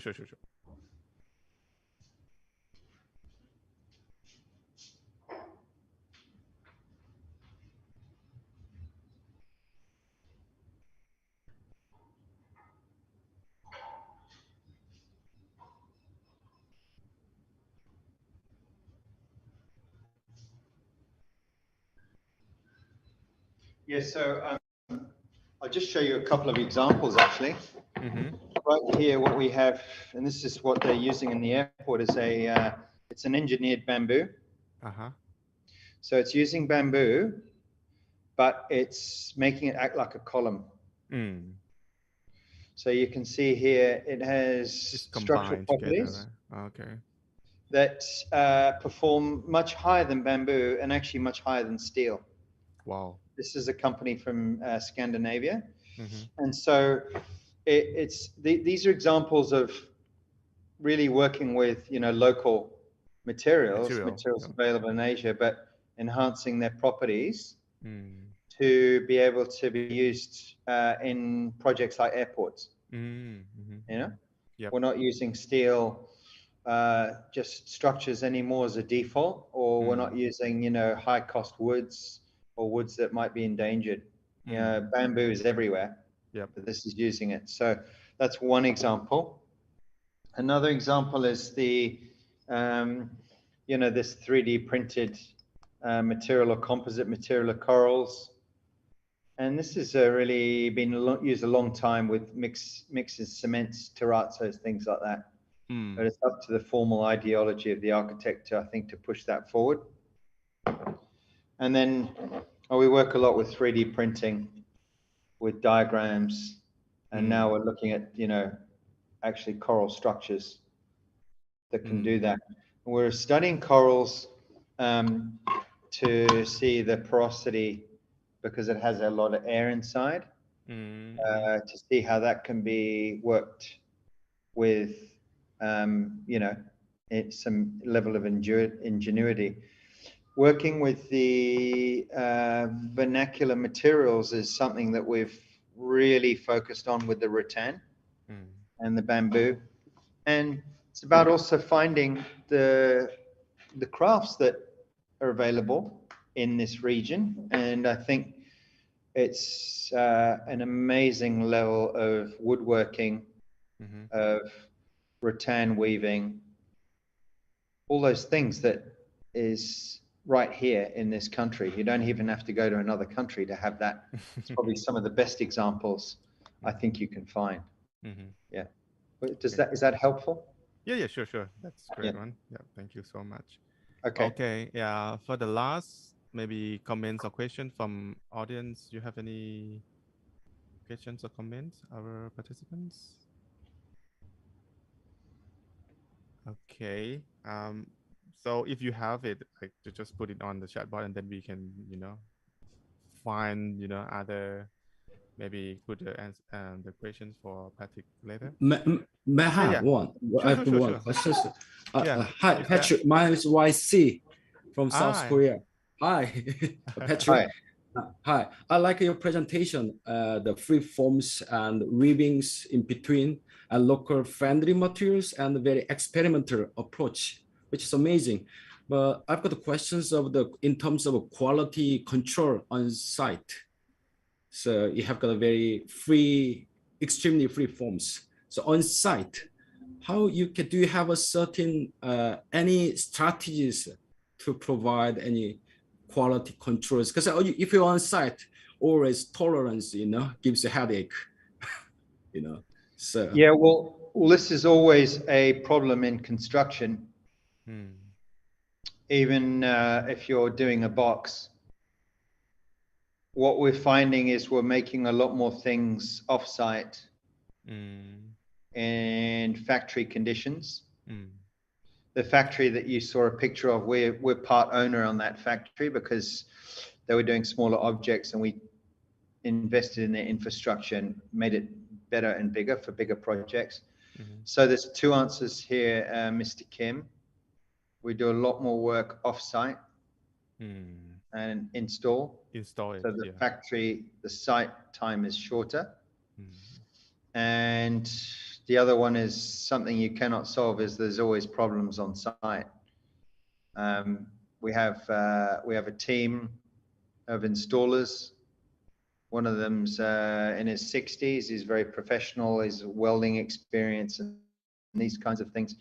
Yeah, it's something we always have to develop. It's something we are in constant development and constant trial and error. We don't have all the answers. especially when you're shipping overseas in containers. We also have logistics. We have a 3D modeling component, how the pieces can fit in the container. If it's a form, we take the form and we introduce those properties to make it fit into 3 meters by 3 meters by 18 meters container size. So it's about modularity, about components. Having said that, it depends who you're working with. For example, with the company in Belgium, that was the easiest install we could ever do because they were so amazing at putting it together. It took days, not weeks. They had scissor lifts and forklifts. So, yeah, it's a work in progress. It's a work in progress. There's a few answers, but not everything. Yeah. Okay. Thank you. Yeah, I just want to take this opportunity to introduce Professor Kim is one of our keynote speaker in the morning session, and he is in the Chosun University. Yeah. Oh, great. Okay. Yeah. Sorry, I couldn't attend this morning. I know that you were so busy today. Sorry about that. Okay, I think it's time, and thank you so much, Patrick. And I hope that I will bring my student to your workshop there in Phuket. I think it's very nice and going to be a great experience for our students. Yeah. Well, definitely, and let me know. You know, we can organize a factory visit as well. The factory visit's closer to Bangkok, so yeah, we would we'd welcome a tour if we can just schedule that, and also we do a small induction. But I think it's important for people to see the making of these projects and actually the manufacturing of it, because then that starts to inform the design process, and that's something that we've learned ourselves. And I would say to a young person or a student, you know, to start to learn how to manufacturing things in this part of the world is certainly a unique process. I think it's a very, very good time to be anywhere in Asia or in Southeast Asia right now. I think there's a lot of pioneering elements that are taking place right here, right now, yesterday, today, tomorrow. This is the essence. This is the center. This is the future of post-COVID design. Thank you very much. Thank you very much. Good ending. Thank you, Pratik, and see you soon. Yeah. Bye-bye. Bye-bye. Okay. Thank you so much. Yeah. Bye-bye. Okay. Yeah, I think that's very good, you know, example of how, the development of the ideas from scratch and, you know, from the research based materials and everything, like the process of research, and to be the big project and how to manufacturing, I mean, the architectural elements in your design process. And next, I would like to introduce Professor Jan Hui, who's gonna be our keynote speaker for the last sessions today. And Jan is one of our staff in School of Architecture, Art and Design, especially in the English program of AIDT. And here, welcome, Jan Hui. Hello, good afternoon. Can you hear me? Sure, clearly, yep. It's clearly, okay. I'll just pull up my presentation and I can make a start, right? Is my presentation like full screen? Oh no, I need to share my screen first.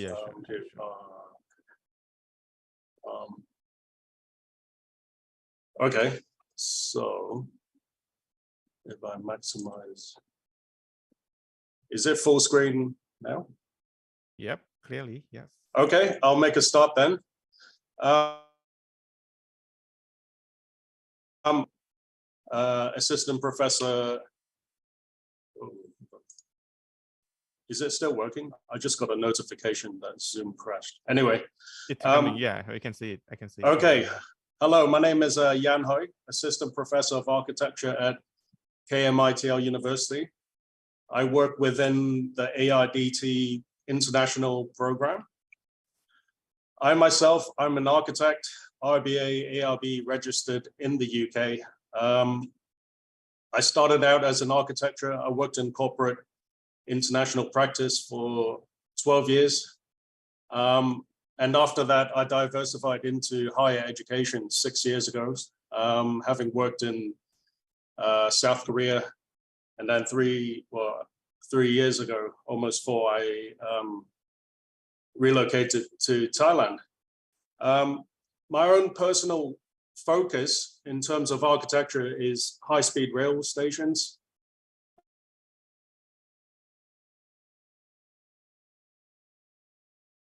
TOD. So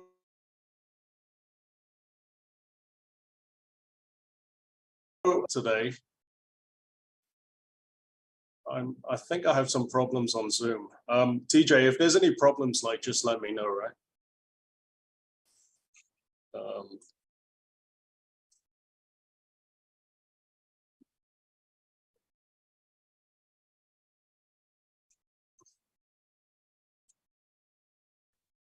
Hi, Jan. Hello. I think you disconnect from time to time, but a short disconnection.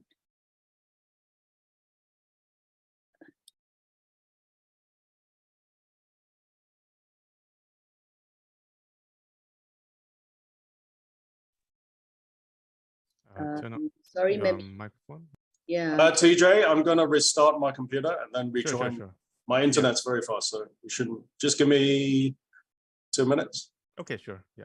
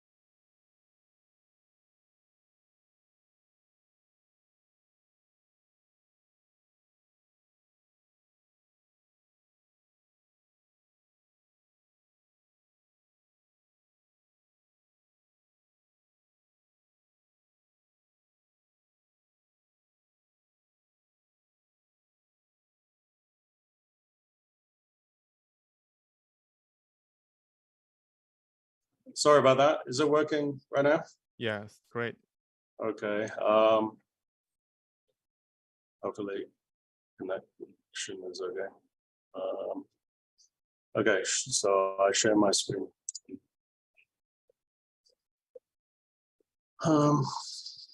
Yes, clearly. Yep.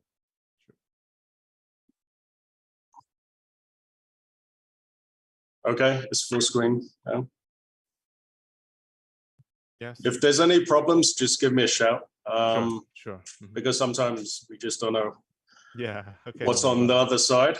Okay, I'll start again. Hello, good afternoon.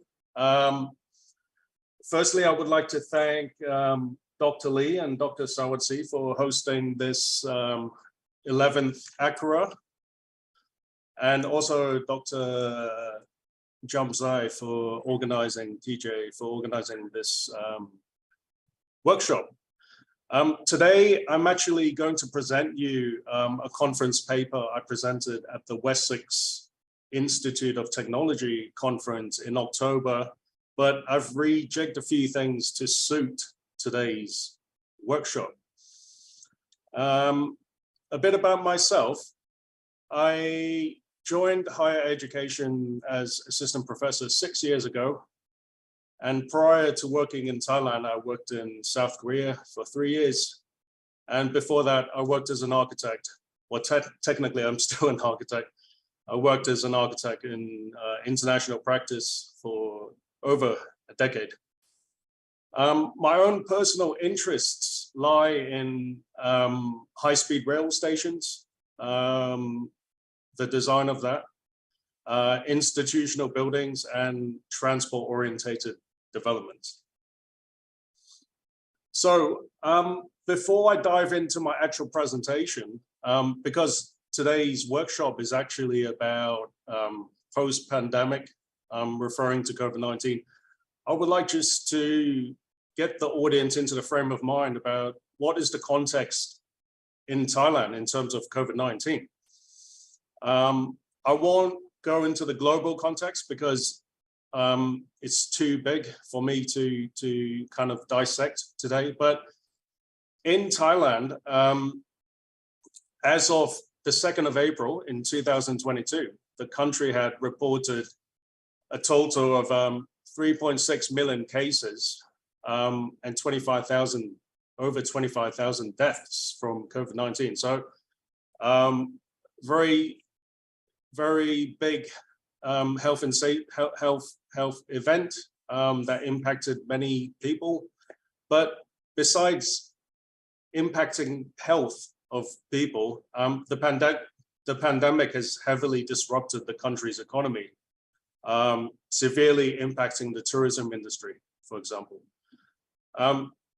So I just want to bring the audience into the frame of mind that the COVID-19 pandemic has not just affected health, but it's also affected the economy.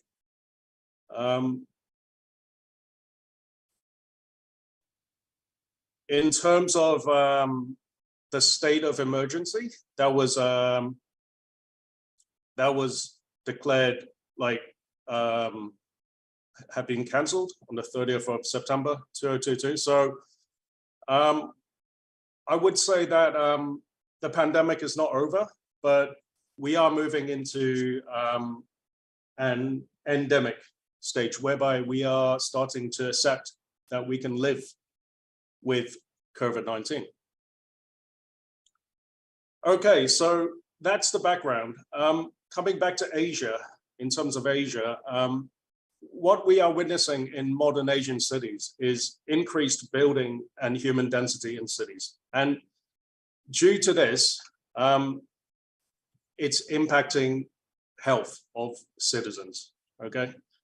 I'm not a doctor and I'm not a scientist, but this short slide, which is backed up by research from Japan, and it's scientific, it just shows basically how COVID-19 is spread. So COVID-19 is a bit like the flu, whereby it is spread from person to person. And in this slide, there's a few ways where we can start to live with COVID-19. So one way is obviously wearing a medical mask or covering that prevents droplets from spreading from person to person. And then the second way in terms of building interiors is for better ventilation. So you could say opening the windows more, or in HVAC systems to ensure that there's enough like air changes per hour, and medical filters could be fitted in cases. Okay, I'm not going to go into detail about this, but again, it's just bringing awareness about how this is impacting our health and what we can do to mitigate it. Okay, so I think we found certain ways to mitigate this on a human level, as well as vaccinations, of course. Okay, so what happened during this COVID-19 pandemic, or as we ease into an endemic, is that the term social distancing has become a new vocabulary or term in our day-to-day life. And here we see a picture of two people sitting together, wearing a mask, sitting distance. But I have a certain issue with this kind of terminology, because if anything, it's antisocial due to distancing. So where do we go from here? I don't think we're going to be living like this forever. Okay, it can be a way to minimize the risk of exposure. It can be, but it's not very good for human interaction. Okay, so bringing in more kind of ideas that will be relevant to my presentation is that I want to bring the term of placemaking into my talk today. So what is placemaking? Placemaking is just not about the place. It's not just about making the place, but it's about various elements connecting together to form a place where people can exercise, or they can take a walk, where density is not so big, and we achieve a certain distancing that enables us to be social, or to have more activities, such as on the slide on the left. We have the redevelopment of the harbourfront in Hong Kong, whereby harbourfront, the edge of the water has been redeveloped to enable people to exercise more. So that's one way of placemaking that's taking place in Hong Kong. And then on the right, we have Bangkok, which is the redevelopment of the Klong Ong Ang, which is the redevelopment of the canal, and again enables people to come to the site to enjoy the water and to have more retail stores and night markets. And people have been going to this.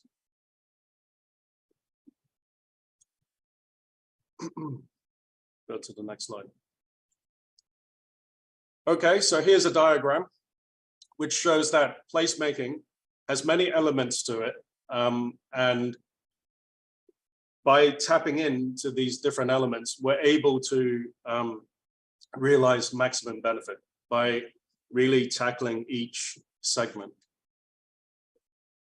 Okay, we're nearly towards the start of my presentation, but I came across a presentation by Tim Stoner, who is currently heading up space syntax in the UK. So space syntax is the language of space, a certain theory that analyzes cities and spaces, and how can we make better cities and spaces. So Tim Stoner has basically advocated these 6 things about how we can improve cities. So number 1 is to reduce traffic, to limit the speed of traffic to 30 kilometers. So by doing that, we improve traffic efficiency, and it's more safe for pedestrians. Can this be done in Bangkok? I think it can be done in certain places, but not every place.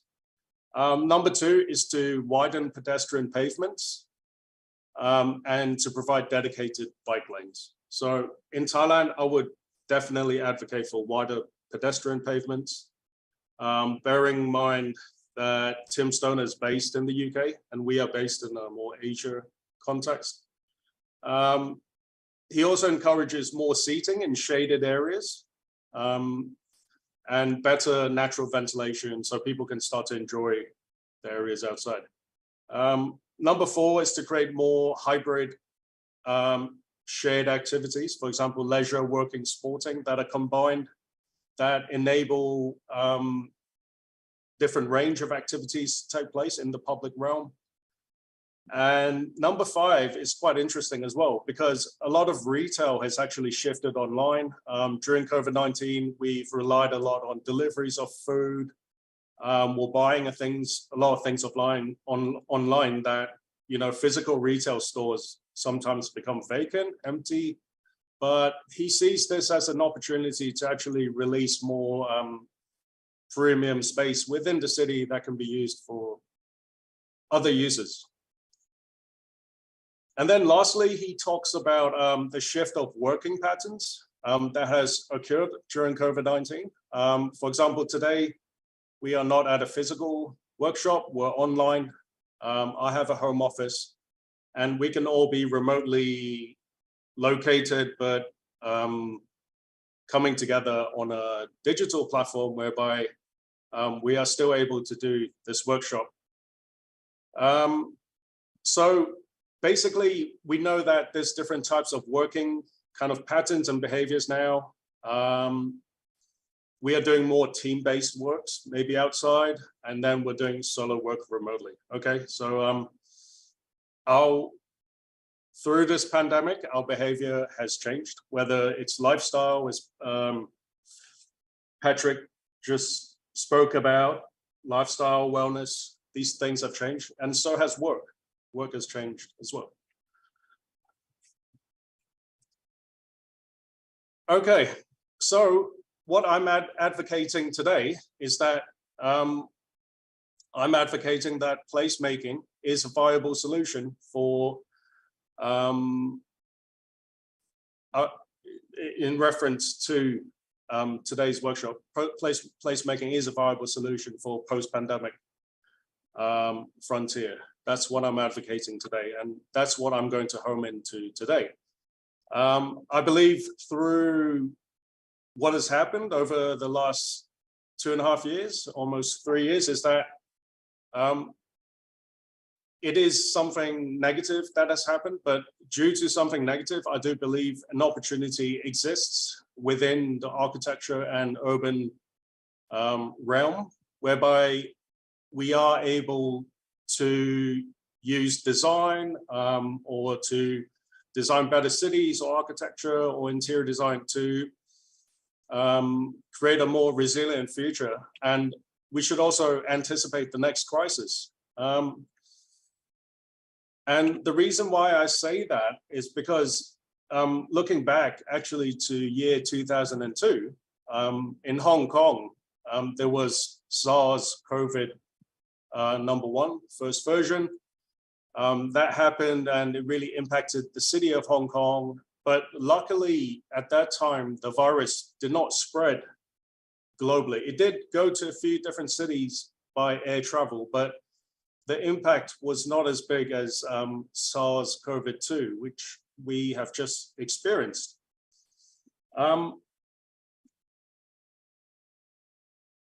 As an architect, my viewpoint is that the next pandemic or next threat, it could be just around the corner. We don't know what it is, but we need to, within our disciplines, to design a more resilient future in terms of Asian cities. So that's hopefully my message that I'm going to deliver today. Okay, so moving on to my actual presentation. As I said, I presented this presentation at the Wessex Institute of Technology. As it has been presented formally, I thought I'd bring it to the table today to share with the audience because I think it's relevant. The title is Reinventing the Image of Cities Using the Element of Water, International Case Studies of Waterfront Urban Developments. So where we are starting from is that we are saying that human settlements throughout history has always been connected to the water, whether it's the river or the harbor, or in some cases lakes. But during industrialization period, and even before that, is that a lot of the time the water was used for transport, like sea, like shipping, mainly for those things. But post-industrialization, the use of water has changed. Now we have air travel, we have rail transport, we have multiple means of transport that the usage of the water has changed. Hence, this provides an opportunity for us to come back to near the water, and the water's edge becomes a viable means for development, which I'll go into more detail later. Okay, you might have guessed the title of this presentation is actually playing along the book by Kevin Lynch, The Image of the City. And in the book, which I'm sure many of you have come across already, Kevin Lynch describes, what are the elements of the city and how do we as the user perceive the city? And I've included a few of his terms that he uses in his book. So what we are saying in our presentation is that city planners and as well as developers and architects, we're using the water, which I'll show you a few examples later, to actually reinvent the image of the city. So we have the existing image of the city, but we're reinventing it via development along the water's edge. And we see this as an opportunity, especially in modern Asian cities, whereby the water's edge actually presents an opportunity to create spaces that conform to placemaking, which I introduced at the beginning of the presentation. I think we must touch on sustainability. So sustainability can be defined as development that meets the needs of the present without compromising the ability of future generations to meet their own needs. The regeneration of urban waterfronts is an important process for the sustainable and effective development of urban spaces, regional cultures, and market economies. Besides sustainability as a key theme, we also identified that arts and culture also plays an important role within these urban waterfront developments.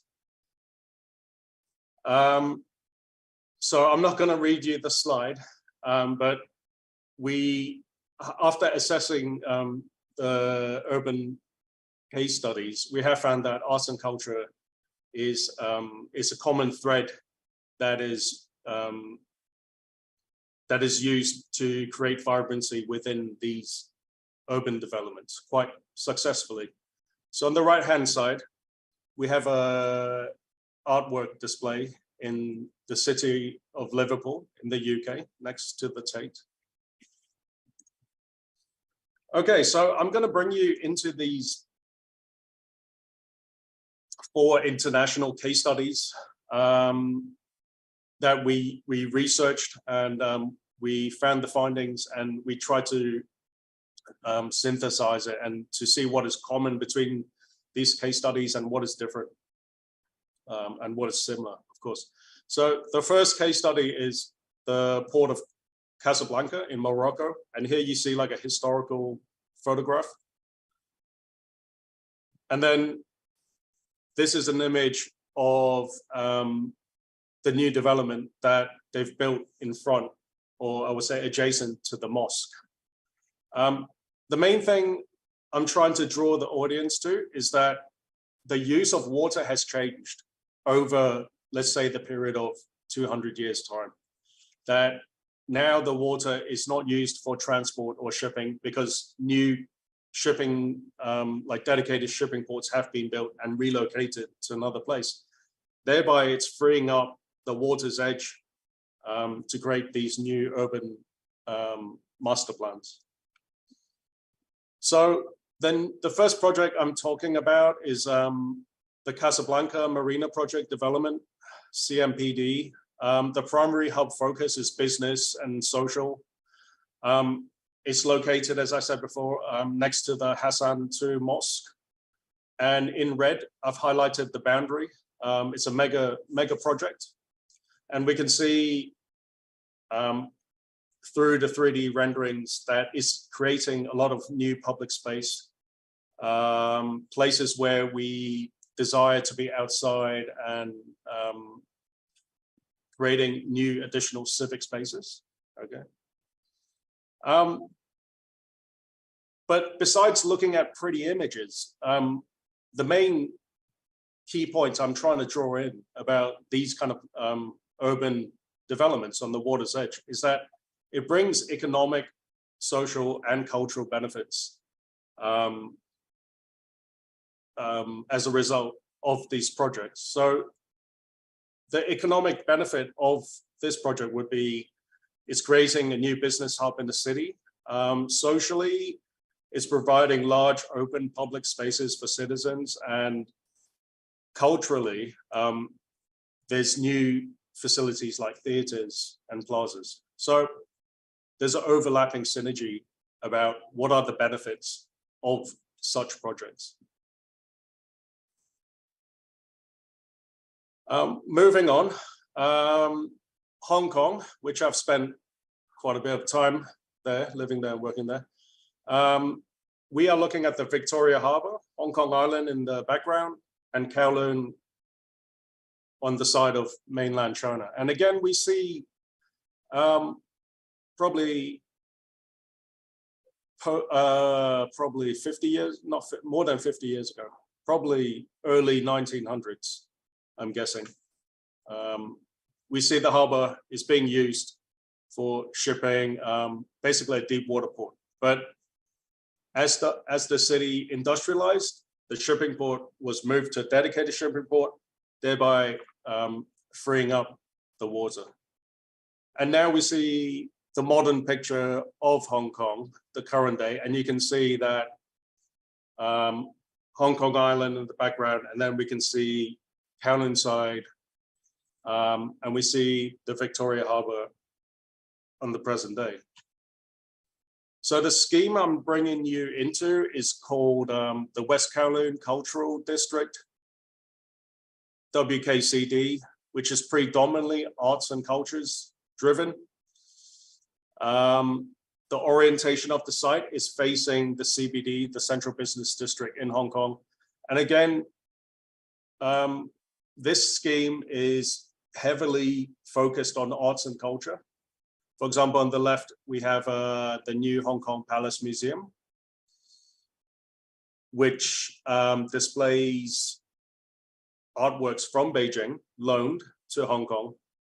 And it's a dedicated museum of arts, of Chinese arts. So again, we can see the overlapping synergies of socio-economical and cultural benefits.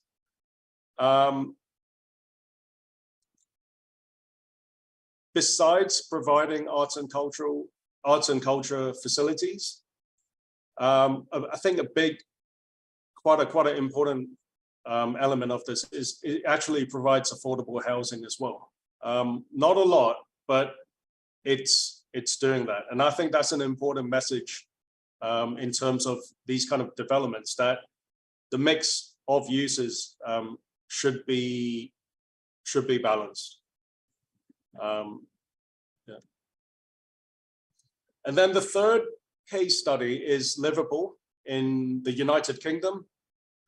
And then here we see the historical photo again. It's very industrial. The water's edge was used as docks and shipping, and we can see it's not a place, it doesn't conform to placemaking at that time.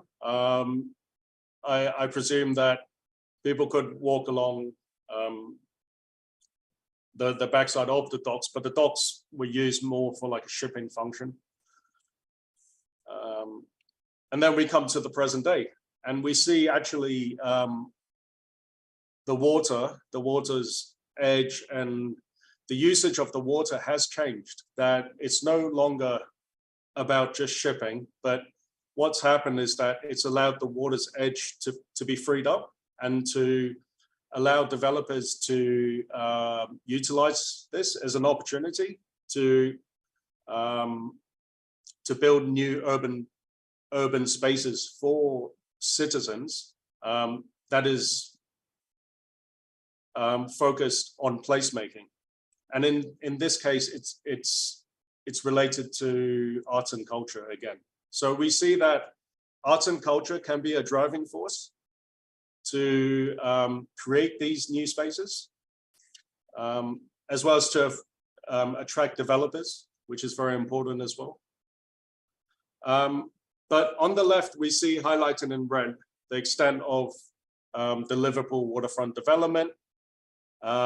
We can see on the bottom right, the historical buildings, for example, the Royal Liver, the Cunard building, and the Port of Liverpool building, which is known as Liverpool's Three Graces. Liverpool is a bit different to Hong Kong, because in Liverpool, it's utilizing a lot of historical buildings and then mixing in contemporary. Whereas in Hong Kong, and especially on the Kowloon side, there's no historical buildings in that area.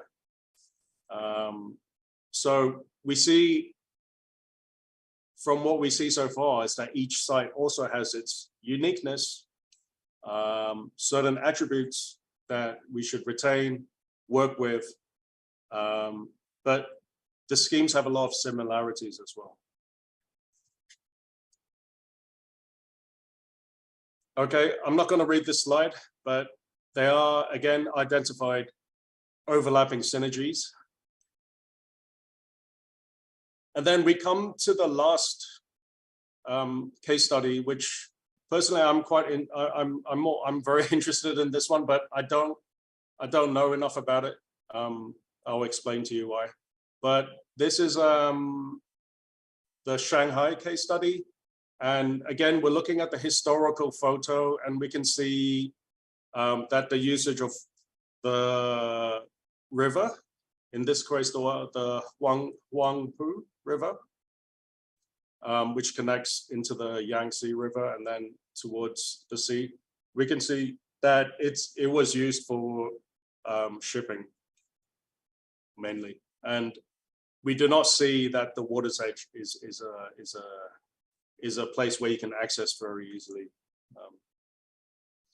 And then coming to the modern day, the last time I visited Shanghai was for the World Expo, I believe in 2000, I can't remember, I believe quite a while ago. But you can see the building on the right. One of the certain buildings have been retained from the expo, but the majority of the buildings on the expo have already been demolished. But the site we're interested is actually across the bridge, and we'll go into that on the next slide. So again, this is the, let me get the name correct. This is the West Bund development, which is it's built as a new international financial center. So we all know that the center of Shanghai is in Pudong and Puxi, but actually, because Shanghai has expanded so much that the city's government has actually decided to build a new financial center, but it's a bit relocated further away from the city center. So again, we see we see some similarities here again, that the arts and culture plays a certain role within this kind of development. We can see a lot more open spaces being built for the enjoyment of citizens. And I think common to all these schemes is that all these schemes are designed in such a way that a promenade is built on the river edge or the harbor front to enable people to be very close to the water. You can enjoy the good view, the better ventilation, which we talked about in the opening. But essentially, within the Asian context, I would argue that these schemes are actually creating more parkscape within a very dense city, because we all know that cities in Asia have developed very quickly. We've entered like rapid modernization, but one of the negative things of rapid modernization is that we might have neglected the need for more open space. But I guess through our experience of the COVID-19 pandemic, and we're reaching an endemic now, is that we realize that it's super important to have more open space, to have more green space, to have less density, to be able to, even if you live in a very dense condo, at least to be able to get outside very quickly and not so far away, to be able to get some space for wellness or fitness, a place where you can just get some fresh air. I think that's the things we have identified. Again, the economical, social, and cultural benefits, the overlapping. I would say that whatever we build, there always needs to be an economical backing to it. Otherwise, it will never happen. But most importantly is that we must have social and cultural benefits, as well as health benefits that I would say improve the quality of life of citizens within dense modern Asian cities.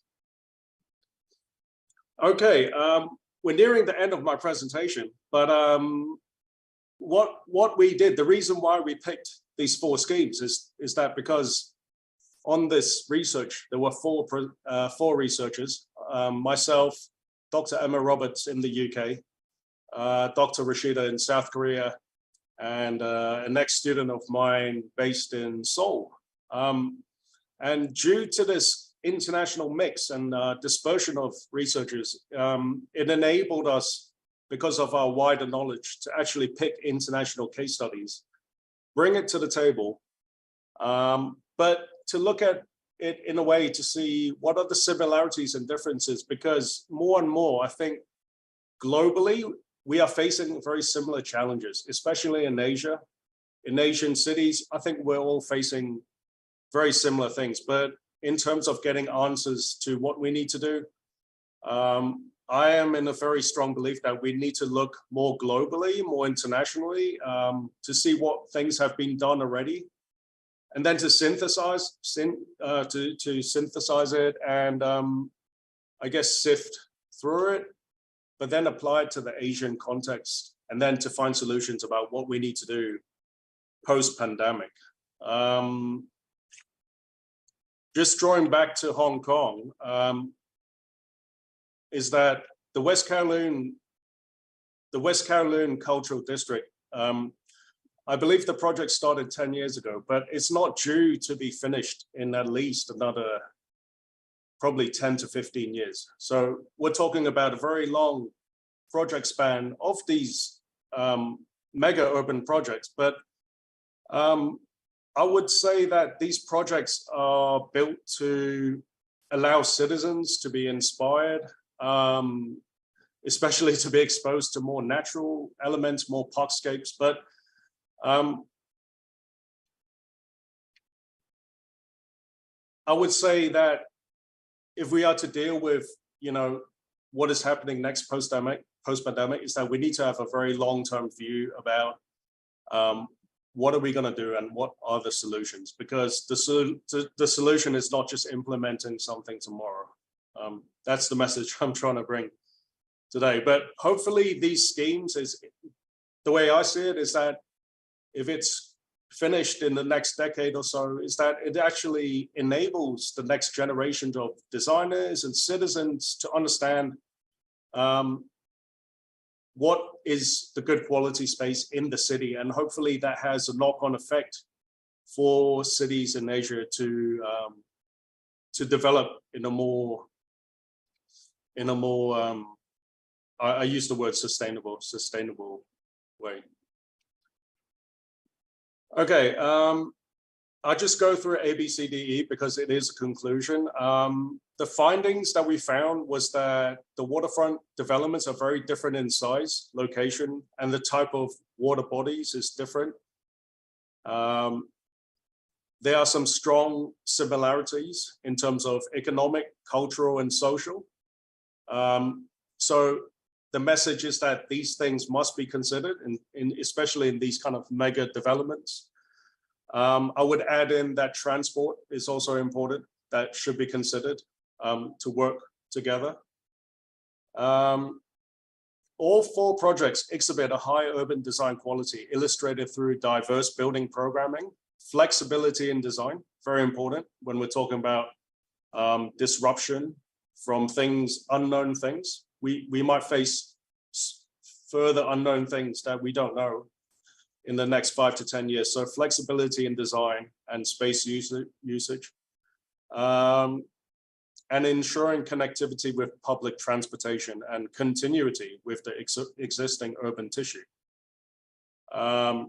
We should not be designing something that just plugs in and doesn't relate to anything, but it should work with the existing urban city.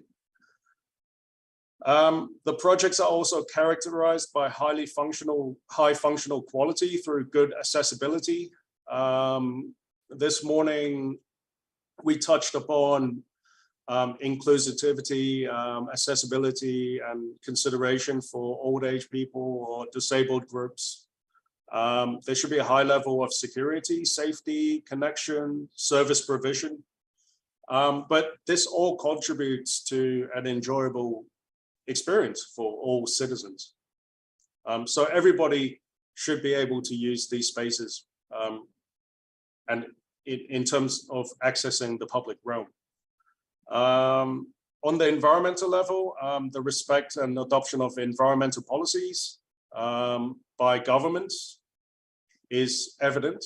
Is evident. So there's a sustainable drive to these projects as well. So coming to the conclusion, I think you can just read it, but I think what I've presented today is that I'm trying to focus on opportunity by especially highlighting that we've experienced something negative, but we should try to see this as an opportunity in terms of urban design. I myself, I'm an architect, but through my research in higher education, I've started to expand a bit and to look at things from the urban realm. I personally don't know enough about Thailand, but I'm learning more about this place the more I live here. But I just wanted to end by showing a historical photo of the Chao Phraya River. And then the modern day, a photo, beautiful photo of that. So I just want to end that there's an opportunity that exists. But we as designers, architects, and urban designers or planners, we must anticipate the next crisis and not let it overcome us. And lastly, I would advocate designing Asian cities for a more resilient future. So I want to end on a positive note. Some references from the paper we presented. And that's it from me. So I would like to thank Dr. TJ for organizing this and giving me the opportunity to present with other distinguished keynote speakers this morning as well and afternoon. I was very inspired and enlightened by all the talks I heard about today. It really put my thinking cap on because what I liked about today was that we touching on very different scales and looking at the problems from really multiple angles. That's really mind expanding. I do think the good thing that's happened from this is that I believe that more disciplines are talking together now. For example, KMITL hosted the medical and wellness conference recently. So that was mainly involving like medical disciplines. And then today there's a range of disciplines related to the built environment. That's also touching on many very different aspects. So thank you very much. Thank you, Jan. Thank you so much. Thank you. And if we combine all four, contents from our four speakers together, we can see the whole pictures of, what we can do, what we can prepare, what we need to consider, in the next future for prevent the next, next pandemics or, I hope that we haven't, we will not see that soon. For the next session, maybe we can ask our new generation, to share or ask questions about. Actually, you can ask about the Patrick presentation and also Jan story. And I think what Jan already mentioned about the case studies, right? After COVID, I think I realized that all, people need more social, but we still need to protect ourselves from something. But so the key is that designing the public space have a lot of details to talk about in terms of, activities or behavior, so we need to consider about that. That's a really great one. Any question or comments from audience, students, and colleagues?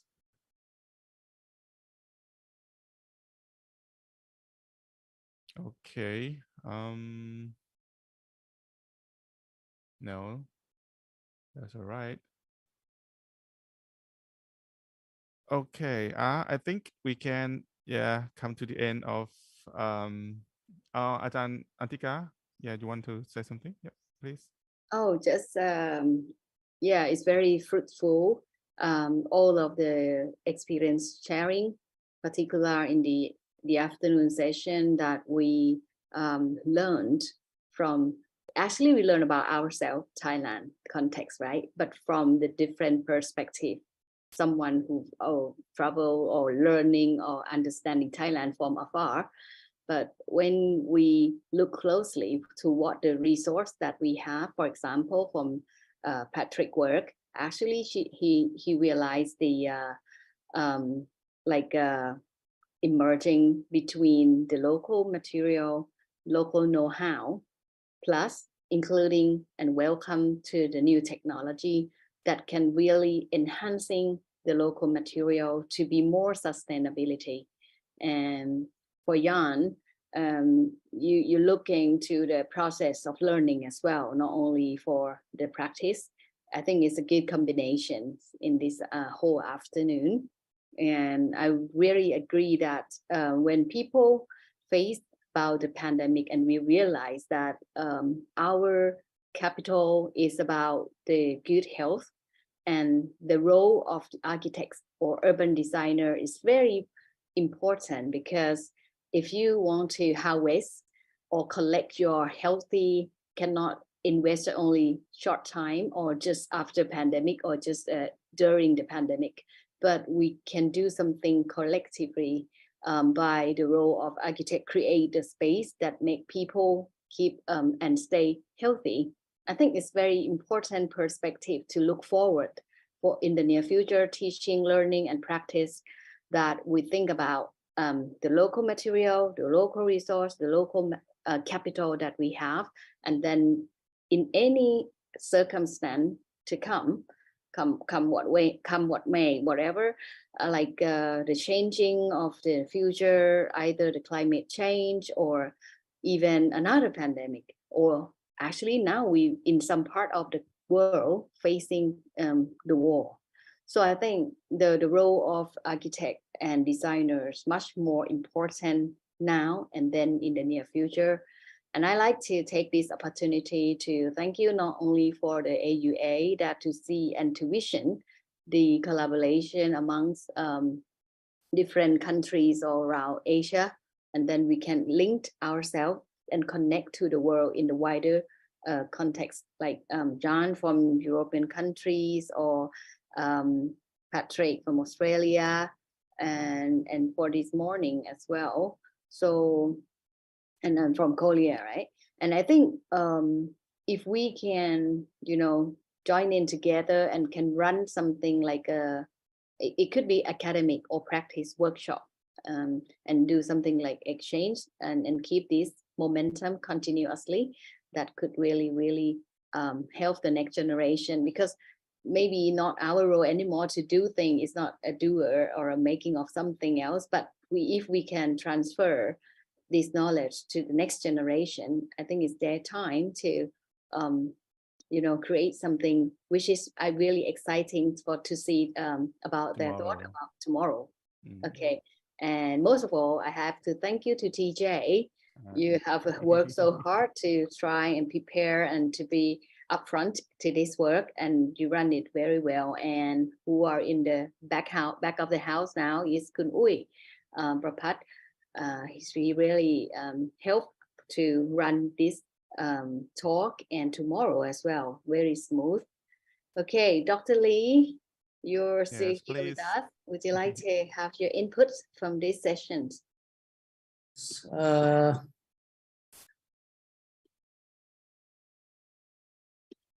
I thought that today's workshop might bring out new theories and terms from Asia. Yeah. The reason is the theme of the workshop is post-pandemic affects the next frontier of future architecture. So, but I confirm that there was no recognition of being Asian. Yeah, just joking. So as I said in the morning session, the urban design, the three typical kinds of urban design, and most of architectural theory in the world is come from the West. And also the Western response to the, but the Western response to the corona pandemic is failing. The latter Asian has dealt with it better, and the number of deaths is overwhelmingly small. So I'd like to know why. And also, the beginning of the 20th century, the modernization led by Western countries introduced the four perspectives. One is economic modernization, and the political modernization, and the social modernization, and the last one is a cultural modernization. But as an Asian, there was a resistance to the modernization of culture. So I expect the new theory and the practice is from Asia. So tomorrow I expect, and then I'd like to confirm it from the young architect. Thank you. Thank you so much. And I think yeah, we can take a group photo again, so for the ending session. So yeah, could we please I just want to remind audience to, if you can turn on your camera. Oh, thank you. Oh, and you can see a lot of students and participants still there. to see the lovely face still with us, even today and tomorrow. Okay. Good morning. You ready?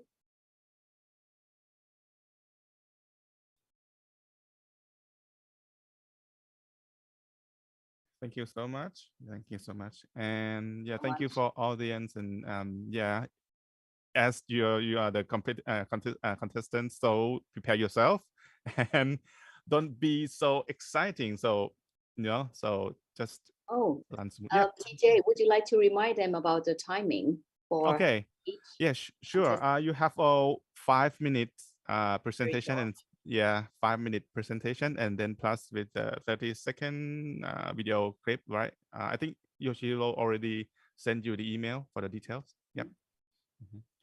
So, and you need to prepare yourself in advance. I mean, you know your cue already, so prepare yourself in advance. Yeah. Okay, see you soon. See you tomorrow, and have a nice evening.